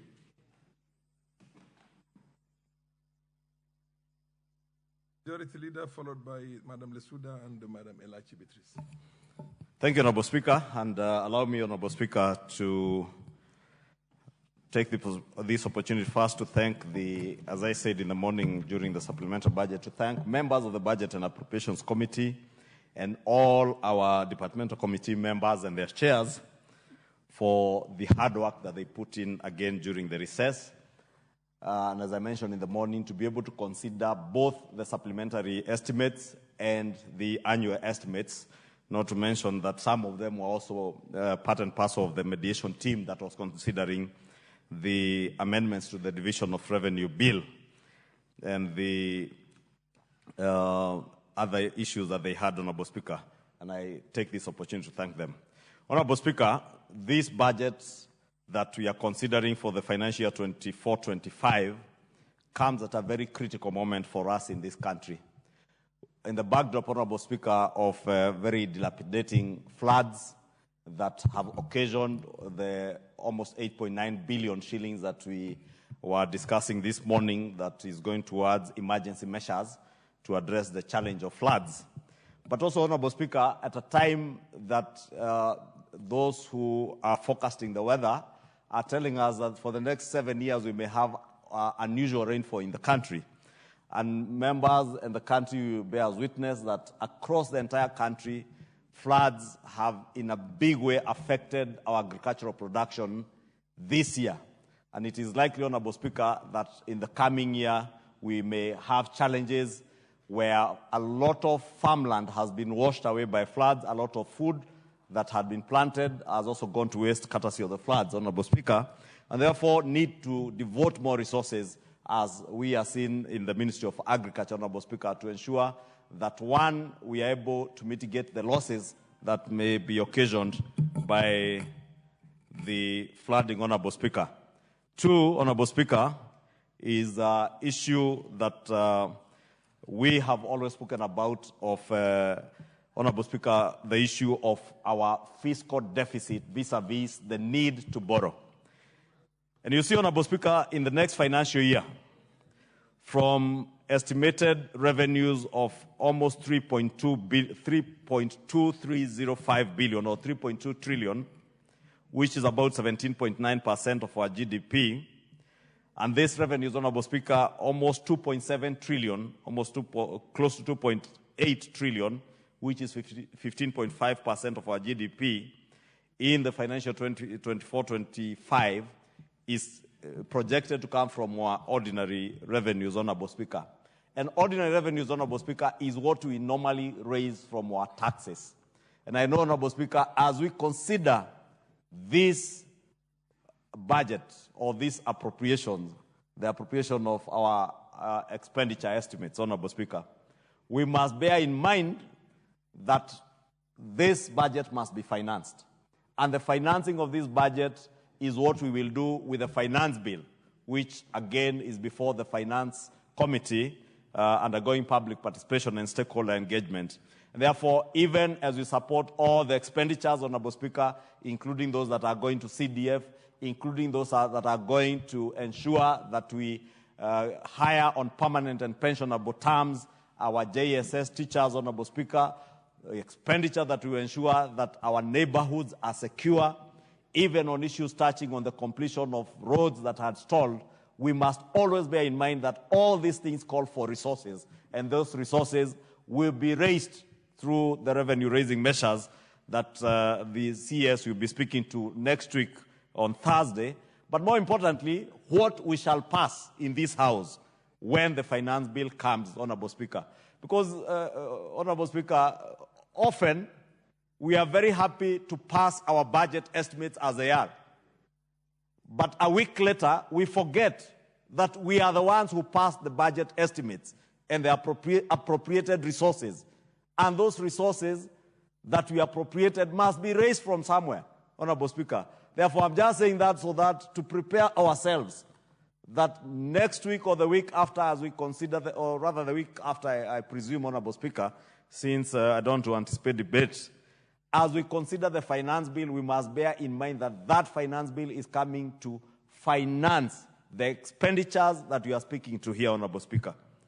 Two, Honorable Speaker, is the issue of our fiscal deficit that I spoke to. And I am glad, Honorable Speaker, that the National Treasury, for the first time, they are keeping their word. They did indicate to us when we started the bottom-up economic transformation agenda 2 years ago that every financial year they will seek to bring down our fiscal deficit to ensure that we do not continue putting our country or our good motherland into unnecessary debt. Honorable Speaker, you will see that the fiscal deficit projected in the coming year of 24-25 is projected a figure of 638.4 billion, which is 3.5% of our GDP, compared to the projected fiscal deficit of 886 billion, or 5.5% of our GDP in this current financial year of 23-24. Honorable Speaker, that is close to 250 billion shillings being cut out of our fiscal deficit, Honorable Speaker, or rather money, 250 billion shillings that may have been borrowed this year that shall not be borrowed next year. That, Honorable Speaker, is not by accident. It is out of a deliberate plan, deliberate by government as promised by President William Ruto, that we shall be deliberate not to overborrow. We shall also be deliberate and sensitive to Kenyans as taxpayers as we seek to raise revenue from them as taxpayers through the finance bill. And I want to assure Kenyans, because I've seen a lot of misreporting, Honorable Speaker. I did see last night our chair of finance, a very diligent and responsible leader, the Honorable Member for Molo, Honorable Kuria Kimani, articulate the issue of how keenly the Finance Committee is considering all the proposals that are coming to the Finance Committee. And he mentioned that part of the stakeholders that have appeared before the committee are manufacturers who have raised issues with the certainty with which our tax policies are and how we must be careful not to load taxes in our manufacturing sector that may end up driving away manufacturers from our country to go and produce in Uganda or Tanzania. And with the East African community customs, Honorable Speaker, then whatever is produced in Uganda or Tanzania can find its way into our economy. But what that would mean, Honorable Speaker, is that Kenyans who are employed in the manufacturing sector will lose their jobs. And I have seen, Honorable Speaker, because people are keen on driving a negative narrative, they are now cutting part of that clip of what the member for Molo said and now pushing it on social media to say that the member of Molo, who is our chair of the Finance Committee, has said that there is no problem for manufacturers to move away to Uganda. And I must say, shame on all those who seek to send negative narratives, either on social media or on mainstream media, Honorable Speaker, and more so taking away what is said in good faith. Because the member for Molo and our chair of the Finance Committee was saying what he was saying in good faith, as the chair of the Finance Committee, assuring the Kenyan people that they are responsible leaders, responsible enough to be responsive to the issues that are being brought to them, Honorable Speaker. And Honorable Speaker, maybe just to digress a bit, that is why I was taking offense with what the member for Yatta was saying, and thank you, Honorable Speaker, for having ruled that that tender document he wanted to table was not a document worth the paper it's typed on. And just to confirm that that tender document, Honorable Speaker, is indeed true, That tender was even cancelled. And also to educate the member for Yatta that Kiambu County, the largest beneficiary of Kura funds, is actually Thika Town constituency that has over 1 billion shillings because of the expansive nature of that constituency and being a town constituency. Kikuyu constituency has a very minute, although, Honorable Speaker, it doesn't sound very bad to the people of Kikuyu when they are saying that they are benefiting more. And I thought maybe the member for Yatta should be coming to me and asking me, how is it that I can get more resources going to the people of Yatta? But it's also important, Honorable Speaker, because you can see the numbers that we are in the House this evening and this afternoon, Honorable Speaker, for all of us as members of Parliament to take more seriously the budget-making process. It is not true that even the chairman of the Budget and Appropriations Committee can appropriate resources to his constituency, or indeed the Honorable Esuda, who has sat in the Budget Committee, can be able to appropriate resources to her constituency at the expense of Yatta constituency, Honorable Speaker. It is not true, because it is this House, as a House, that considers the documents of budget estimates that we table here at the end of April. Every member of Parliament, whether you represent the people of Yatta or the people of Kikuyu or the people of Samburu East, every member has access to these documents. It is your responsibility as a member of Parliament to go through these documents with a tooth comb and to check whether the people you represent are represented in those documents. When you fail to do your work as a member of Parliament, then you start pointing fingers at other people, Honorable Speaker. Then you only have yourself to blame. Honorable Speaker, let me say in conclusion that what we did promise, Honorable Speaker, that we will continuously reduce our fiscal deficit is indeed being reflected in these estimates. But for that to be actualized, Honorable Speaker, I will repeat what I said this morning during the debate on the supplementary budget. That will only happen and can only happen if and only if we achieve the revenue targets that we have set in these documents, Honorable Speaker.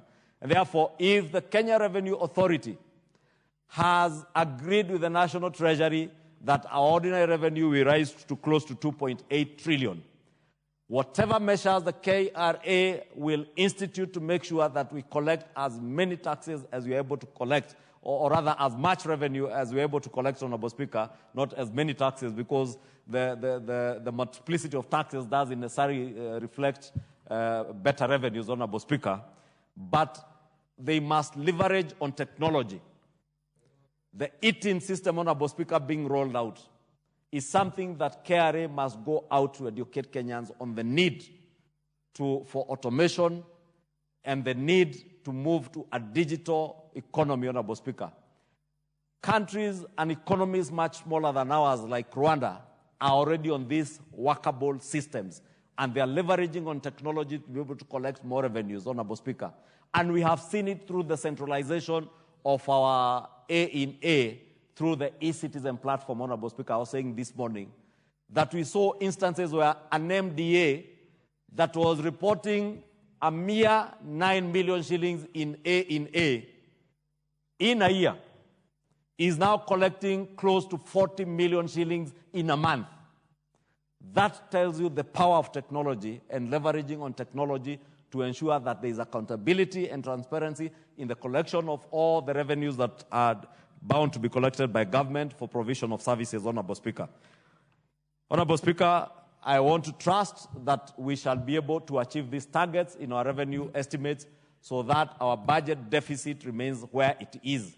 So that as the President committed, and I listened to him keenly on Madaraka Day, that it is his prayer and his wish that in a short 3 to 5 years, can't remember whether it was 3 or 5 years, Honorable Speaker, that within his term as President, we shall see a balanced budget.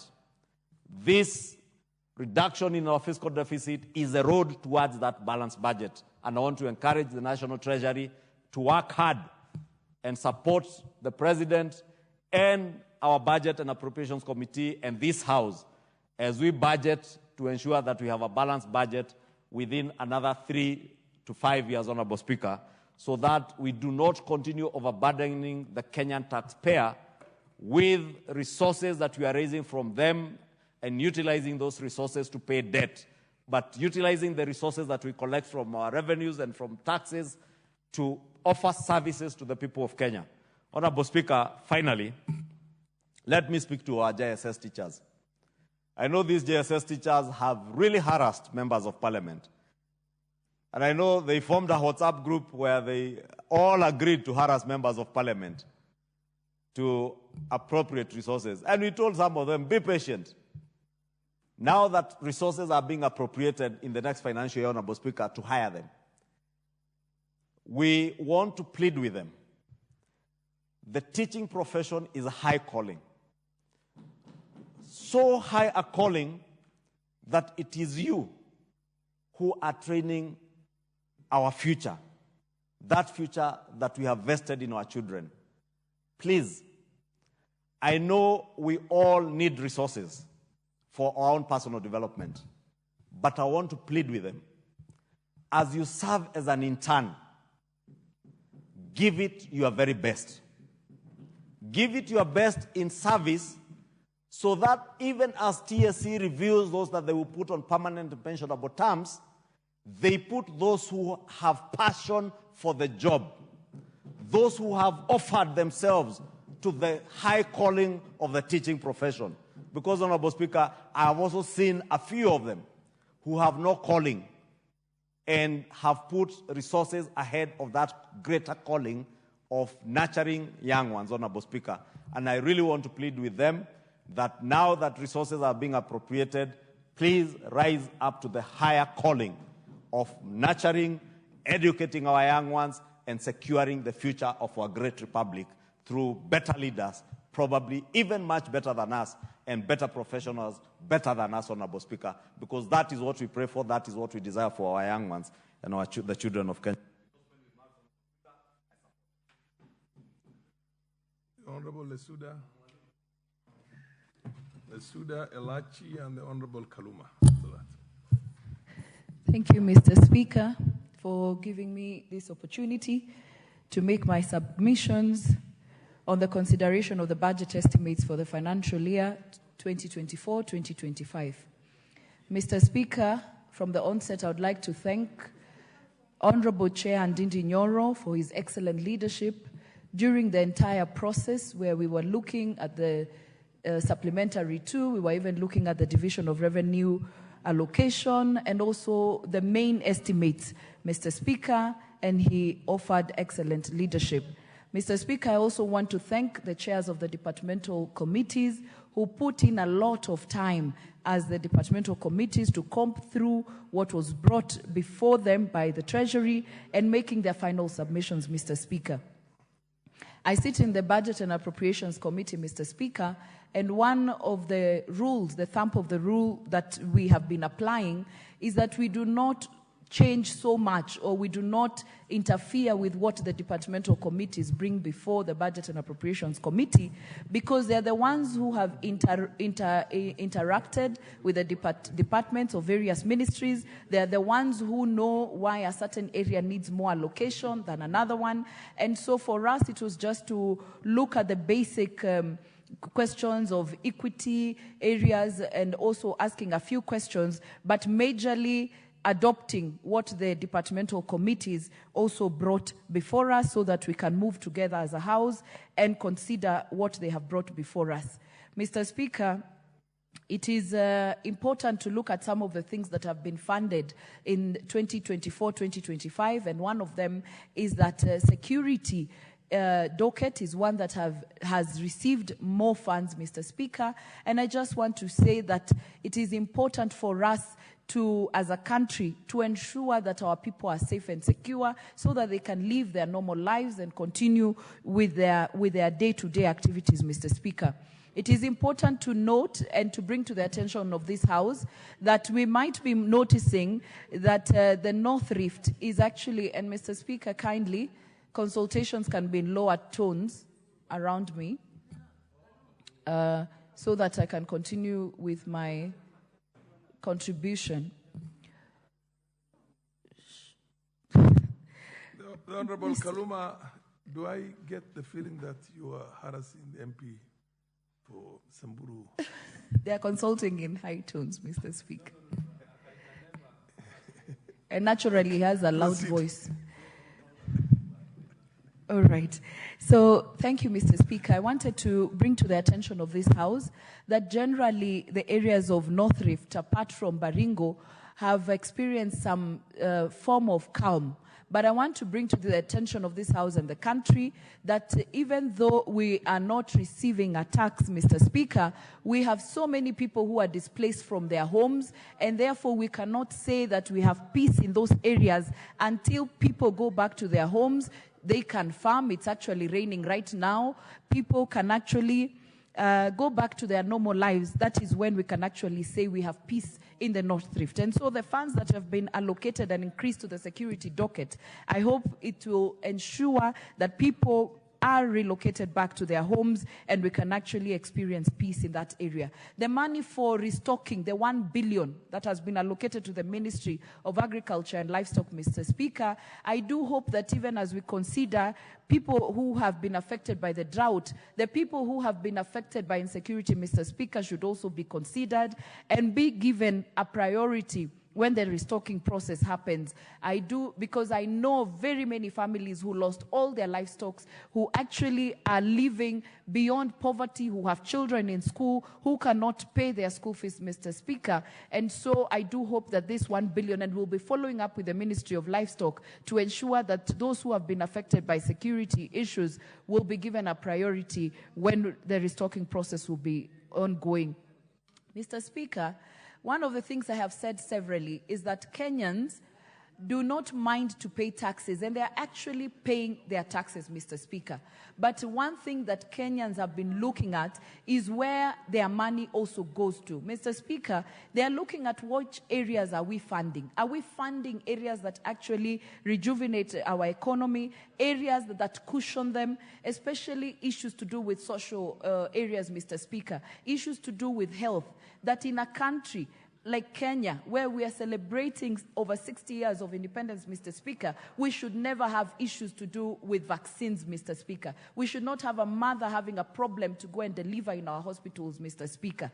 Mr. Speaker, on issues to do with education, we should have free universal education in our country. And one of the things that came to our attention, Mr. Speaker, is that most Kenyans are not aware of the new model of funding our university education. And what we even saw in the public domain is that we have so many children who qualify to go to the university who have not applied to join the public universities, Mr. Speaker. We need to interrogate and ask ourselves, what is the issue? Is it that our children and the parents are not aware of the new funding model? Is it that it is more expensive? We need to get those answers as a House, Mr. Speaker.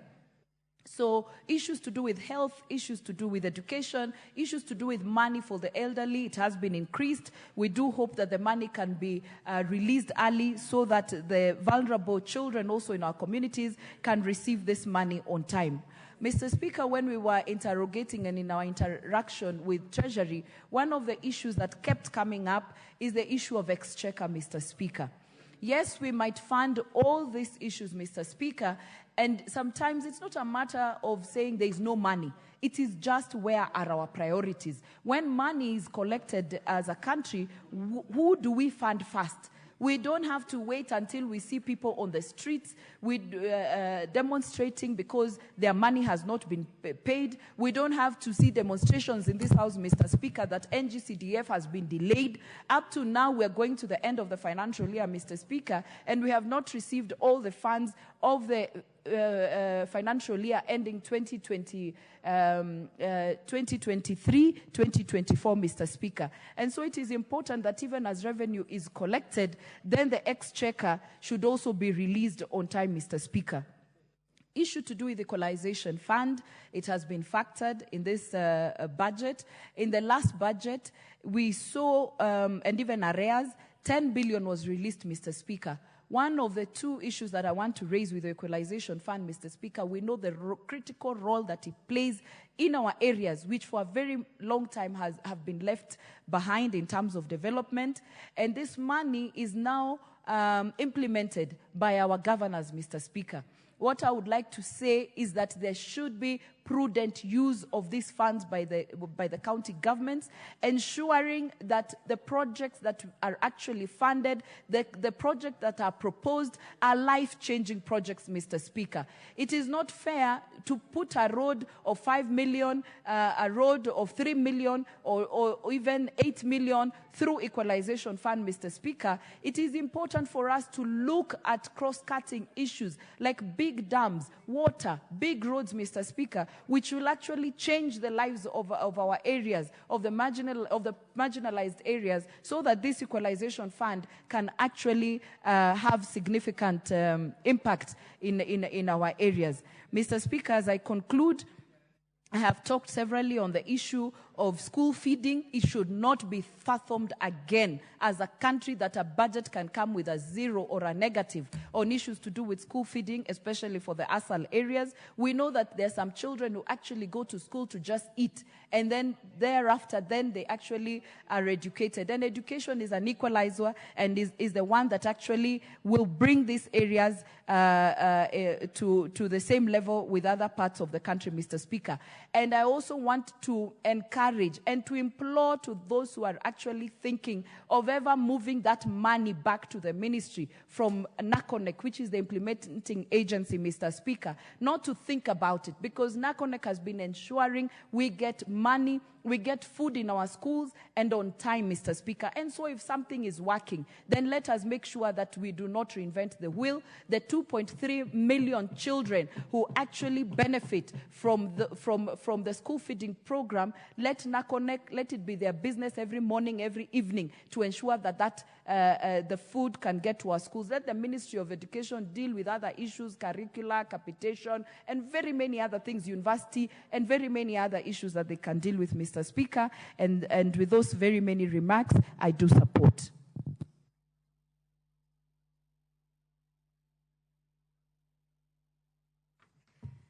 Thank you, Mr. Speaker. Mr. Speaker, allow me also to appreciate the chairperson of the Budget and Appropriations Committee and the committee itself for a job, I would say, that has come, and it is now our duty as members to just look at what the chair presented.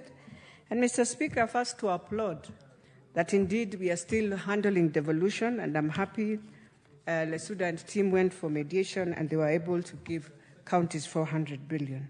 Mr. Speaker, as everyone has said, as we talk about our deficit, which is very critical, because I know Kenyans are watching. Kenyans would wish to see us say what we say and actionize what we are saying. And I think that's what the committee has done for us. And I'm hoping even going forward, by the time we come to the next financial year, God willing, we shall be now talking of 400 billion cuts. But for now, the 200 billion is critical. When we look at the education department, Mr. Speaker, the education sector goes with a whopping 700 billion. What we need to ask ourselves is, if we are funding education the way we are funding, then the ministry should come out and now stop this thing of delaying with every capitation from our basic schools, JSS, secondary schools, and university. Because that is how all the schools, Mr. Speaker, have found themselves into pending bills. And so there's something between appropriating the budget, there's something we should start looking at our ethics and governance. How do we ensure then, in terms of the exchequer, removing the money, we are able to ensure we don't get into pending bills and delayments, especially for schools, Mr. Speaker. Mr. Speaker, we are happy the feeding program is back for the schools. We were very worried. But now let me go to the votes, Mr. Speaker, and I want to look at the vote for health. Mr. Speaker, you remember here, there's a time we really pleaded with the committee, and we said, let us see if we can retain Linda Mama. But now we've been told it will go into shift. Ours is to ensure, how shall we ensure women are able now to get shift so that they go back into the program that we had for Linda Mama. Mr. Speaker, as we speak, we are losing so many women now again on maternal health, that you are giving birth. We lost a girl. She went through surgery. 3 days later, the girl is gone. She's left the baby and all that. I think we have to look at this vote and ask ourselves and be very clear that the universal health we are talking about is a universal health that will take care of reproductive, maternal, newborn children, infants, and even the adolescents as we speak, Mr. Speaker. And so it is something that we should not ignore and just leave it as it is. Mr. Speaker, when you look at the vote 1092, it's on the transport rail. I can see after we went through the floods, and we should agree, we've retrogressed because of the floods. We shall have to spend a lot. And on the rail transport, there's a lot to be done. And therefore, I agree for them to receive the resources, but I will also want to plead with Kenya Railways. Mr. Speaker, I realize when we were given the standard gauge railway and the locomotives, today when you enter, I believe our Kenyans now traveling through that, those locomotives are now gone. And I know they are making profits. Those who are running the business must start refurnishing and ensuring we have new locomotives coming in to carry our people properly, so that we also feel proud of what we are doing and what we are saying. Mr. Speaker, when I look at the water resources, the vote 1109, as Nairobi, I think the issue of sewer needs to be now sorted. I realized when we had floods, everything got mixed up. Today, I doubt whether our waters are as clean as we are thinking. And so we have to look at the sewer line and ensure that indeed we now rectify the issue of the sewer within Nairobi. Mr. Speaker, when we talk of the JSS interns, and I want to thank the Majority Leader what he has said. Indeed, when you are a teacher, I will tell you, yesterday I went to a school. I felt very sad. I met the teachers in the staff room. They were having their break. Everything was on the table. They have peeled everything, just thrown on the table. So I asked them, this is your staff room. You're supposed to be a role model for this child who is going to build her life, her foundations through you to become a Kenyan who is responsible. How can you leave your staff room to be such dirty like this? And those are some of the things we are saying, Mr. Speaker. And I want to tell TSC, yes, we have the interns, but also they were on probation. They have to know that, Mr. Speaker. You know, in public service, Mr. Speaker, we say when you're on probation, we look at your attitude, we look at your temperaments. That is why you're put on probation. And so if some of them will be left, they should know it is based on the attitudes they had brought in, on what the behaviors they were doing. Because definitely you will want to see our children learn in an environment. And this is a new model of CBC where we are saying we are trying to bring in a new model that will help our children, Mr. Speaker. And therefore it has to have also a relevance of appreciating that you are the role model. You are the one who takes care of this child and to mold this child to be a better Kenya for tomorrow, to be a better person who will come to give services to the people at the time. And so, Mr. Speaker, that one, we have to be very firm, and the people have to respect that. Mr. Speaker, on the issue of agriculture, I know we talked about new KCC, and we want to see the dairy farmers also benefiting. On the issue of sugarcane, I think it is important also for us to tell ourselves that indeed sugarcane farmers have suffered for a while. It is important for us now to start looking at all the agricultural sector. And I want to thank the President for bringing in the agro-entrepreneurs that they were launched. And I'm hoping they were launched to come, and now I've seen we've given the crop mitigation votes quite some good money. And I'm hoping we are going to help our farmers down there to see benefit of why they should do farming. And if we are saying agriculture is our pillar, let us stand firm, all of us. And even look at where there is land, Mr. Speaker. For example, where people are not using their land. The military can also come and lease, but do farming and bring back that food, and people will still buy, Mr. Speaker. Mr. Speaker, on the road sector, and this is something KRA must look at. You see, Kenyans are very smart, and they will not allow themselves to be drained the way we want to drain also. And so you realize we lost money in the fuel levy, Mr. Speaker. We were unable to collect enough what was needed. Why? Because we pulled in and we pushed Kenyans to the wall, and they decided, why not? Let me just leave my car, let me think of how to survive. And so while we are doing this, let us try to embrace a culture that will give a conducive environment for Kenyans to appreciate that I want to do this to also pay this tax so that it can help my country. Mr. Speaker, as we look at audit, in all this, even in our own audits of NCGDF, we are going to find a problem, Mr. Speaker, with the auditor because of this late exchequer thing. And you'll always have your books being queried because of late of exchequer. And so we want the exchequer to help us so that we come out of this.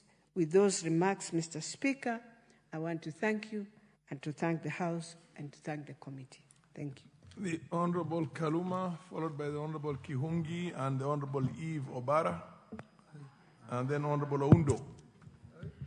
Yeah, I thank you, Honorable Speaker. Honorable Speaker, let me start by congratulating the Budget and Appropriations Committee for the good work they have been doing in this term of Parliament and which they continue to do. And in thanking them, Honorable Speaker, let me also thank the various departmental committees who also contribute in a fundamental way to the budgeting process. And my hope is that all their views were taken into account by the Budget and Appropriations Committee in finally, bringing the budget documentation before the House. Honorable Speaker, our problem is not budget. Our problem as a country is about budget implementation, which has failed consistently, Honorable Speaker, to adhere to the national values and principles of governance prescribed under Article 10 of the Constitution. Honorable Speaker, we pass budget. And let me start by saying there is a good reason as to why the budgeting authority was moved from the Treasury, from the Executive, to this House. This is the National Assembly. It is the assembly of the nation through their representatives. The thinking is that when we are budgeting and sharing out the national cake, I would be asking, what about Homa Bay? Honorable Nyikalu would be asking, what about Seme? My brother, Honorable Roko, would be asking, what about the constituency of the people I represent? And we do that during budget. But the problem, Honorable Speaker, is that we send monies to the ministries, to the government departments and the sectors within them, bulk without itemization. Honorable Speaker, that is something we need to work on if we want to achieve the real reason as to why the budgeting authority was moved to this House. Honorable Speaker, I'm very happy that the Budget and Appropriations Committee, on behalf of this Parliament, has proposed that we are putting apart money to employ all JESS teachers. And let me disagree with the speakers who have just spoken that we should again be cherry-picking who among these JESS interns should be employed and who should not be. The fact of the matter, Honorable Speaker, is that what happened with the employment of the last 56,000 teachers in serious democracies would have occasioned this House to proceed and move all those commissioners out of office. They should have been removed. And this is what we are talking about. You employ 30 people. These JESS interns are waiting to be employed. But people other than JESS, not JESS, Teacher Service Commission, are distributing employment forms outside there. And you see it in people including CSS. You see it in people, including politicians.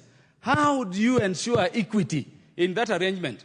Where some people are waiting for interviews by the Teacher Service Commission, which ideally is an independent commission, yet individuals who have no mandate around recruitment of teachers are walking around with employment letters.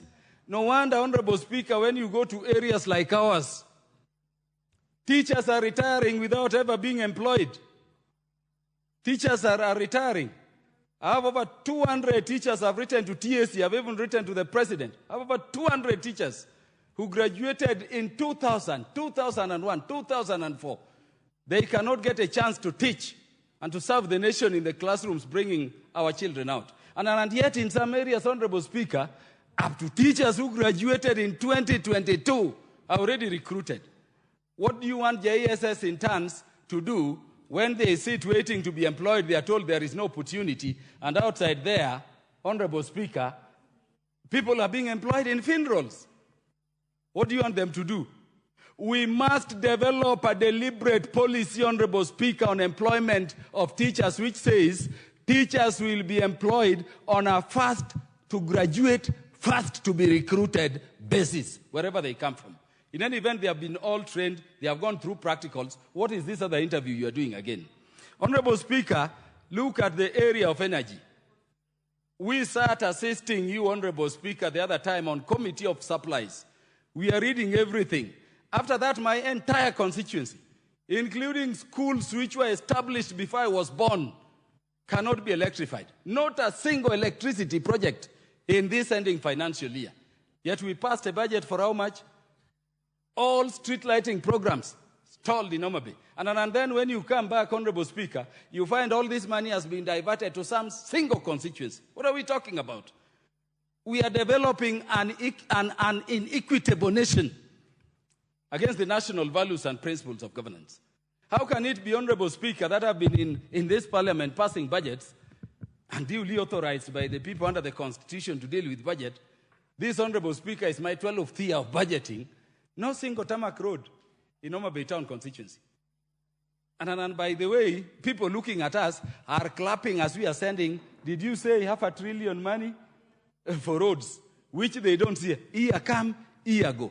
The fact of the matter is that we have to go back to where President Kibaki left this country. President Kibaki would not implement a project, Honorable Speaker, and you are with him, without the people at the planning ministry looking at which project are we going for? How is it viable? Which one do we do next? So that we can, make them, economically more viable for the entire nation.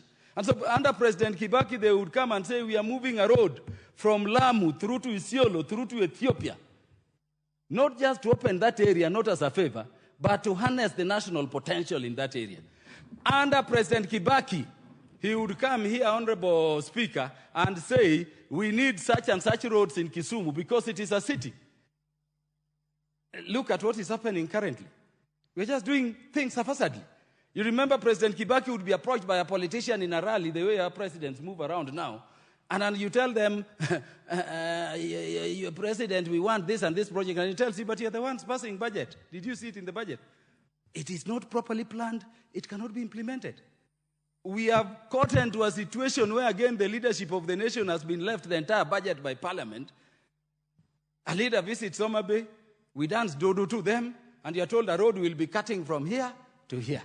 You go to a county and you say, we'll be giving you 500 kilometers of roads. Have you thought through to consider what those 500 kilometers would be doing to contribute to the national economics beyond these areas? I therefore want to say, Honorable Speaker, that going to the future, as Parliament, we will be required to at least come with a baseline in terms of minimums which can go to areas. I mean, how does it please you when you say you are at 100% electrification, when other areas are totally dark, and yet we want to develop the entire country? And that is why we bring debates like 1 man, 1 vote, 1 shilling, 1 kilometer. Do people engaging in this debate, Honorable Speaker, have they visited northern Kenya? Let me tell you, the day you visit northern side of the country, you will thank those Kenyans who are keeping our territories there to remain ours. There are places, Honorable Speaker, even used bottle of water you are requested to drop. And by the way, it is very useful.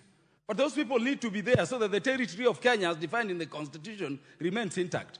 How much is it to move a road, a tarmac road, from one corner of Northor to the other corner, one constituency alone? How do you compare it to moving a road from one corner, for instance, of Homa Bay Town constituency, to the next? I just need 7 kilometers and I've crossed. And so we must have a balance which ensures equity. Honorable Speaker, as we budget going to the future, let us remember that devolution is placed among the national values and principles of governance for a reason. There are places who only began seeing this thing called national resources through decentralized funds like CDF, now under devolution. Honorable Speaker, we still take too much money, which are meant for devolved functions, to the national government.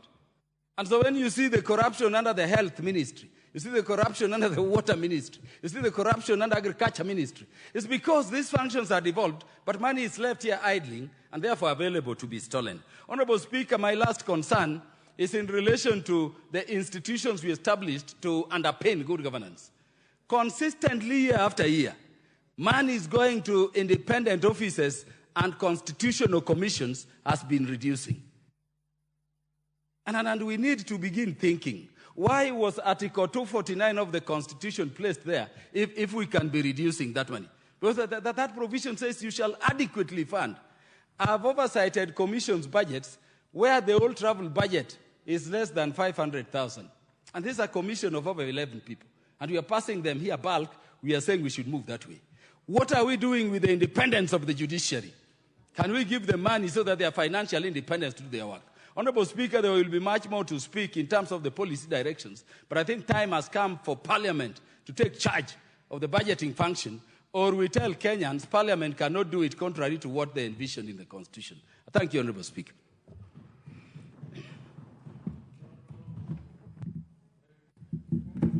Honorable Kiungi.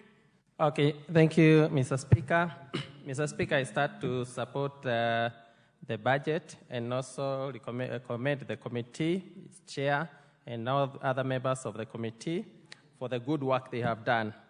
Mr. Speaker, I want to just touch on the issue to do with roads, whereby we have a lot of pending ongoing projects which were left, like Mau Mau.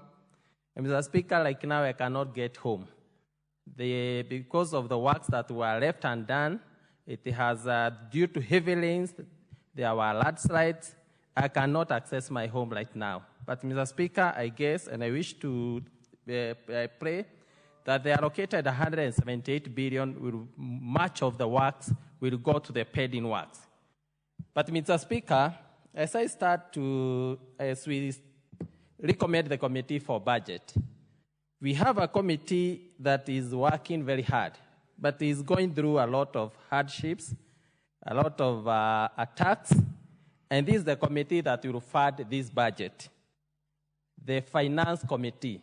Mr. Speaker, this budget of 3.9 trillion, 1.2 trillion is going to pay debts, that is a consolidated fund, is going to pay the debts. 1.5 is going for recurrent. And around 700 is going for development. Then the equitable share of around 391. Mr. Speaker, as we look at the budget and the correction of revenue for last financial year, 2023-2024, we realized that we had targeted to correct around 2.7 billion, but we didn't manage to reach 2.7 billion. I think we are estimating to get around 2.4 billion. The funding of this budget, we are expecting to correct 2.9 billion, and yet we have not achieved the 2023-2024 target. Mr. Speaker, I think we must now come up as a Parliament, as we recommend the revenue correction, and as we await the implementation of this budget. This budget will not actualize its implementation if we don't manage to correct revenue. And the issue of correction of revenue is tied with the finance bill. Mr. Speaker, we need to have a healthy debate as members of Parliament. as we recommend and say how good the budget committee has done on allocation of these funds, we must also agree and sit as Parliament together and agree on how we raise these funds. I pity the chair for finance. That guy is going through a lot. But this is a guy who is working day and night to see how we can be able to achieve this. Therefore, Mr. Speaker, I wish to say the issue of not managing to actualize the budgets that we have already passed, or maybe we are about to pass, or the allocations that have been done, is mostly based because of the revenue correction and the targets that maybe we have put. Mr. Speaker, I want to say, today I listened to the former Prime Minister who is targeting the position of AU, whereby, Mr. Speaker, we are looking forward for him to get that position. I had a time because I was busy, but I passed by and I got his, in his stay when he was addressing the nation. He talked about making sure that this country manages to exploit its cash crop or exports to African countries. And he touched something that he talked about, having road networks that can be able to assist a tea farmer to be able to take his tea to Central Africa. Changing the route for ships, whereby because the ship mostly move from Mombasa, going to Middle East, then goes back, the route maybe, the route mostly doesn't go through South Africa. And our markets for tea are in West Africa and mostly are in North Africa. But for us to make our tea to get to West Africa or our tea to get to North Africa, we have to use a ship which has to go through Middle East. It takes 3 months. But if we can have road networks, as he was putting it, we have a road network from through Mombasa, cutting across to Lagos. Like the issue we are talking about may be the issue of Lapset, whereby Ethiopia can be able to use our Lamu port. We have to look in a broader way on how we can be able to make this country make foreign income through its exports. Because our farmers, like tea farmers, most of them are losing hope. But this because the market that we are depending is the colonial market that is controlled by West, and we cannot be able to trade with our people because you cannot transport tea by freight. Like the other day, there was a round between Kenya and Lagos, but only a few, maybe bags of tea that were taken by freight.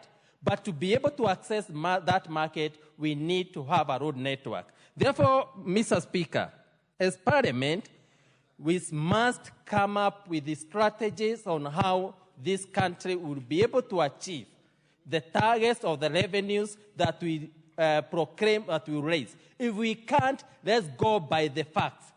Because the 2.9 trillion that we are targeting, Mr. Speaker, chances we will not be able to raise. By not raising 2.9, most of these projects that we are looking forward maybe to achieve, we will not be able to achieve. The other thing, Mr. Speaker, KRA is still domiciled or using the colonial or the old way of collecting revenue. Mr. Speaker, the other day we developed the expressway. Expressway is very expensive driving in expressway, but because of ease of paying, you don't care how much you are paying. But KRA, if you import a container, you take 3 days to be cleared. But if they ease the way of paying revenue, most people will be willing to pay. Therefore, I think we must also call upon KRA. They must make the issue of paying taxes very comfortable and very easy. But now, the way they are military, somehow everybody fears KRA. You don't want to be seen by KRA. That thing makes people to move maybe or the country to lose a lot on issues to do with the revenue collection. Therefore, Mr. Speaker, we support the budget and we support the allocation, but we must go ahead, Mr. Speaker, to be part and party on the revenue collection that is through the finance bill that's coming next week. Let's not run away from it, because if we run away from the finance bill, Mr. Speaker, we will not be able to achieve all these things that are in this proposal. Thank you, Mr. Speaker.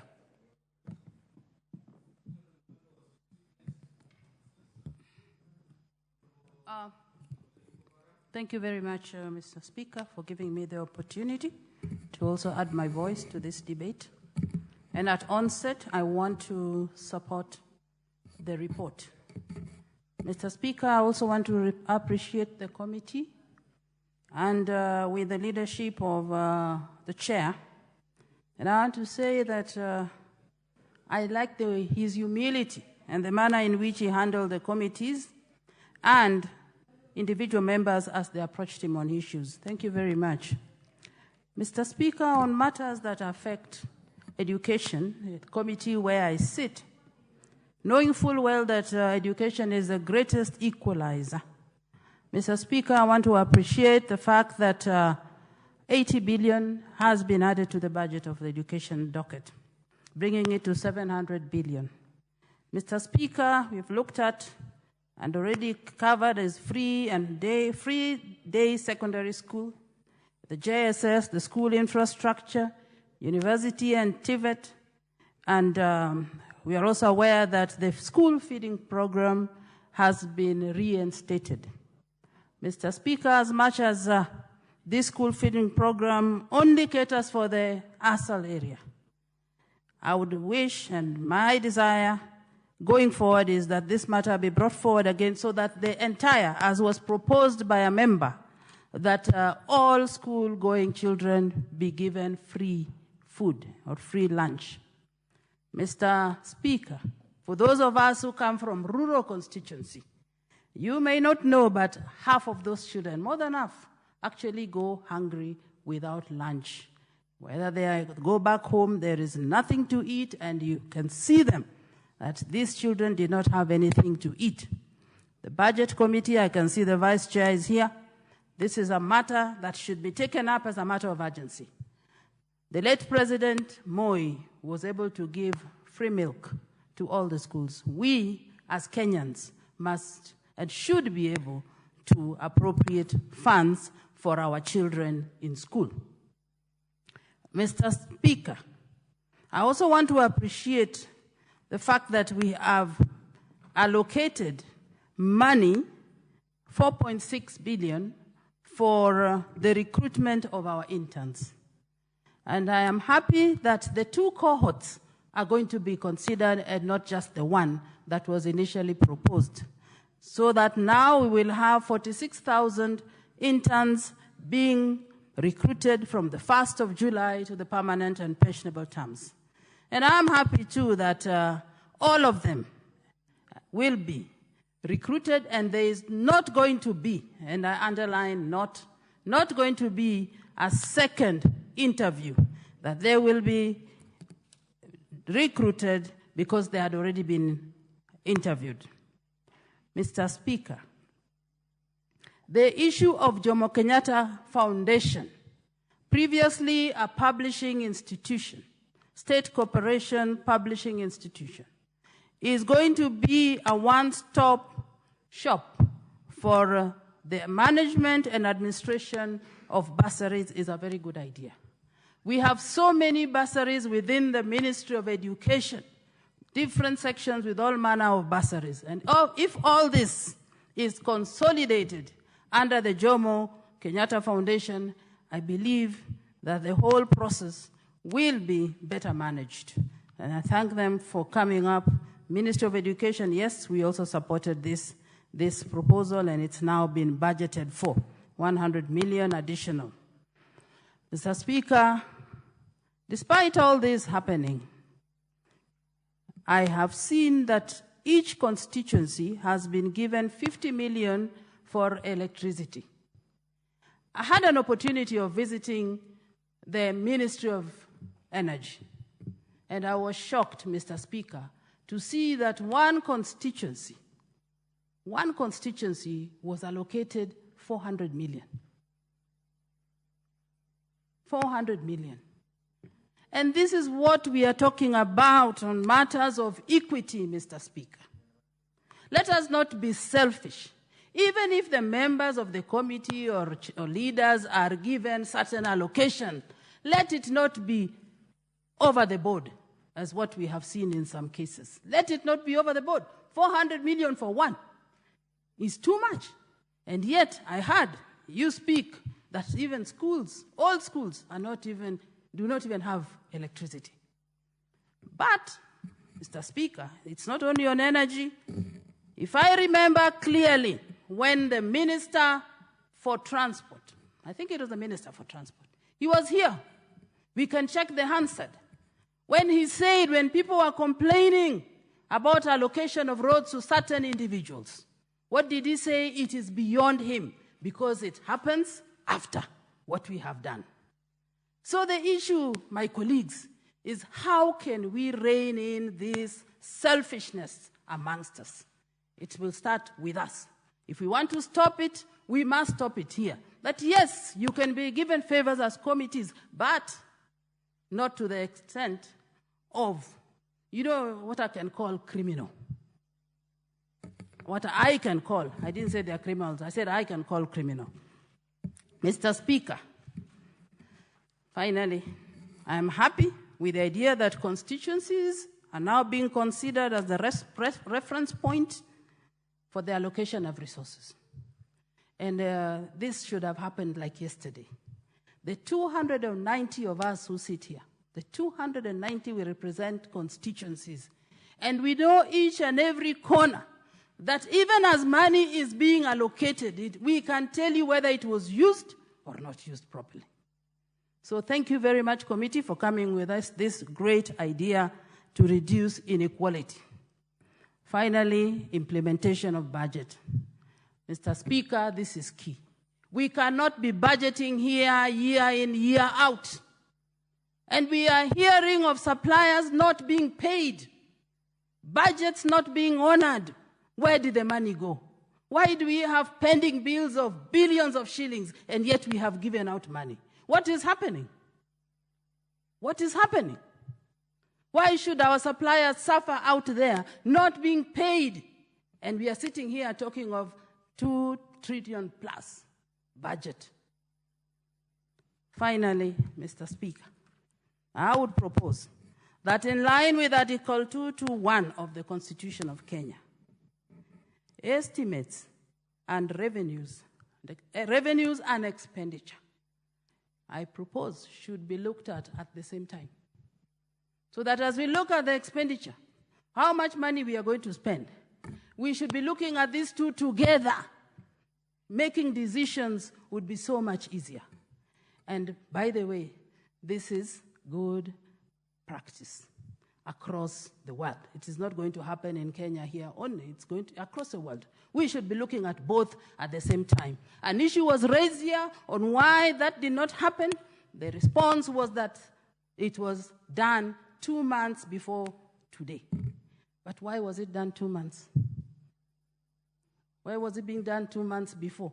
Why can't we look at it now? As I look at this budget, I will be also to look at where this money is going and how it is being spent. Thank you very much, Mr. Chairman, Mr. Speaker, for giving me this opportunity, and I once again support. Thank you.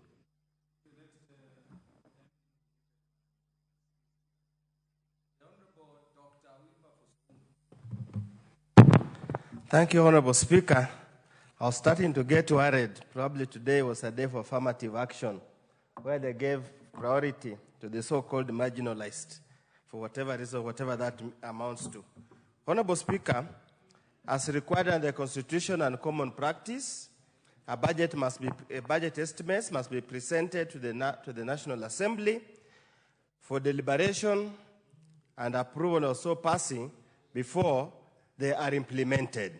It has been an annual ritual, Honorable Speaker, but as I've always commented, and I keep on commenting, it would seem that even though the Constitution bestowed the powers to make the budget on National Assembly, but there are too many extraneous and other forces outside there that eventually shape the outcome of the budget.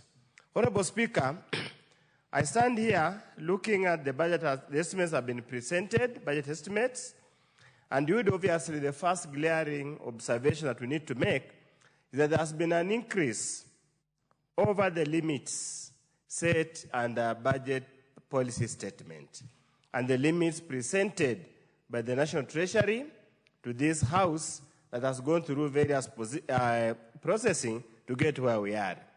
A quick review, Honorable Speaker, indicates that this Honorable House or the committee is proposing an increase close to 60 billion or 600 billion, actually 600 billion beyond the figures that had been presented by National Treasury. Honorable Speaker, I keenly listened to the Chair, Budget and Appropriation Committee, and I truly sympathize with him. Sympathize with him that probably the data has been presented paints a very rose picture, while the reality is the complete opposite, Honorable Speaker. Honorable Speaker, it's estimated that the economy grew, actually the economy grew by 5% in 2023.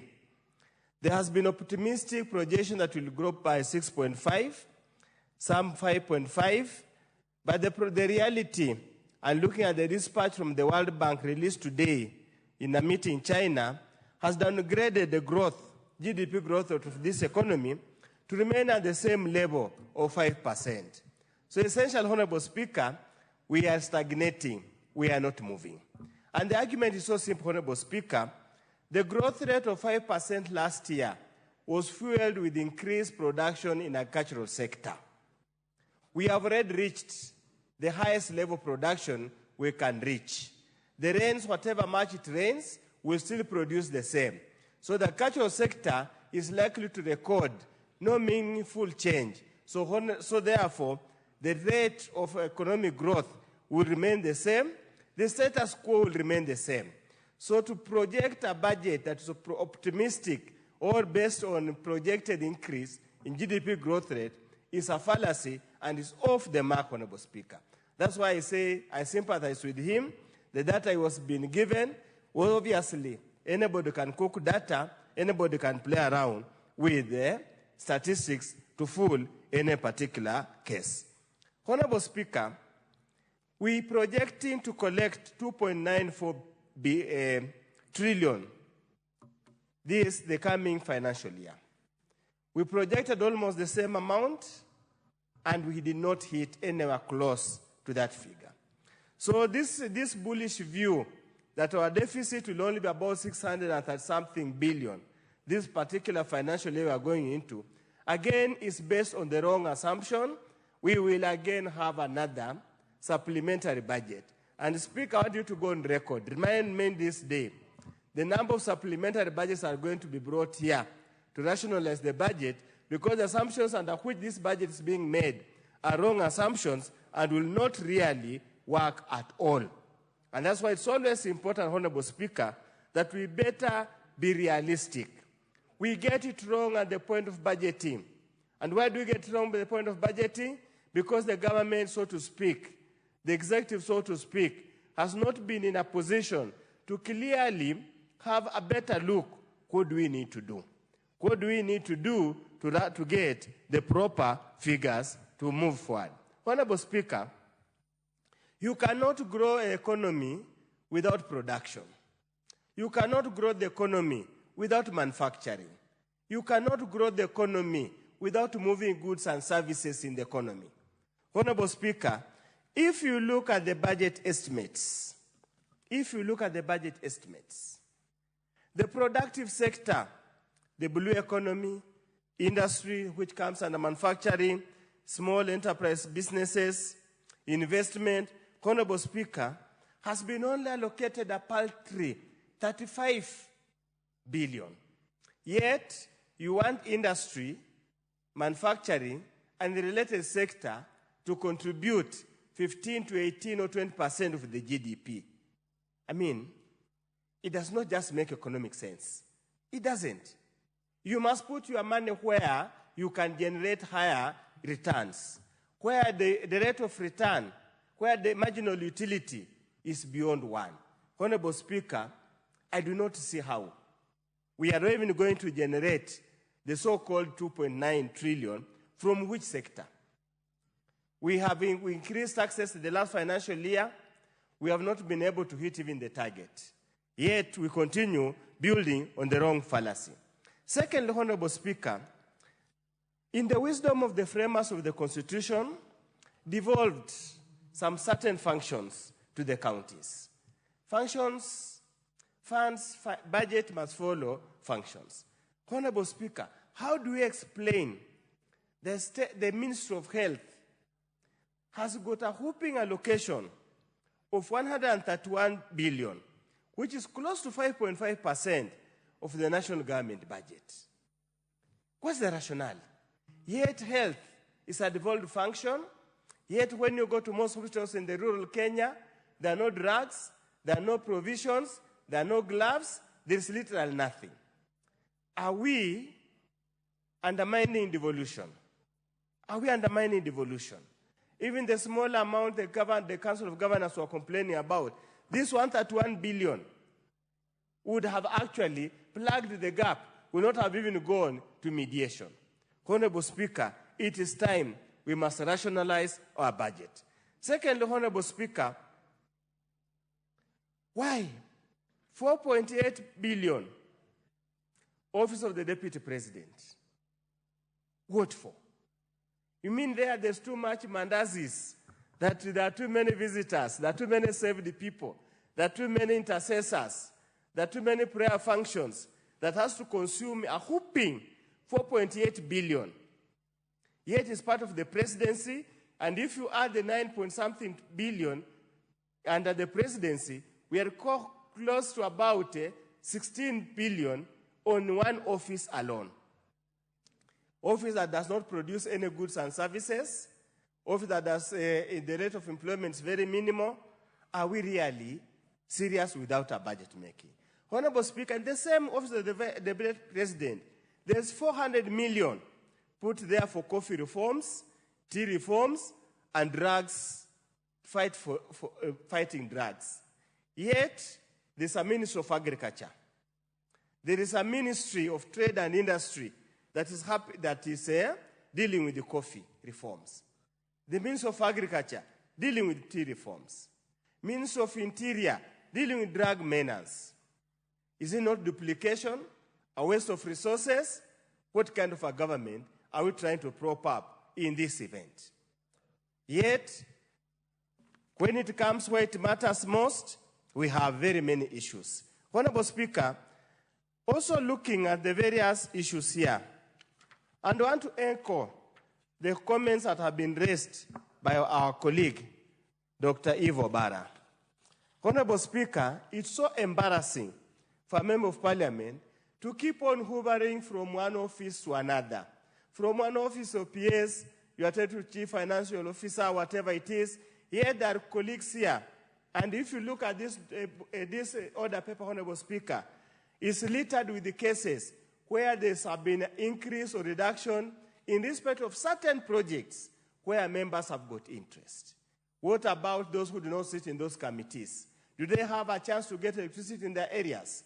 And that's why I concur with the policy statement made by the committee that the national government needs, like the Cabinet Secretary for National Treasury, ensure the integrated financial management information system is engineered to include constituent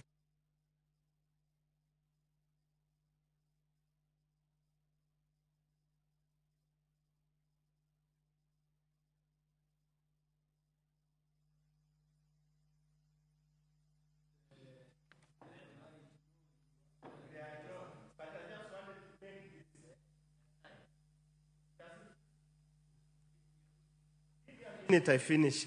Honorable Speaker, I want the committee of Budget Appropriation Committee and the Committee of Implementation to ensure this policy statement, policy resolution, is implemented without delay. That the Cabinet Secretary for National Treasury ensure the integrated financial management information system is re-engineered to include constituency-based geographical location of development projects before submission of the financial year 2025-2026 budget policy statement. And I can see the Vice Chair is here, my neighbor in the great county of Busia. Will go tell the people of Busia that she sits in the committee that refused to implement a policy statement passed by the Parliament of Kenya. Thank you, Honorable Speaker.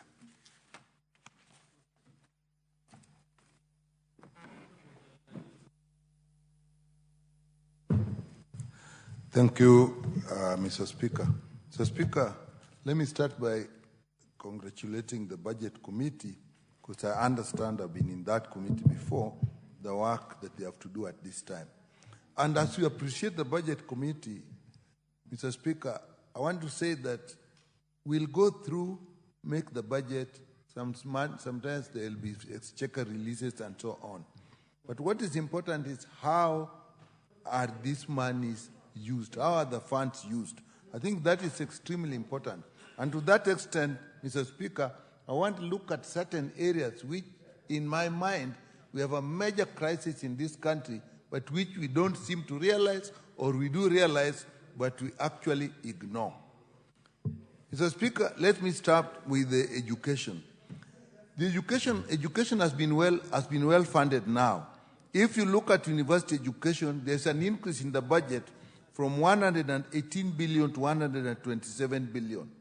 That is good, Mr. Speaker. But in the same university education, we have a huge problem of funding of student funding. Mr. Speaker, as of now, many students do not even want to be admitted in the courses that they would like to take and are going to courses that they think they can afford. And yet we have more funds. The basic issue here has been the management and the implementation of the new funding system. In itself, in principle, it is good. It brings three main areas: that all students need to be funded according to their need. It also brings into the area that you need to fund them according to the courses they take, so that universities are funded according to the students they have, the courses that they are offering, not just because they are favored.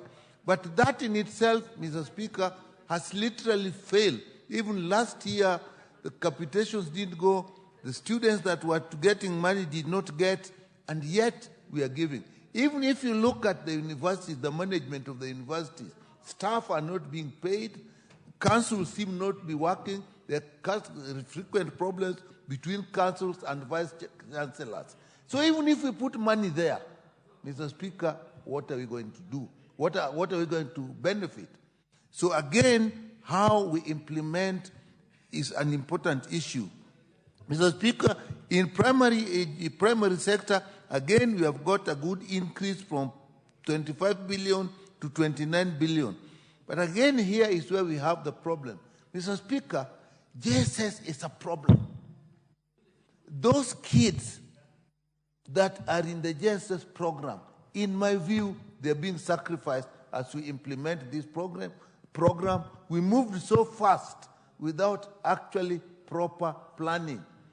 You find that in some schools, you have 2 teachers, even if you have only 40 students, even if it's one class. And in the JSS, they have 9 areas. So that even if you have one class, you will at least need 4 teachers, because each teacher can only teach 4 areas. So what will happen in schools where there are only 2 teachers in JSS? Mr. Speaker, this JSS also, it is linked with competence-based curriculum. Up to now, in grade 8, I'm sure the curriculum is not well stated out. There's no proper curriculum that has been put out there. I've talked to teachers, they are actually Googling what is within the minutes. It has not come out properly. So even if you have money there, how are we going to benefit? We are not even sure whether at JSS we should have labs or we should have workshops. Even that is not clear. So even when we have funds from CDF, we cannot. So we have money in these areas, but the way we are implementing it, the competence with which we are implementing is actually wanting. So I feel we lose that. Let me look at also the area of health. Again, in the Department of Medical Services, there's good money, 102 billion, which is actually funding to a large extent national referral hospitals, and also looking specifically at cancer, which is a good thing we have done. We have put money for cancer. To begin with, we are looking at the access to high-level cancer treatment, and we also put money for the Cancer Institute, which should look at the whole program in cancer from prevention to early detection and easy treatment, not just the expensive high level. But again, if we don't manage that properly, how will it work? In the public health and standards, we have a budget of 4 billion, which we have put there. Good thing is that this is looking at standards. The problem in health is basically standards. How can we maintain standards if standards are policy are at the national level while implementation is at the county?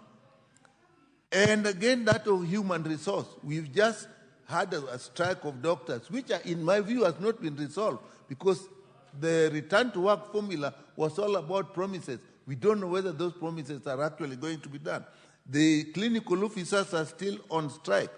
In the same area of health, we have actually put money for primary health care fund, and we have put money for emergency and critical care fund. We have tried as a committee to do that, but our concern is that all this is to support the main vehicle of universal health care, which is social health insurance.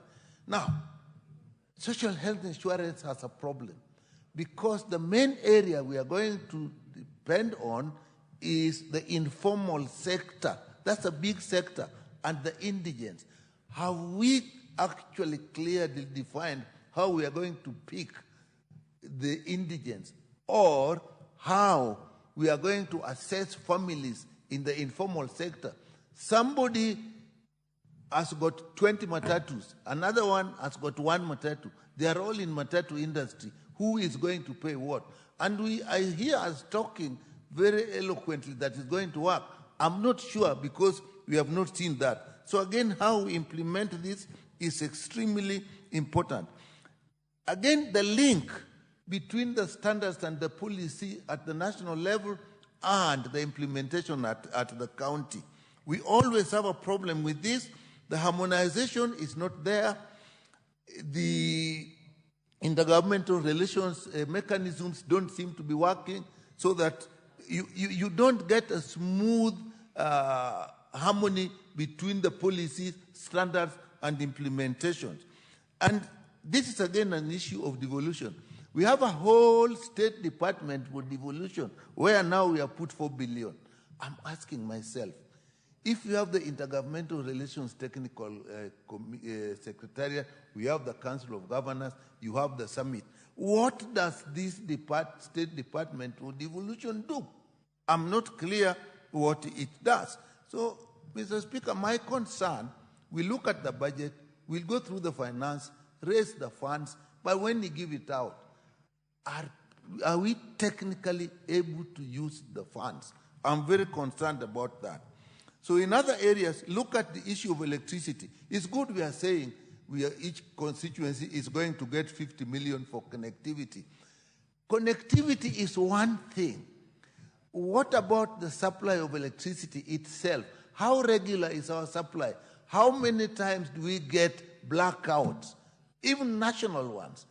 Businessmen actually are losing a lot of money because of power. When power with a blackout, we don't look at people in industry. They have to now power their businesses through generator. Very expensive, or lose out. People in the hotel industry. So even if we do that and put money for electrical connectivity, shall we be able to actually manage it properly? So that is an issue. Roads, I'm happy that CARA will continue to be there and the money will be put there. But I think we should start by completing the roads that were actually started but stalled. Somebody has talked of the Mau Mau roads, but they're everywhere. The low-volume sealed roads were not done. So, Mr. Speaker, we do the budget, but the people who are going to use the money, are they competently using the money?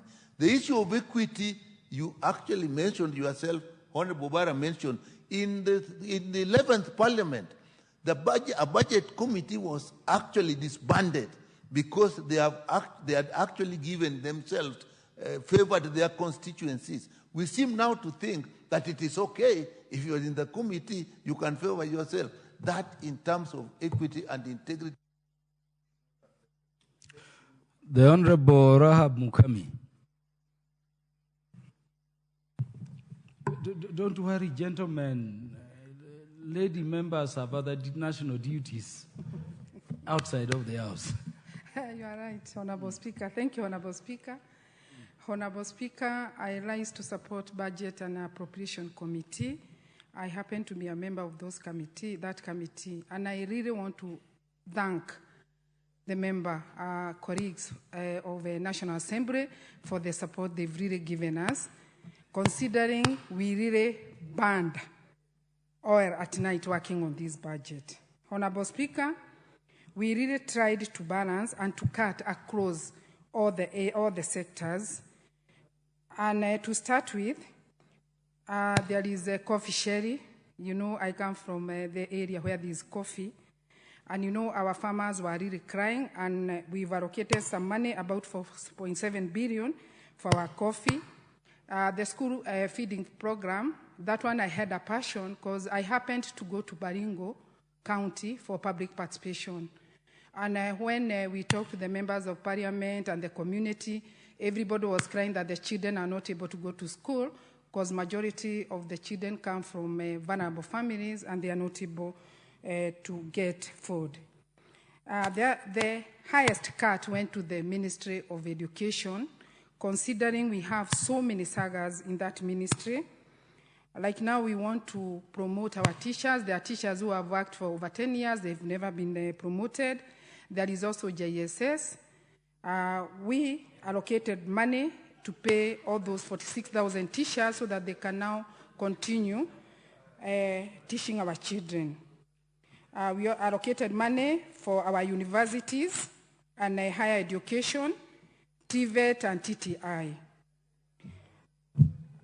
When we come to energy, REREC, I'm sure members of parliament from the 290 constituencies, you are very lucky because each and every constituency will get 50 million for the last mile, because we want to make sure that everybody has electricity, and we also want to make sure that our markets will have electricity because of our mama bogas and the boda bodas when they are doing their business, because we want to build our economy.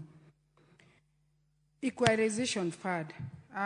One member of parliament really complained, and I really wanted to tell them that we've considered that, and we've allocated about 12 billion for equalization fund. The other thing is about trade. You know that is one of our agendas as Kenya Kwanza. We've allocated some money, 4.6 billion for agro industries, and HUB 1.6 billion. Honorable Speaker, we have coffee, we have cotton, and we have milk. In the agriculture sector, we've considered all those people.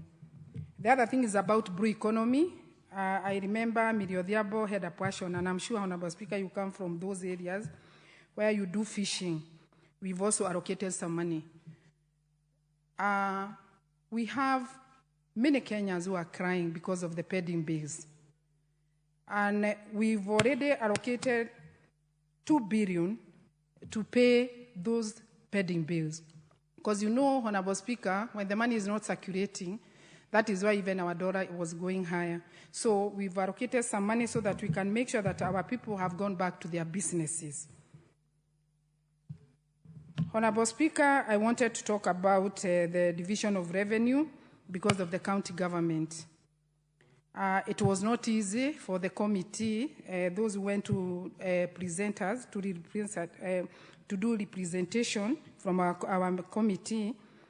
And that is where we decided now to allocate that 400 billion, because we are really supporting the county government, and we want to make sure that our health sector, like in Nyeri County, in our hospital, we don't have MRI, we don't have medicine.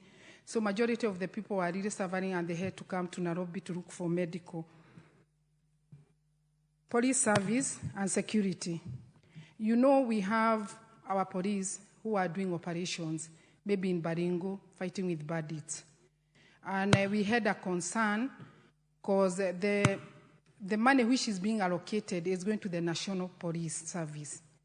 At least we want to tell the IG to make sure that he is distributing the money to the APs, to the GSU, so that our policemen are able now to get their allowances when they work in those hardship areas.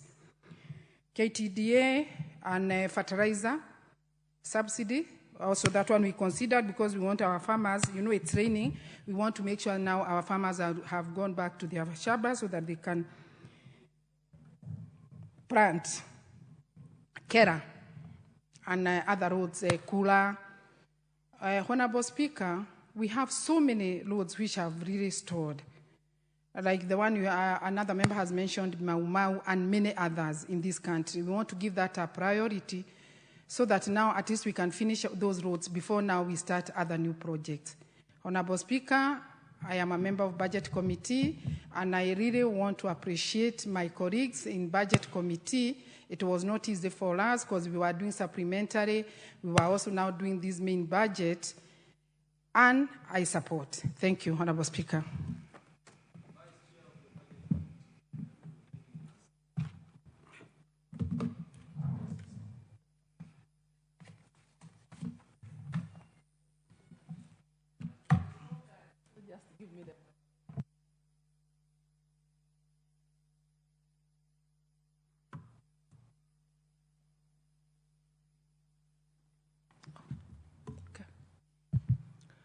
Thank you, Chair, for the opportunity to contribute. I think from the onset, I want to appreciate the members, the Chair, and the members of the Budget and Appropriations Committee for the many sleepless nights that we put in perusing through voluminous documents just to ensure that we meet the deadline and be able to submit the report to the floor of this House. Honorable Speaker, I want also to appreciate the members who have spoken and raised very critical questions in relation to the budget of financial year 24-25, because this will actually help to enhance oversight and accountability, including you, Chair. And having said that, Honorable Speaker, the focus, as I had mentioned earlier, the focus of this year's 2024-25 budget is actually to ensure that we're able to shrink expenditure, and that once we are done with this debate on the budget, is to shift our focus to revenue-raising measures. Honorable Speaker, also is sad that we are processing this budget at a time when the cost of living is still very high, the cost of borrowing remains elevated, the tax burden on the Kenyans is still quite high. The number of Kenyans who are defaulting on loans, non-performing loans, is on the increase.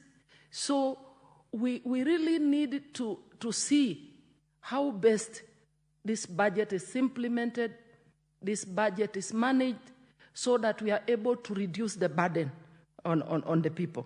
Honorable Speaker,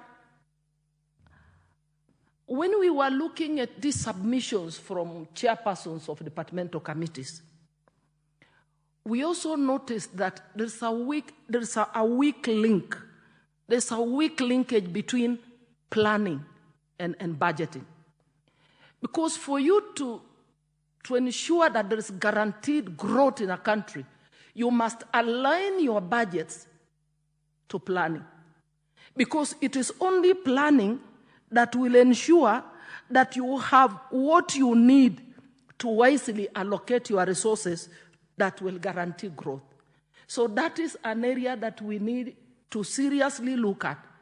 Because in some of the MDAs, you look at what was in the budget policy statement, because that's what sets the direction on how we do the budgets. We're supposed to anchor our estimates on that direction.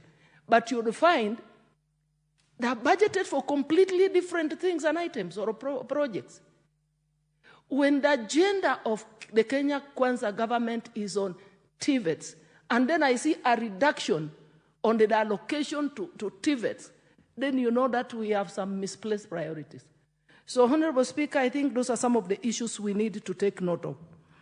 Secondly, we also need to, and I want to encourage the county governments.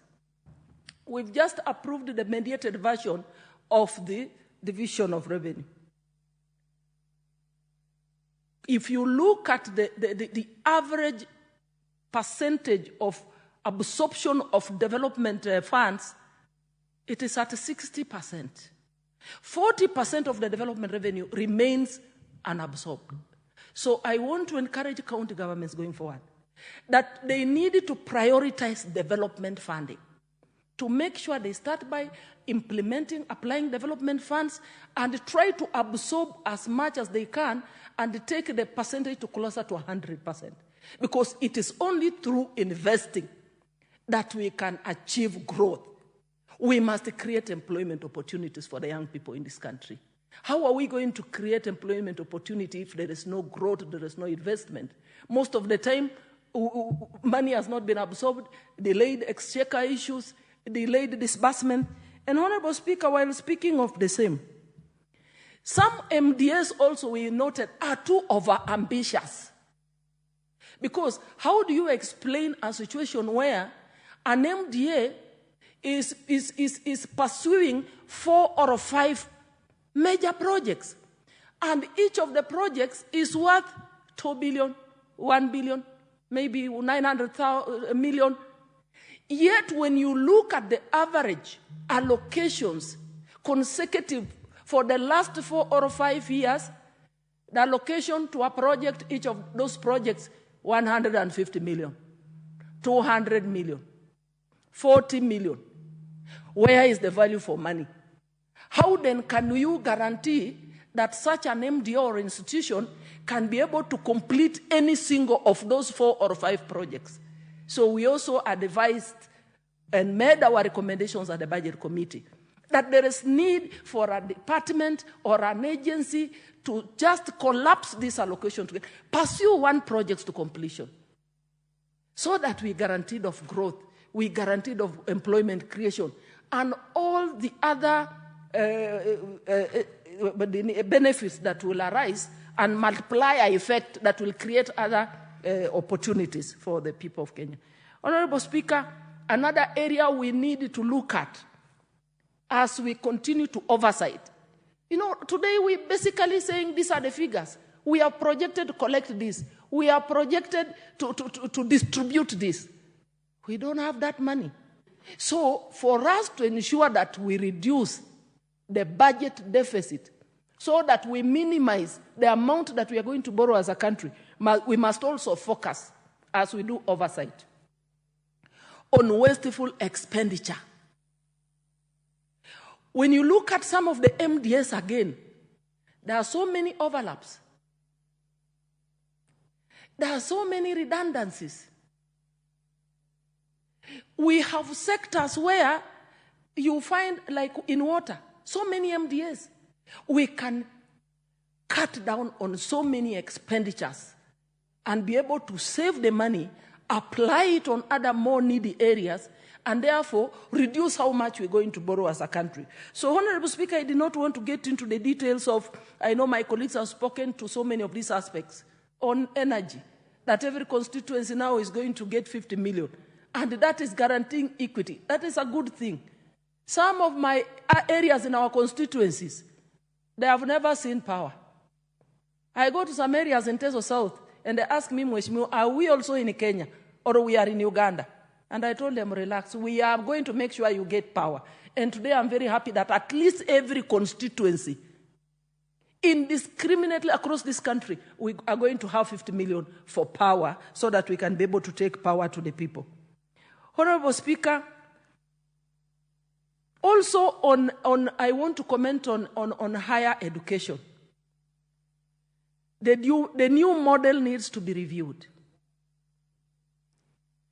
Because I speak to my constituents, the students in my constituency, they're coming to me for bursary. They have to relook at how this money is being awarded and how, again speaking of equity, how well is it being distributed to ensure that all these students from all regions in this country are getting this money. But I want to report that we have made provisions. Monies have been allocated towards higher education, tuition for university students, but that model needs to be reviewed so that this money gets to the needy, gets to all of them across the country. Honorable Speaker, I also want to just add that in all other sectors, and the members have spoken to those issues, be it agriculture, be it energy, be it information, be it water, there are allocations, be it roads, money has been allocated. So I want to request the ministries, the respective ministries, to make sure that that money is distributed. My road from Malaba to Busia is repaired. Just like a road in Mombasa, a road in Nairobi has got to be repaired. Because this El Nino has affected everywhere, all parts in this country. Honorable Speaker, with those few remarks, I support. Thank you.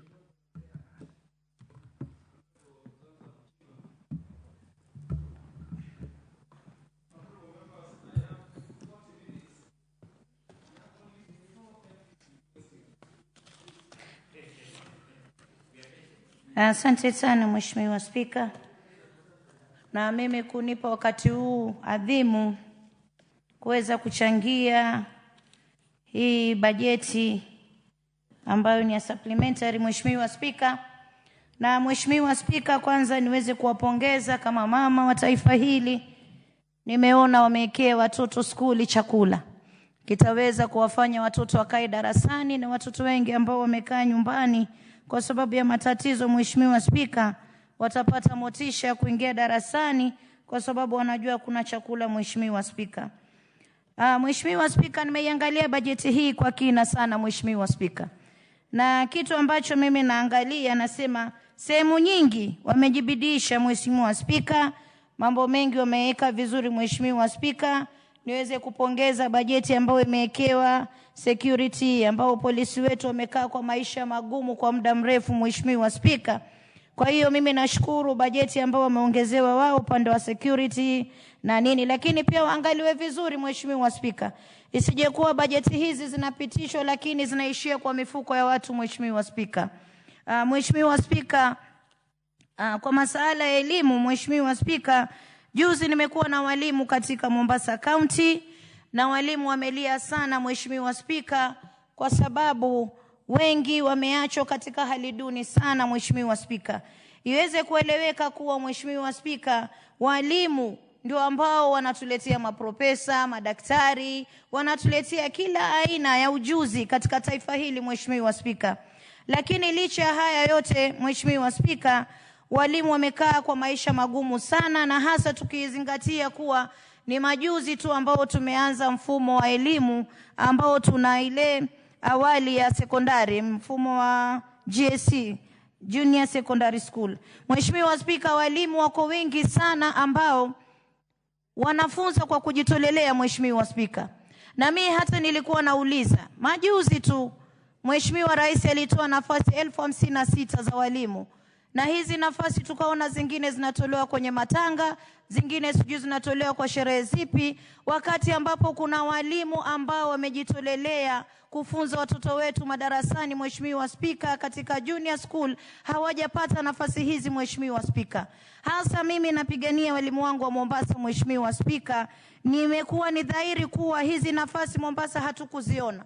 Na mimi nitaweza kumwambia Rais, kweli pengine wajibidisha kufanya kazi nzuri, lakini angalia nafasi hizi ukizitoa zinagawanyika vipi ili kila taifa iweze kuona matunda ya mambo ambayo Rais anayafanya Mheshimiwa Spika. Mheshimiwa Spika, nimeangalia bajeti hii nikaona ofisi ya Deputy President inaongezwa pesa nyingi sana, milioni 400 mambo ya kupigana na mihadarati. Mheshimiwa Spika, kama mtu ambaye nakaa mama Mombasa County, mihadarati imejaa sana ndani ya Mombasa Mheshimiwa Spika. Na hata tumeona majuzi naibu wa Rais amekuja akazungumza tu juu. Sasa sisi tulikuwa tunauliza, ikiwa bajeti iko kama hii imeongezewa milioni 400 Mheshimiwa Spika, hawa wanaopitisha mihadarati, hawa wanaotoa paka mataifa ya nje Mheshimiwa Spika, kwa nini hawa watu hawashikwi? Leo hata tumeona tunapigana na yale matawi mengine yamekuja huko Mgoka, lakini wanatuuliza sisi kwa nini kuna haya mihadarati. Mimi nataka niulize, ikiwa bajeti iko milioni 400 imeongezewa kwa ofisi ya Rais, na kuna bajeti pia kwa waziri wa ndani wa usalama ambayo pia ni ya kuwezesha kupigana na mambo haya. Mheshimiwa Spika, hizi pesa zote zinakwenda wapi? Na mihadarati inazidi kuuzwa ndani ya Mombasa County. Watoto wetu wanabadilishwa kuwa mazezeta. Mheshimiwa Spika, watoto wetu hawaoi, watoto wetu hawana wake, watoto wetu wanaambua usiku mpaka asubuhi. Mheshimiwa Spika, wanaongeza na vileo, na wakati bajeti inapitisha pesa nyingi hivi. Mheshimiwa Spika, Mheshimiwa Spika, naangalia bajeti hii, naona hata kwa vijana youth empowerment haijagusiwa hapa, haijapewa chochote. Hawa ni vijana ambao sisi tuarudi kwao tukiwaambia tupatieni kura. Mheshimiwa Spika, lakini naangalia katika ofisi ya Deputy President inaongezewa mabilioni ya pesa, sijui pesa zingine za starehe, zingine za mandazi, zingine za nini. Lakini hata hapa nimeona mheshimiwa akisema kuwa Kisumu mmeongezewa pesa ya, ama Nyanza mmeongezewa katika blue economy, tumeongezewa pesa ya samaki. Angalia idadi ya ile pesa Mheshimiwa Spika, linganisha na pesa ambazo zimewekwa kwenye starehe. Mheshimiwa Spika, haingii akilini sehemu ya kukuza uchumi inapewa pesa kidogo, sehemu za starehe zinapewa bajeti kubwa. Mheshimiwa Spika, hii ni hujuma, hii ni hujuma. Na ukiangalia yule ambaye anakusanya ushuru ameongezewa bilioni 10. Mheshimiwa Spika, hizi bilioni 10 ameongezewa akakusanya wapi ushuru, ikiwa mazao, sehemu za mazao yanadidimizwa kwenye bajeti? Mheshimiwa Spika, ikiwa tunaweza kuweka bajeti nzuri kwenye madini, mining inatoa pesa pale, pana pesa nyingi ambayo itainua uchumi wa Kenya, lakini imepunguziwa bajeti yake. Mheshimiwa Spika, na mining iko wapi? Iko mkoa wa Pwani. Kwa hiyo mimi Mheshimiwa Spika, naangalia vitu hivi najiuliza maswali mengi sana.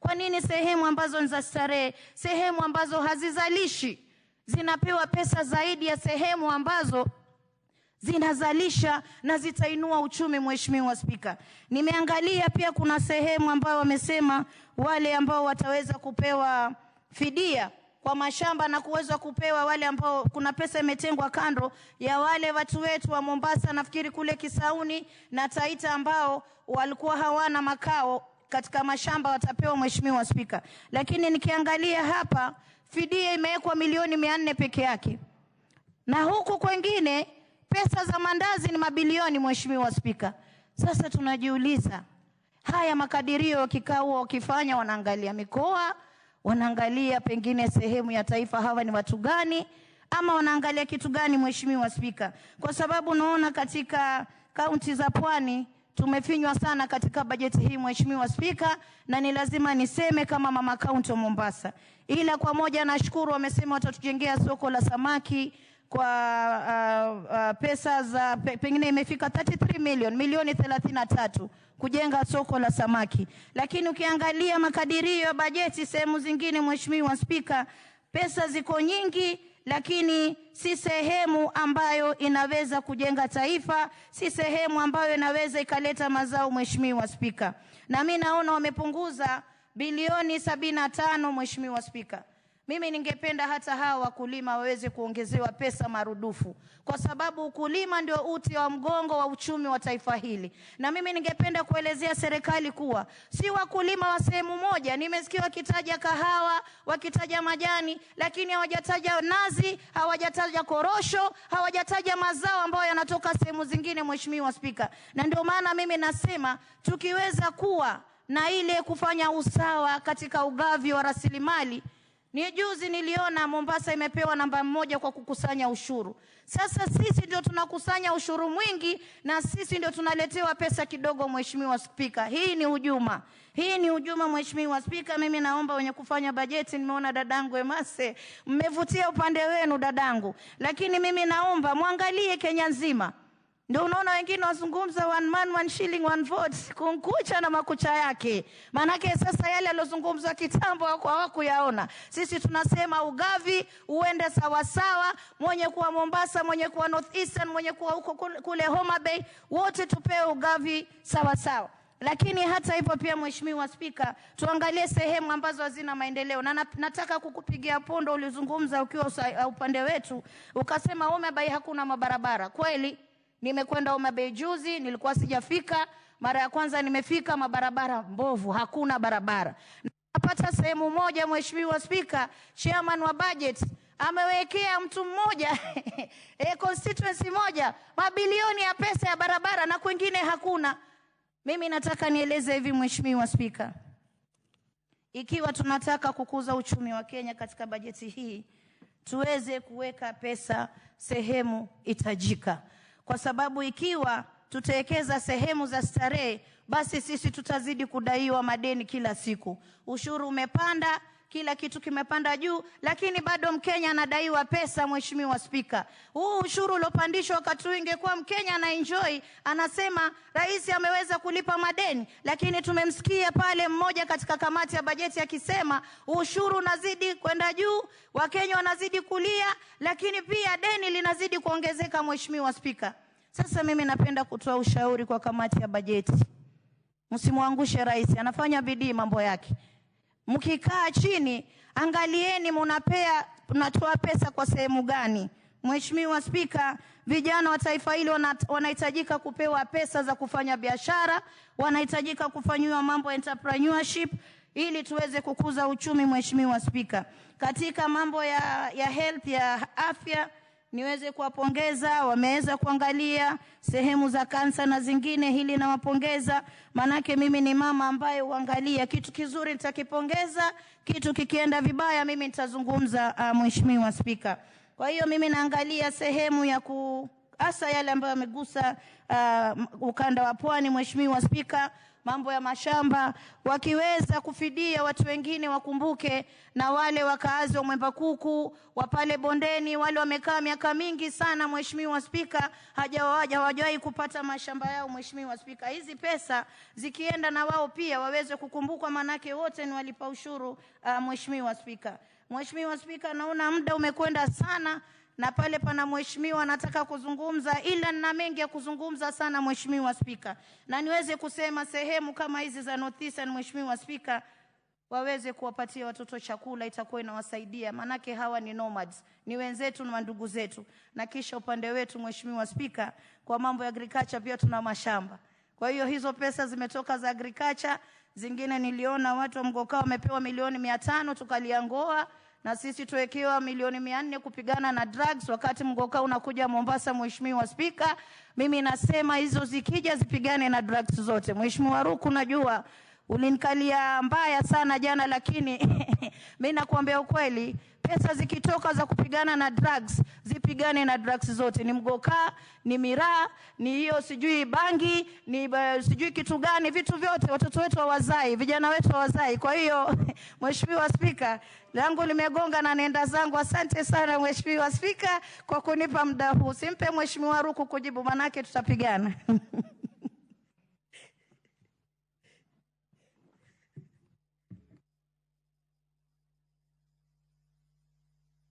Kiswahili, as he explained national issues. Would we have the Honorable Member of Parliament for Igembe North, the Honorable Julius Taitumu? And I'll give you some more time beyond the 10 minutes if you want to speak. Proceed. Thank you. He will be followed by Honorable Ruku, then Honorable Alpha Miruka. Don't be constrained. Because you've waited up to now, take all your time. Okay, thank you, Mr. Speaker, for the opportunity to make my submissions on this budget policy direction. Mr. Speaker, I want to say that the budget proposals has a lot of positive attributes, and I want to support it only by thanking the entire committee of budget and appropriation for the work well done. Mr. Speaker, I want to in particularly single out the energy sector, whereby every constituency was allocated 50 million to start with. However, I have reservations about the distribution, Mr. Speaker, because the distribution of the allocation should be guided by the connectivity levels or connectivity index of those sub-counties. Mr. Speaker, on the education sector, I want to say that the Budget and Appropriation Committee did very well to appropriate money to employ the JSS teachers. Mr. Speaker, all the members of Parliament have been mishandled by these JSS teachers for not giving them money to get employed. However, we want to say that this 5 billion that was given should give priority to the teachers who completed colleges early enough in order of the year of graduation, so that we can do justice to these teachers in this country. The same department was actually given money for the feeding program. I want to say that this is in good direction because it was perturbing to see during the budget policy statement that money was withdrawn. It was in good taste, it was in bad taste, but I want to thank the committee for putting it back so that the children from those marginal areas can be given food. However, Mr. Speaker, the areas that should benefit should be mapped, because today we have many areas that require feeding program, if not all the sub-counties or constituencies in this country. In the same education sector, the TSC must make it clear during the employment or recruitment of interns that there is a policy direction so that the teachers can be aware for how long they will serve as intern. Is it 6 months? Is it 1 year? And not an employment that will cause this country repose and will encourage teachers to demonstrate in order to be employed.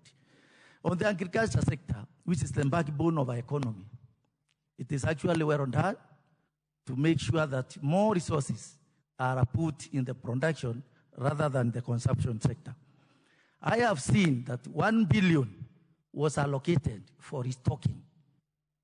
I want to put it clear that the Igembe North, the constituency that I come from, is actually sandwiched or partially engulfed by a marginal belt.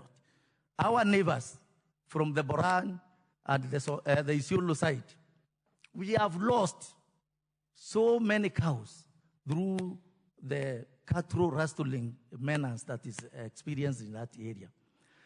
The people who should be given an opportunity to restock their animals first is the people who have lost, or constituencies that have lost their animals through cattle rustling.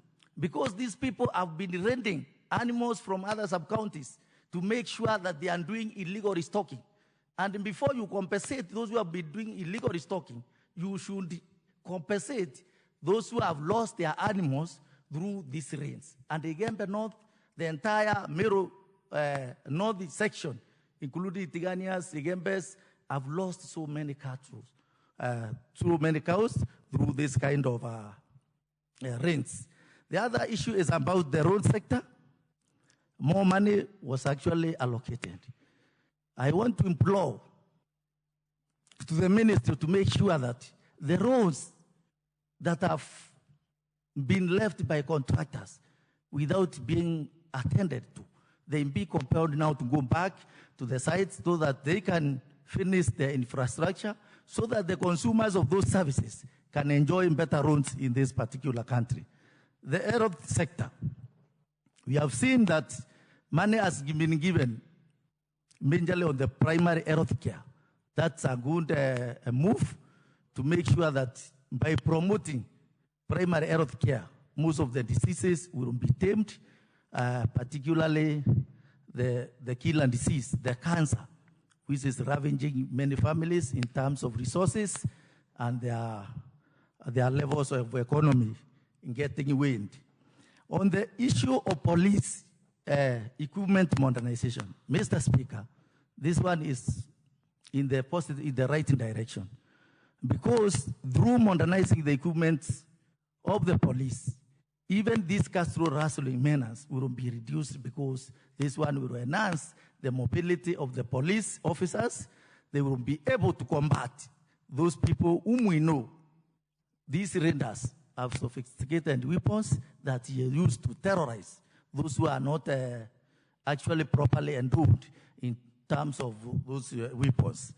On the side of education still, more money has been given to the quality assurance and standards officers to make sure that they oversee this NACET system, the CBC, which is actually having a lot of challenges, to make sure that they move to various schools, monitoring what is happening there, to make sure that this system is actually streamlined. With those few remarks, Mr. Speaker, I want to support this budget policy direction. Thank you.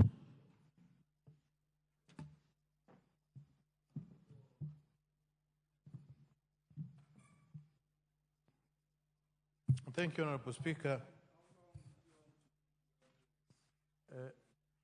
Less than 10 minutes, Honorable Speaker. Yes, I'll be.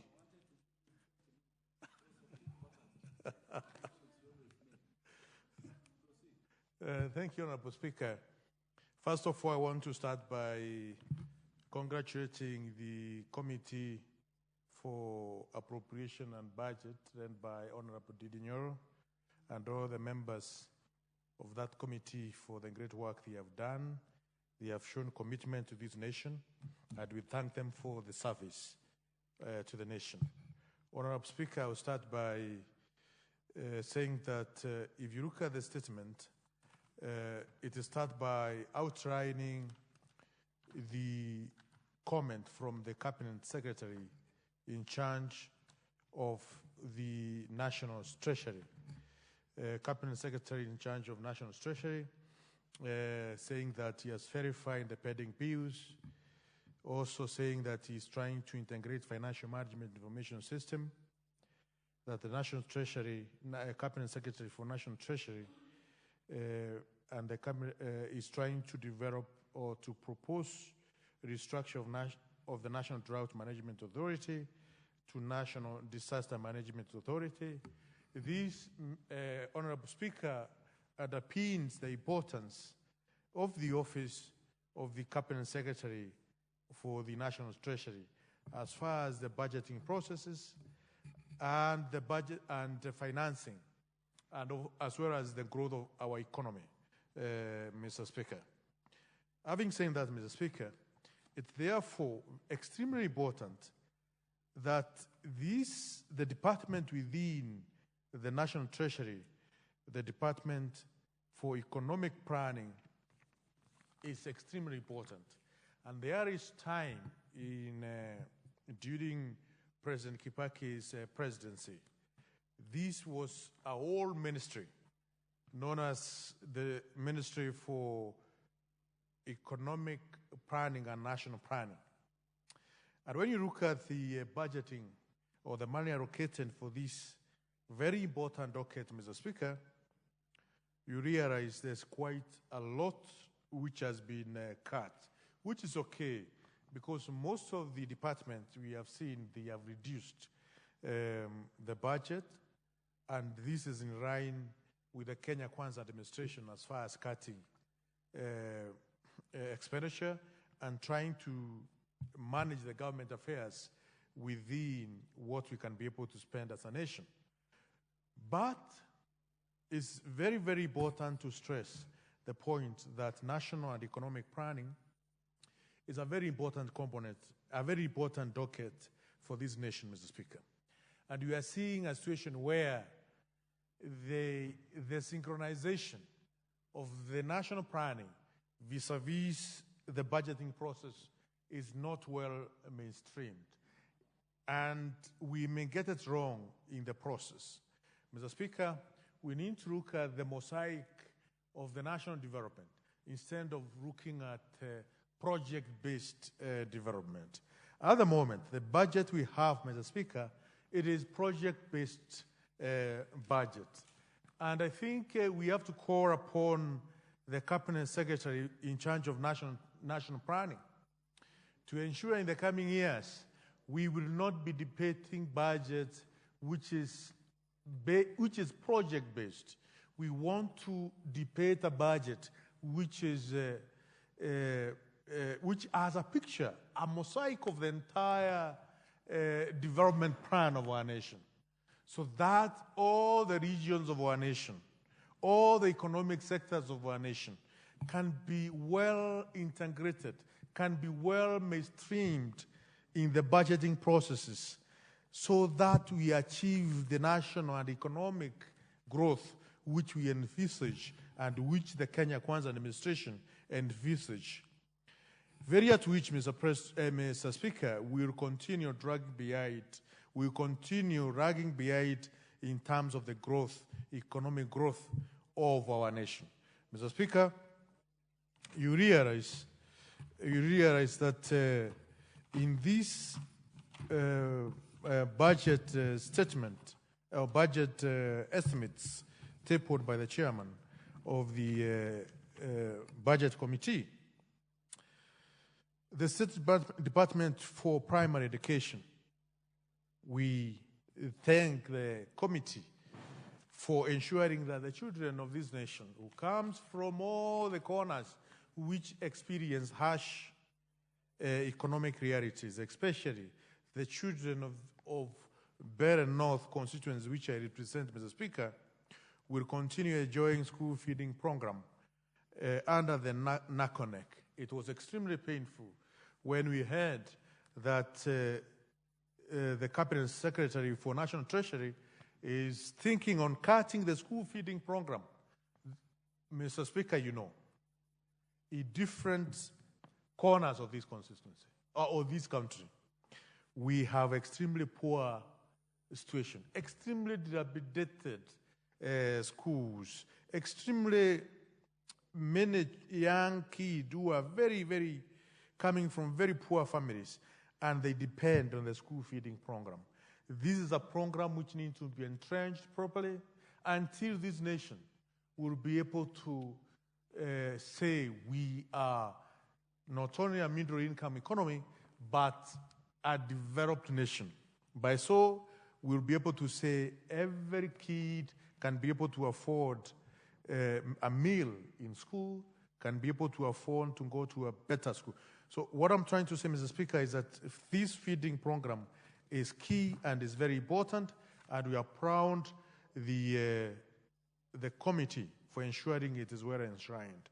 Mr. Speaker, I note with concern when it comes to the secondary education department, we have seen reduction of the budget. In ICT, we have seen reduction of the budget in infrastructure development.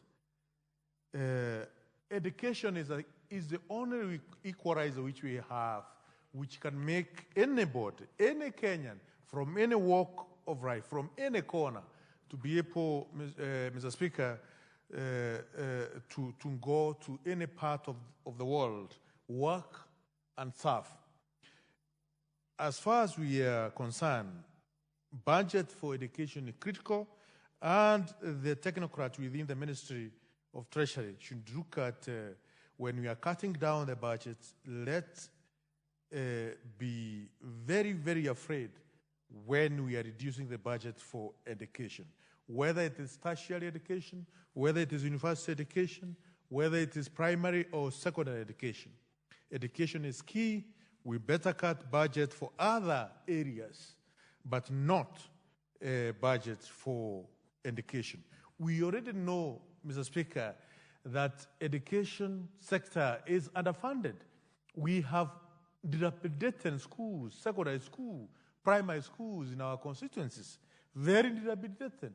And our CDF money is not enough to ensure all the kids are able to sit and run in a conducive environment. So when we see such kind of reduction of budgets within the Ministry of Education or State Department for different levels of education, it is a worrying trend, Mr. Speaker.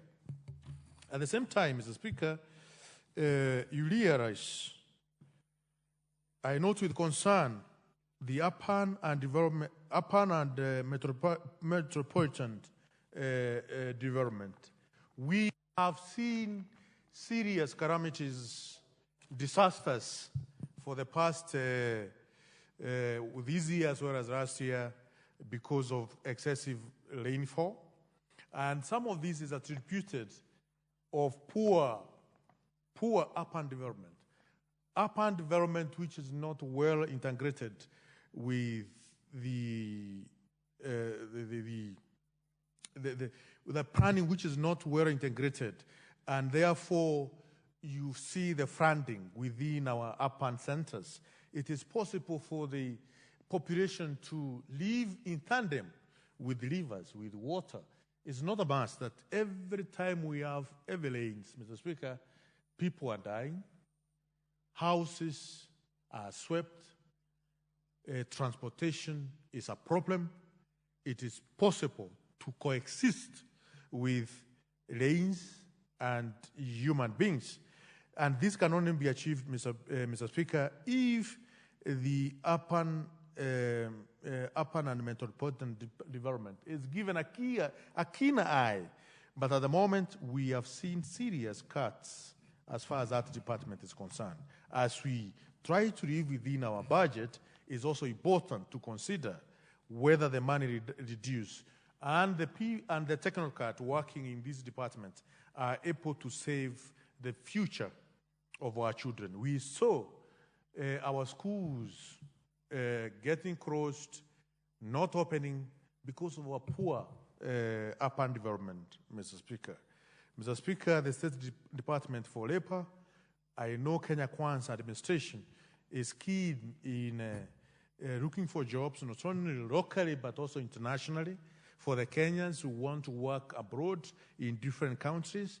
But I can see there's serious underfunding as far as the State Department for Labor is concerned. Mr. Speaker, the integrated regional development is key. It's something which needs to be well championed. And we have seen lately, because of lack of understanding as far as the integrated regional development is concerned, at the moment we have a serious lift between the coastal counties and the county of Embu, county of Kirinyaga, which grows Muguka as well, county of Makueni, which grows Muguka in some part of Makueni. It is important to make it clear that, Mr. Speaker, integrated regional development cannot be achieved if there is inter-county trade wars. Inter-county trade wars must be discouraged by all means, and therefore it is good to note that this department within the State Department for ASAL and regional and northern corridor development need to be well activated, well re-energized, so that the counties can understand the inter-county conflict will not lead this country in the right direction. And the issues of county governance waking up and banning one crop arbitrarily without any justification as far as the laws of this land are concerned is something to be condemned, is something not to be encouraged at all. Mr. Speaker, lastly, it is important for the National Treasury, for the technocrats within the National Treasury to know they have a serious obligation. Yes, this House has a cardinal responsibility of appropriating monies across different state departments or different agencies for the running of the government. But also, let's see the National Treasury technocrats burning the middle oil in coming up with appropriate fiscal policy, monetary policies, planning, economic planning ideas which can ensure the stability, the economic stability of our nation and prosperity of our nation. Mr. Speaker, with those remarks, I again congratulate the Committee of National of Budget, Budget and the Committee Budget and Appropriation Committee. I want to thank them for the work which they are doing, but as they do this work, they have to keep on stressing to the National Treasury again and again, they have a lot of work which they have to do. We need to see serious work for the sake of our nation. Thank you, Mr. Speaker. I support. Oh, Alpha Miruka, are you ready or we go for the Honorable Murigi first? You're ready to proceed? Honorable Speaker, I've waited patiently. And I your want contribution. Before Murigi speaks, let me give my input on this very interesting motion for the budget estimates 2024-2025. For the first time in this 13th Parliament, I want to see a change in budget making. Because when you see the last 2 financial years, this budget has been skewed to specific points and specific areas without considering other areas. Remember, we are the people making this budget, interrogating them from departmental heads up to this floor. But you find there is a budget cycle that will end up whereby a member will not get even one project, and is the one who passes this project in this floor of the House. But for this one, I want to point out 3 key areas to me that I've seen a progressive budget making in this committee of the Departmental Committee of Budget that has made me say good work for them for this financial year. Number 1, in power, electricity.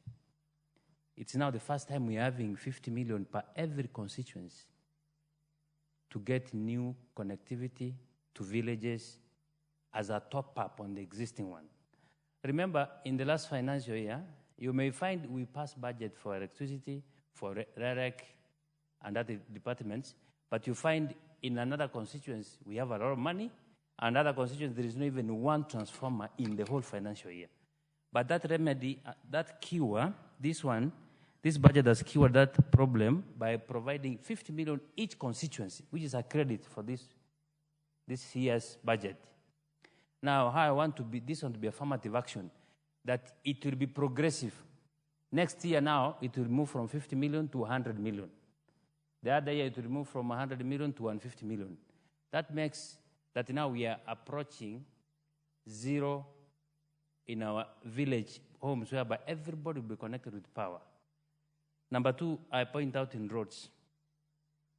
I heard you speak when you, in the floor of the House, when you contributed, you said that in the last financial year, there is no allocation in Homa Bay roads, which of course I beg to differ. Among the agencies that have affirmative action, that every constituency, every town, we have something in every financial year, is Kera and Kura. Kera, every constituency will receive our 22% and 10% yearly. How I wish now, in a progressive way, because you see, every day, we are now, the next thing we are going to do is to pass the finance bill. The other finance bill was increasing the base of tax correction. We are going to approve another one, increasing the base of tax correction from other areas. Everybody now is going to be affected in terms of taxation. Let these services now spread over in every village. That now the pain of Mwananchi, when he will see the development in his village, in terms of education, in terms of connectivity, in terms of road network, he will not remember that he's being taxed.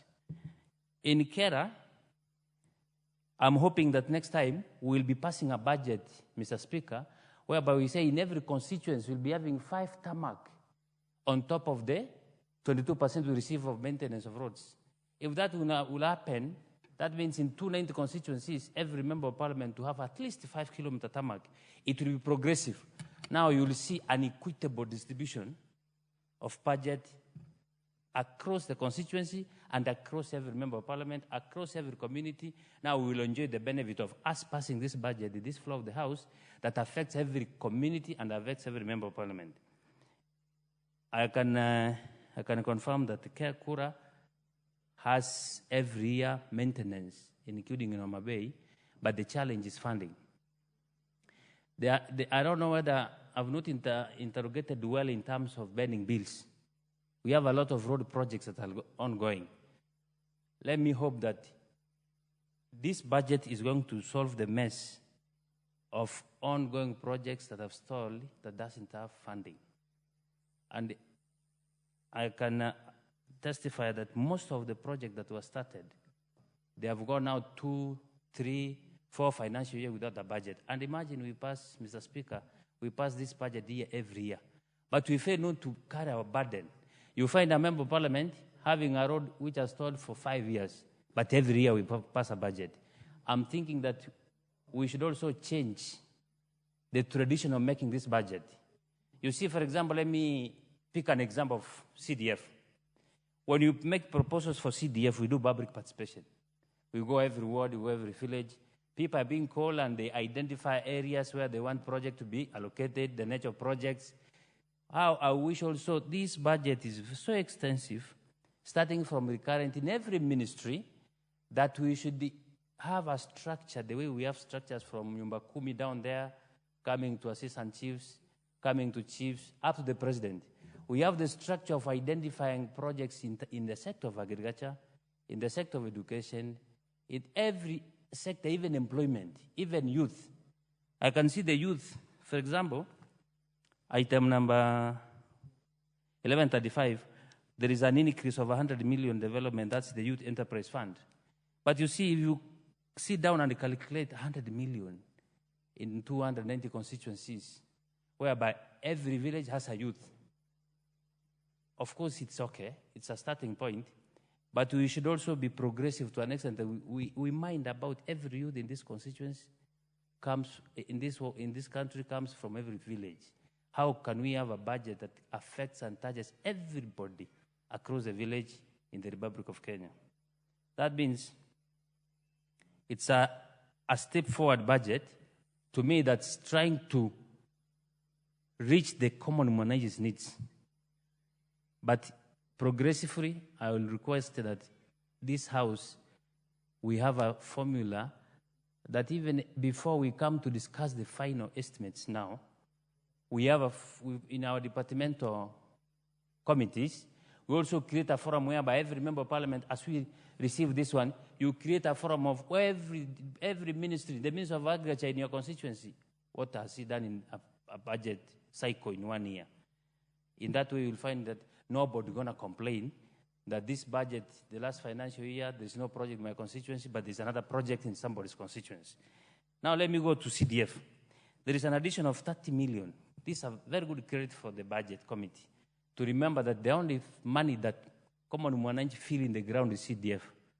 We keep on saying devolution is working, Mr. Speaker, but I want to confirm that, to be honest, if you go to the village, what the people feel is CDF in terms of bursary. What the people feel in terms of development is CDF in terms of education, classroom construction, and other areas. But we keep on funding counties a lot of money. Counties have more ministries. They have Minister of Agriculture, they have Minister of Health. But you go to a health center in your village, you find it the same way it was 10 years back. But every year, you find that ministry. You pass the budget, but there is no money. I don't know how I wish that the problem of budget is budget implementation. We enhance the way we implement our budgets in every aspect, in every quarter, in every department across the country. That will make sure that even if we increase tax the way we want, we tax our people the way left, right, center, but these services, they feel it, nobody will going to complain. Coming to health, let me tell you, Mr. Speaker, that we have two things that touches everybody in Kenya. Number one is education. Number two is health. But I want to echo the budget by making sure that the feeding program is on course and is not removed. But how I wish that in actual implementation that this feeding program must be actualized. Whereby we may find our schools, we have passed the budget of a lot of money in terms of feeding program, but you find other schools are not getting the feeds. Again, if you see, there is a school in the Republic of Kenya in this era whereby we have CDF, we have the Minister of Education, that still kids are running under the tree. This budget has tried to cure the additional money in CDF, 30 million. It's very critical to enhance education mostly because CDF almost 60% goes to education in terms of bursaries and the infrastructure. Another area which we should consider in future is the bursary. We see we are passing bursary from national government, and also there is bursary in county government. To me, that's duplication of duties, Mr. Speaker. For example, the 30 million additional, it's one step ahead for CDF from now every member is going to get more than 180 million per financial year. 180 million, whereby you find in the county levels they get a lot of money. But now if you find a member of parliament who has calculated well, has analyzed the students well, every student is going to get some bit of CDF allocation from national government through the CDF bursary kit. You find in a county, the whole ward, he only gives 20 kids. Whereby in the constituency, you are able to give at least 90 to 100% applicants. I'm trying to express the main core reason that implementation of this budget we are passing in this floor of the House is the problem. How we should upgrade it, and we change our policies, we change our regulations to make sure that everything we are doing, everything we are passing here, it's going to be actualized at the end of the day. That means this time around, the budget committee has done wonderful work by trying to cure some problems that are historical, that keep on reoccurring. If you go back to, I want to agree the president is doing a lot of changes in terms of health. It's overhauling the entire health. But I'm trying to figure out that the new system that's going to be put in place, it's going to cure the problems we're having, whereby you go to a small dispensary or a level 4 or a level 5 hospital in your village.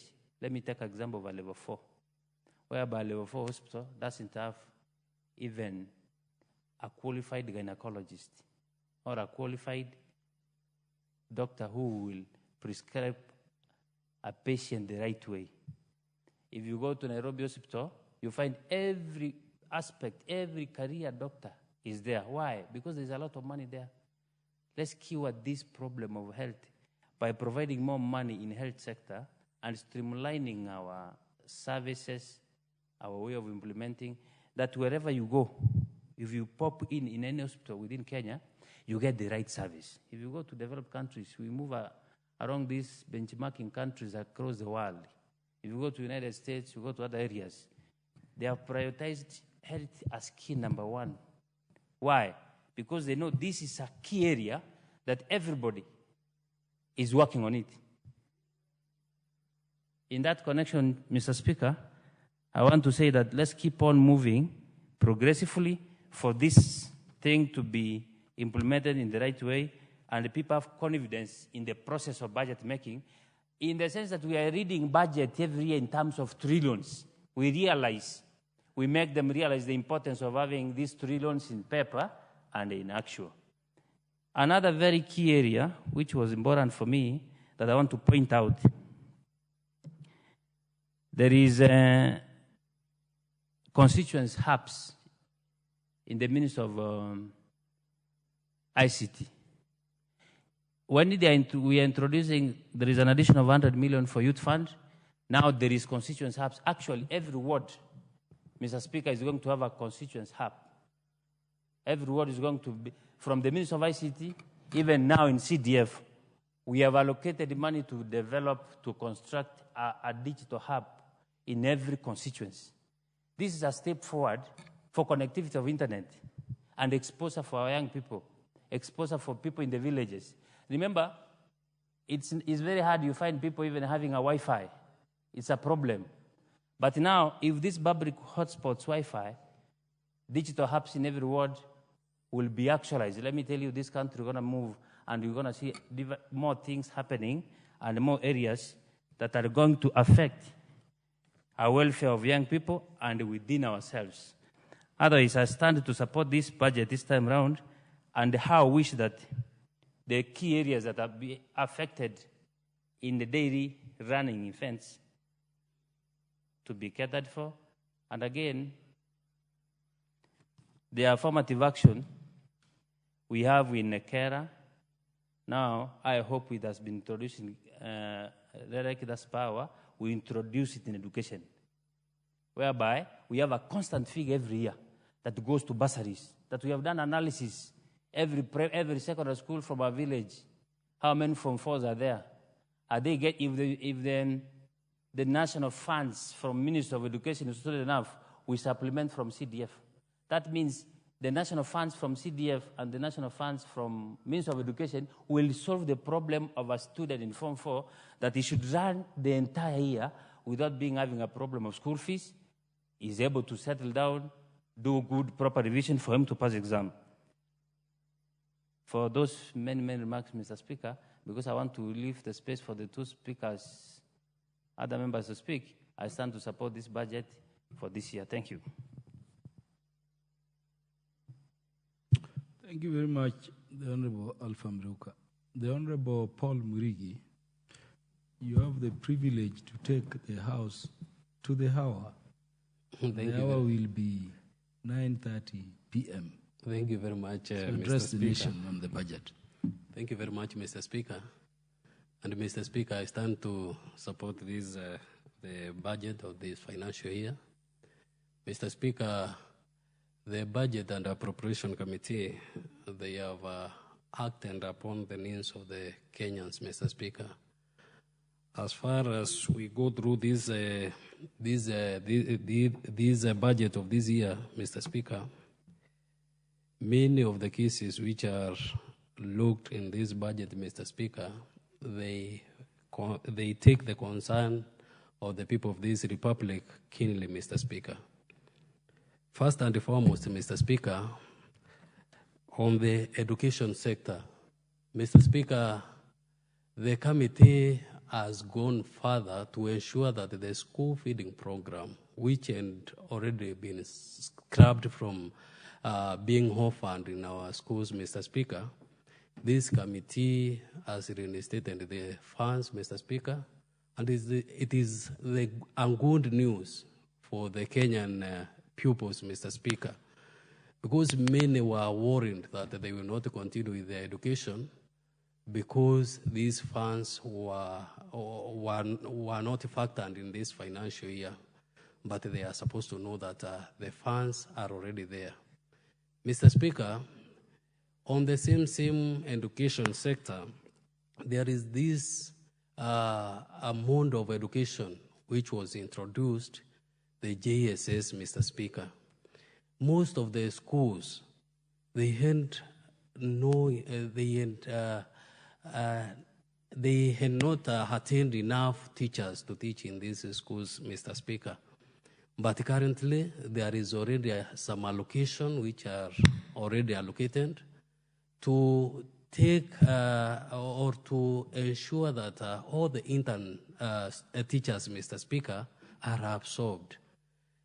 Taking cognizance that most of the intern teachers who are in our JSS schools, Mr. Speaker, they are doing commendable work, Mr. Speaker, to ensure that our learners, our pupils who graduated to grade 6 and above, Mr. Speaker, they get education.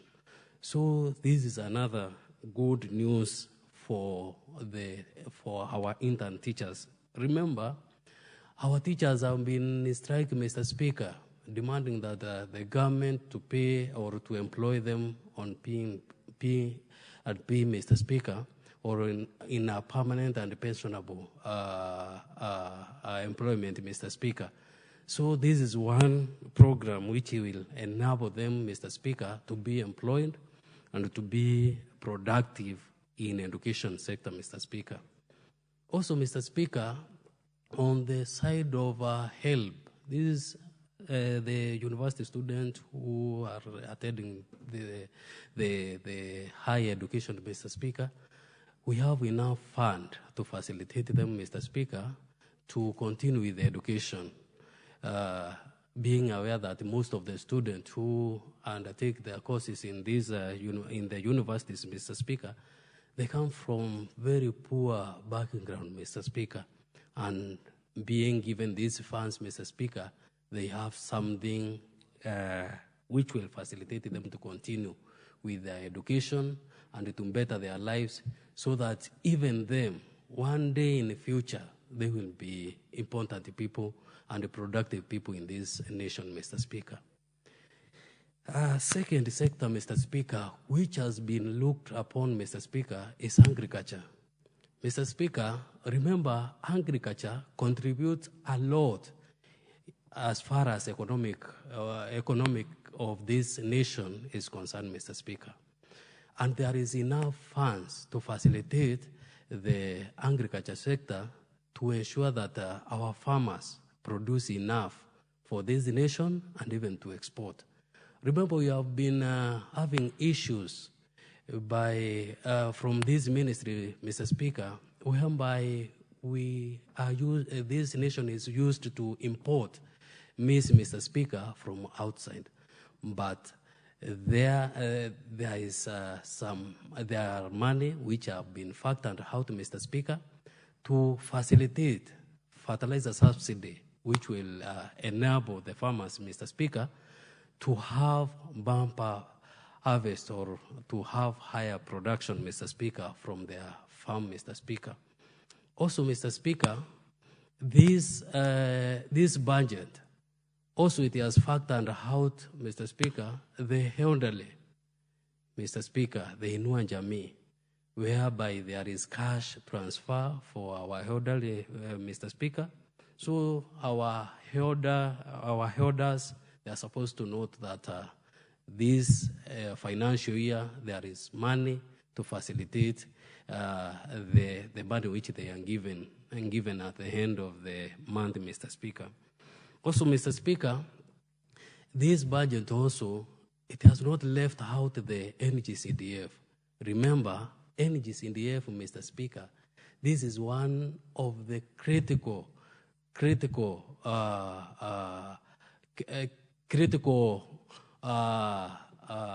development factor within this nation, Mr. Speaker. Most of the development which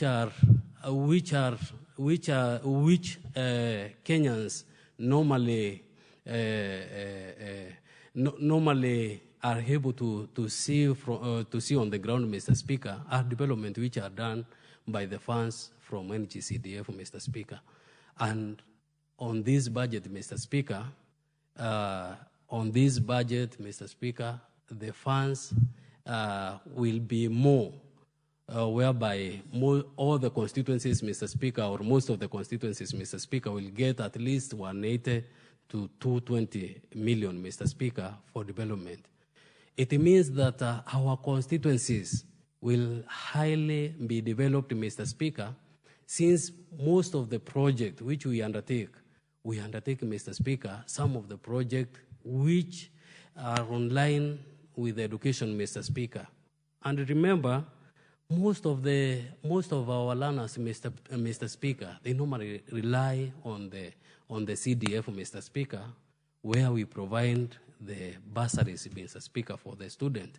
So meaning that even the amount which we were allocating this financial year or the ending financial year, Mr. Speaker, we will be able next financial year, Mr. Speaker, to give more than what we give this year, Mr. Speaker.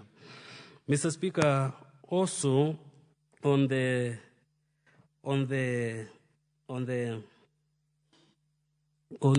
health sector, Mr. Speaker, this budget has factored health, Mr. Speaker, whereby there is provision of money, Mr. Speaker, which will enable the improvement of our health facilities across the country, Mr. Speaker.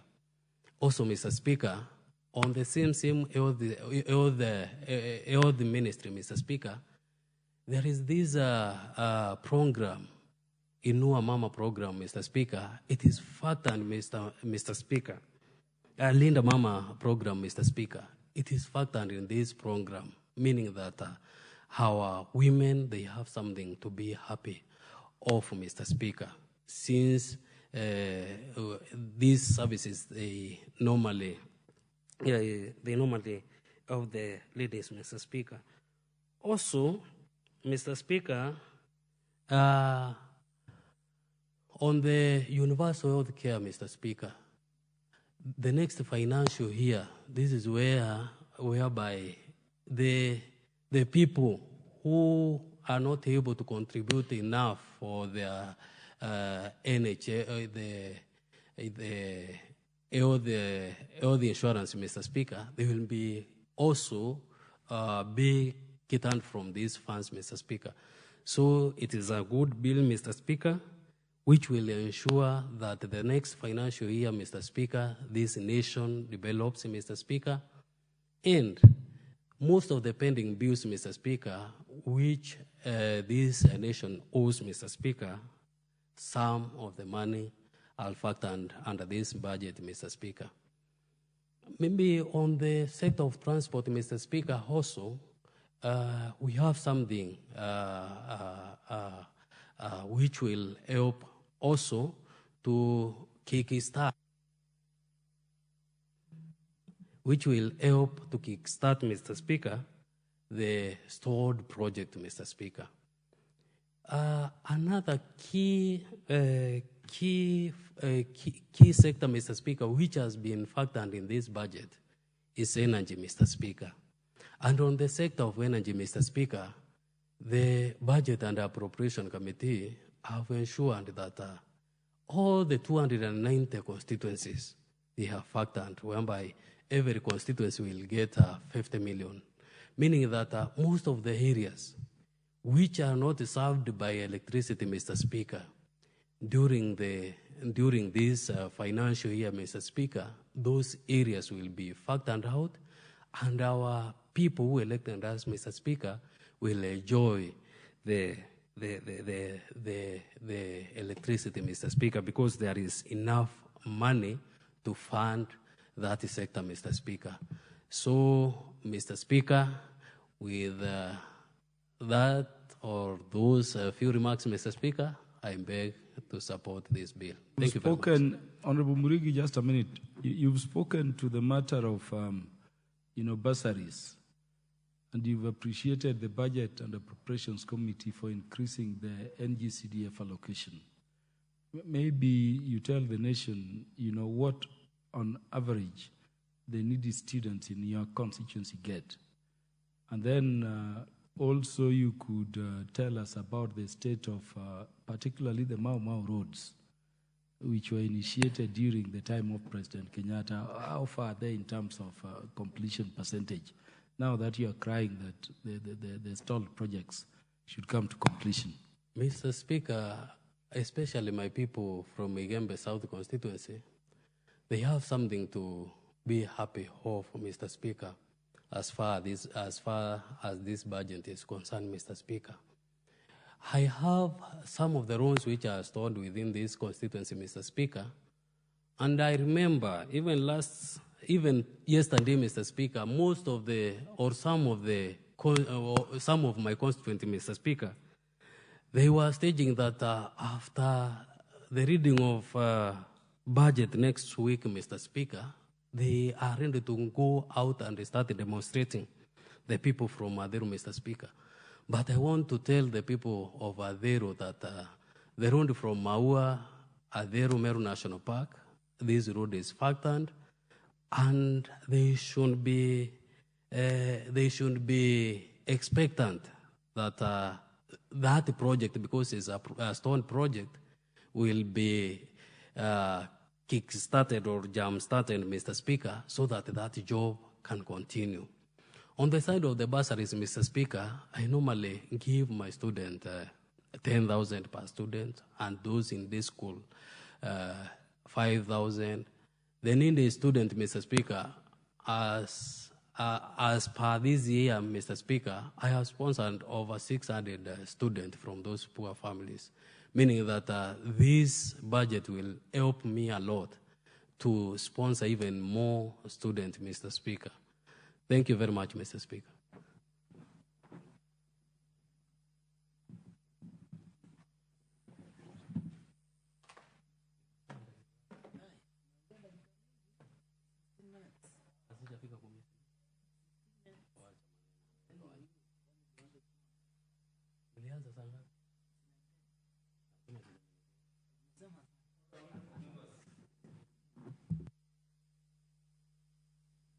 Other honorable members, I'm grateful for those members who have taken their time to contribute to the matter budget. It's a critical function of this parliament. Up to this late in the day, this particular business will be continued to tomorrow. Remember, the time being 9:26 p.m., this House stands adjourned until Thursday, the 6th day of June 2024, at 9:30 a.m.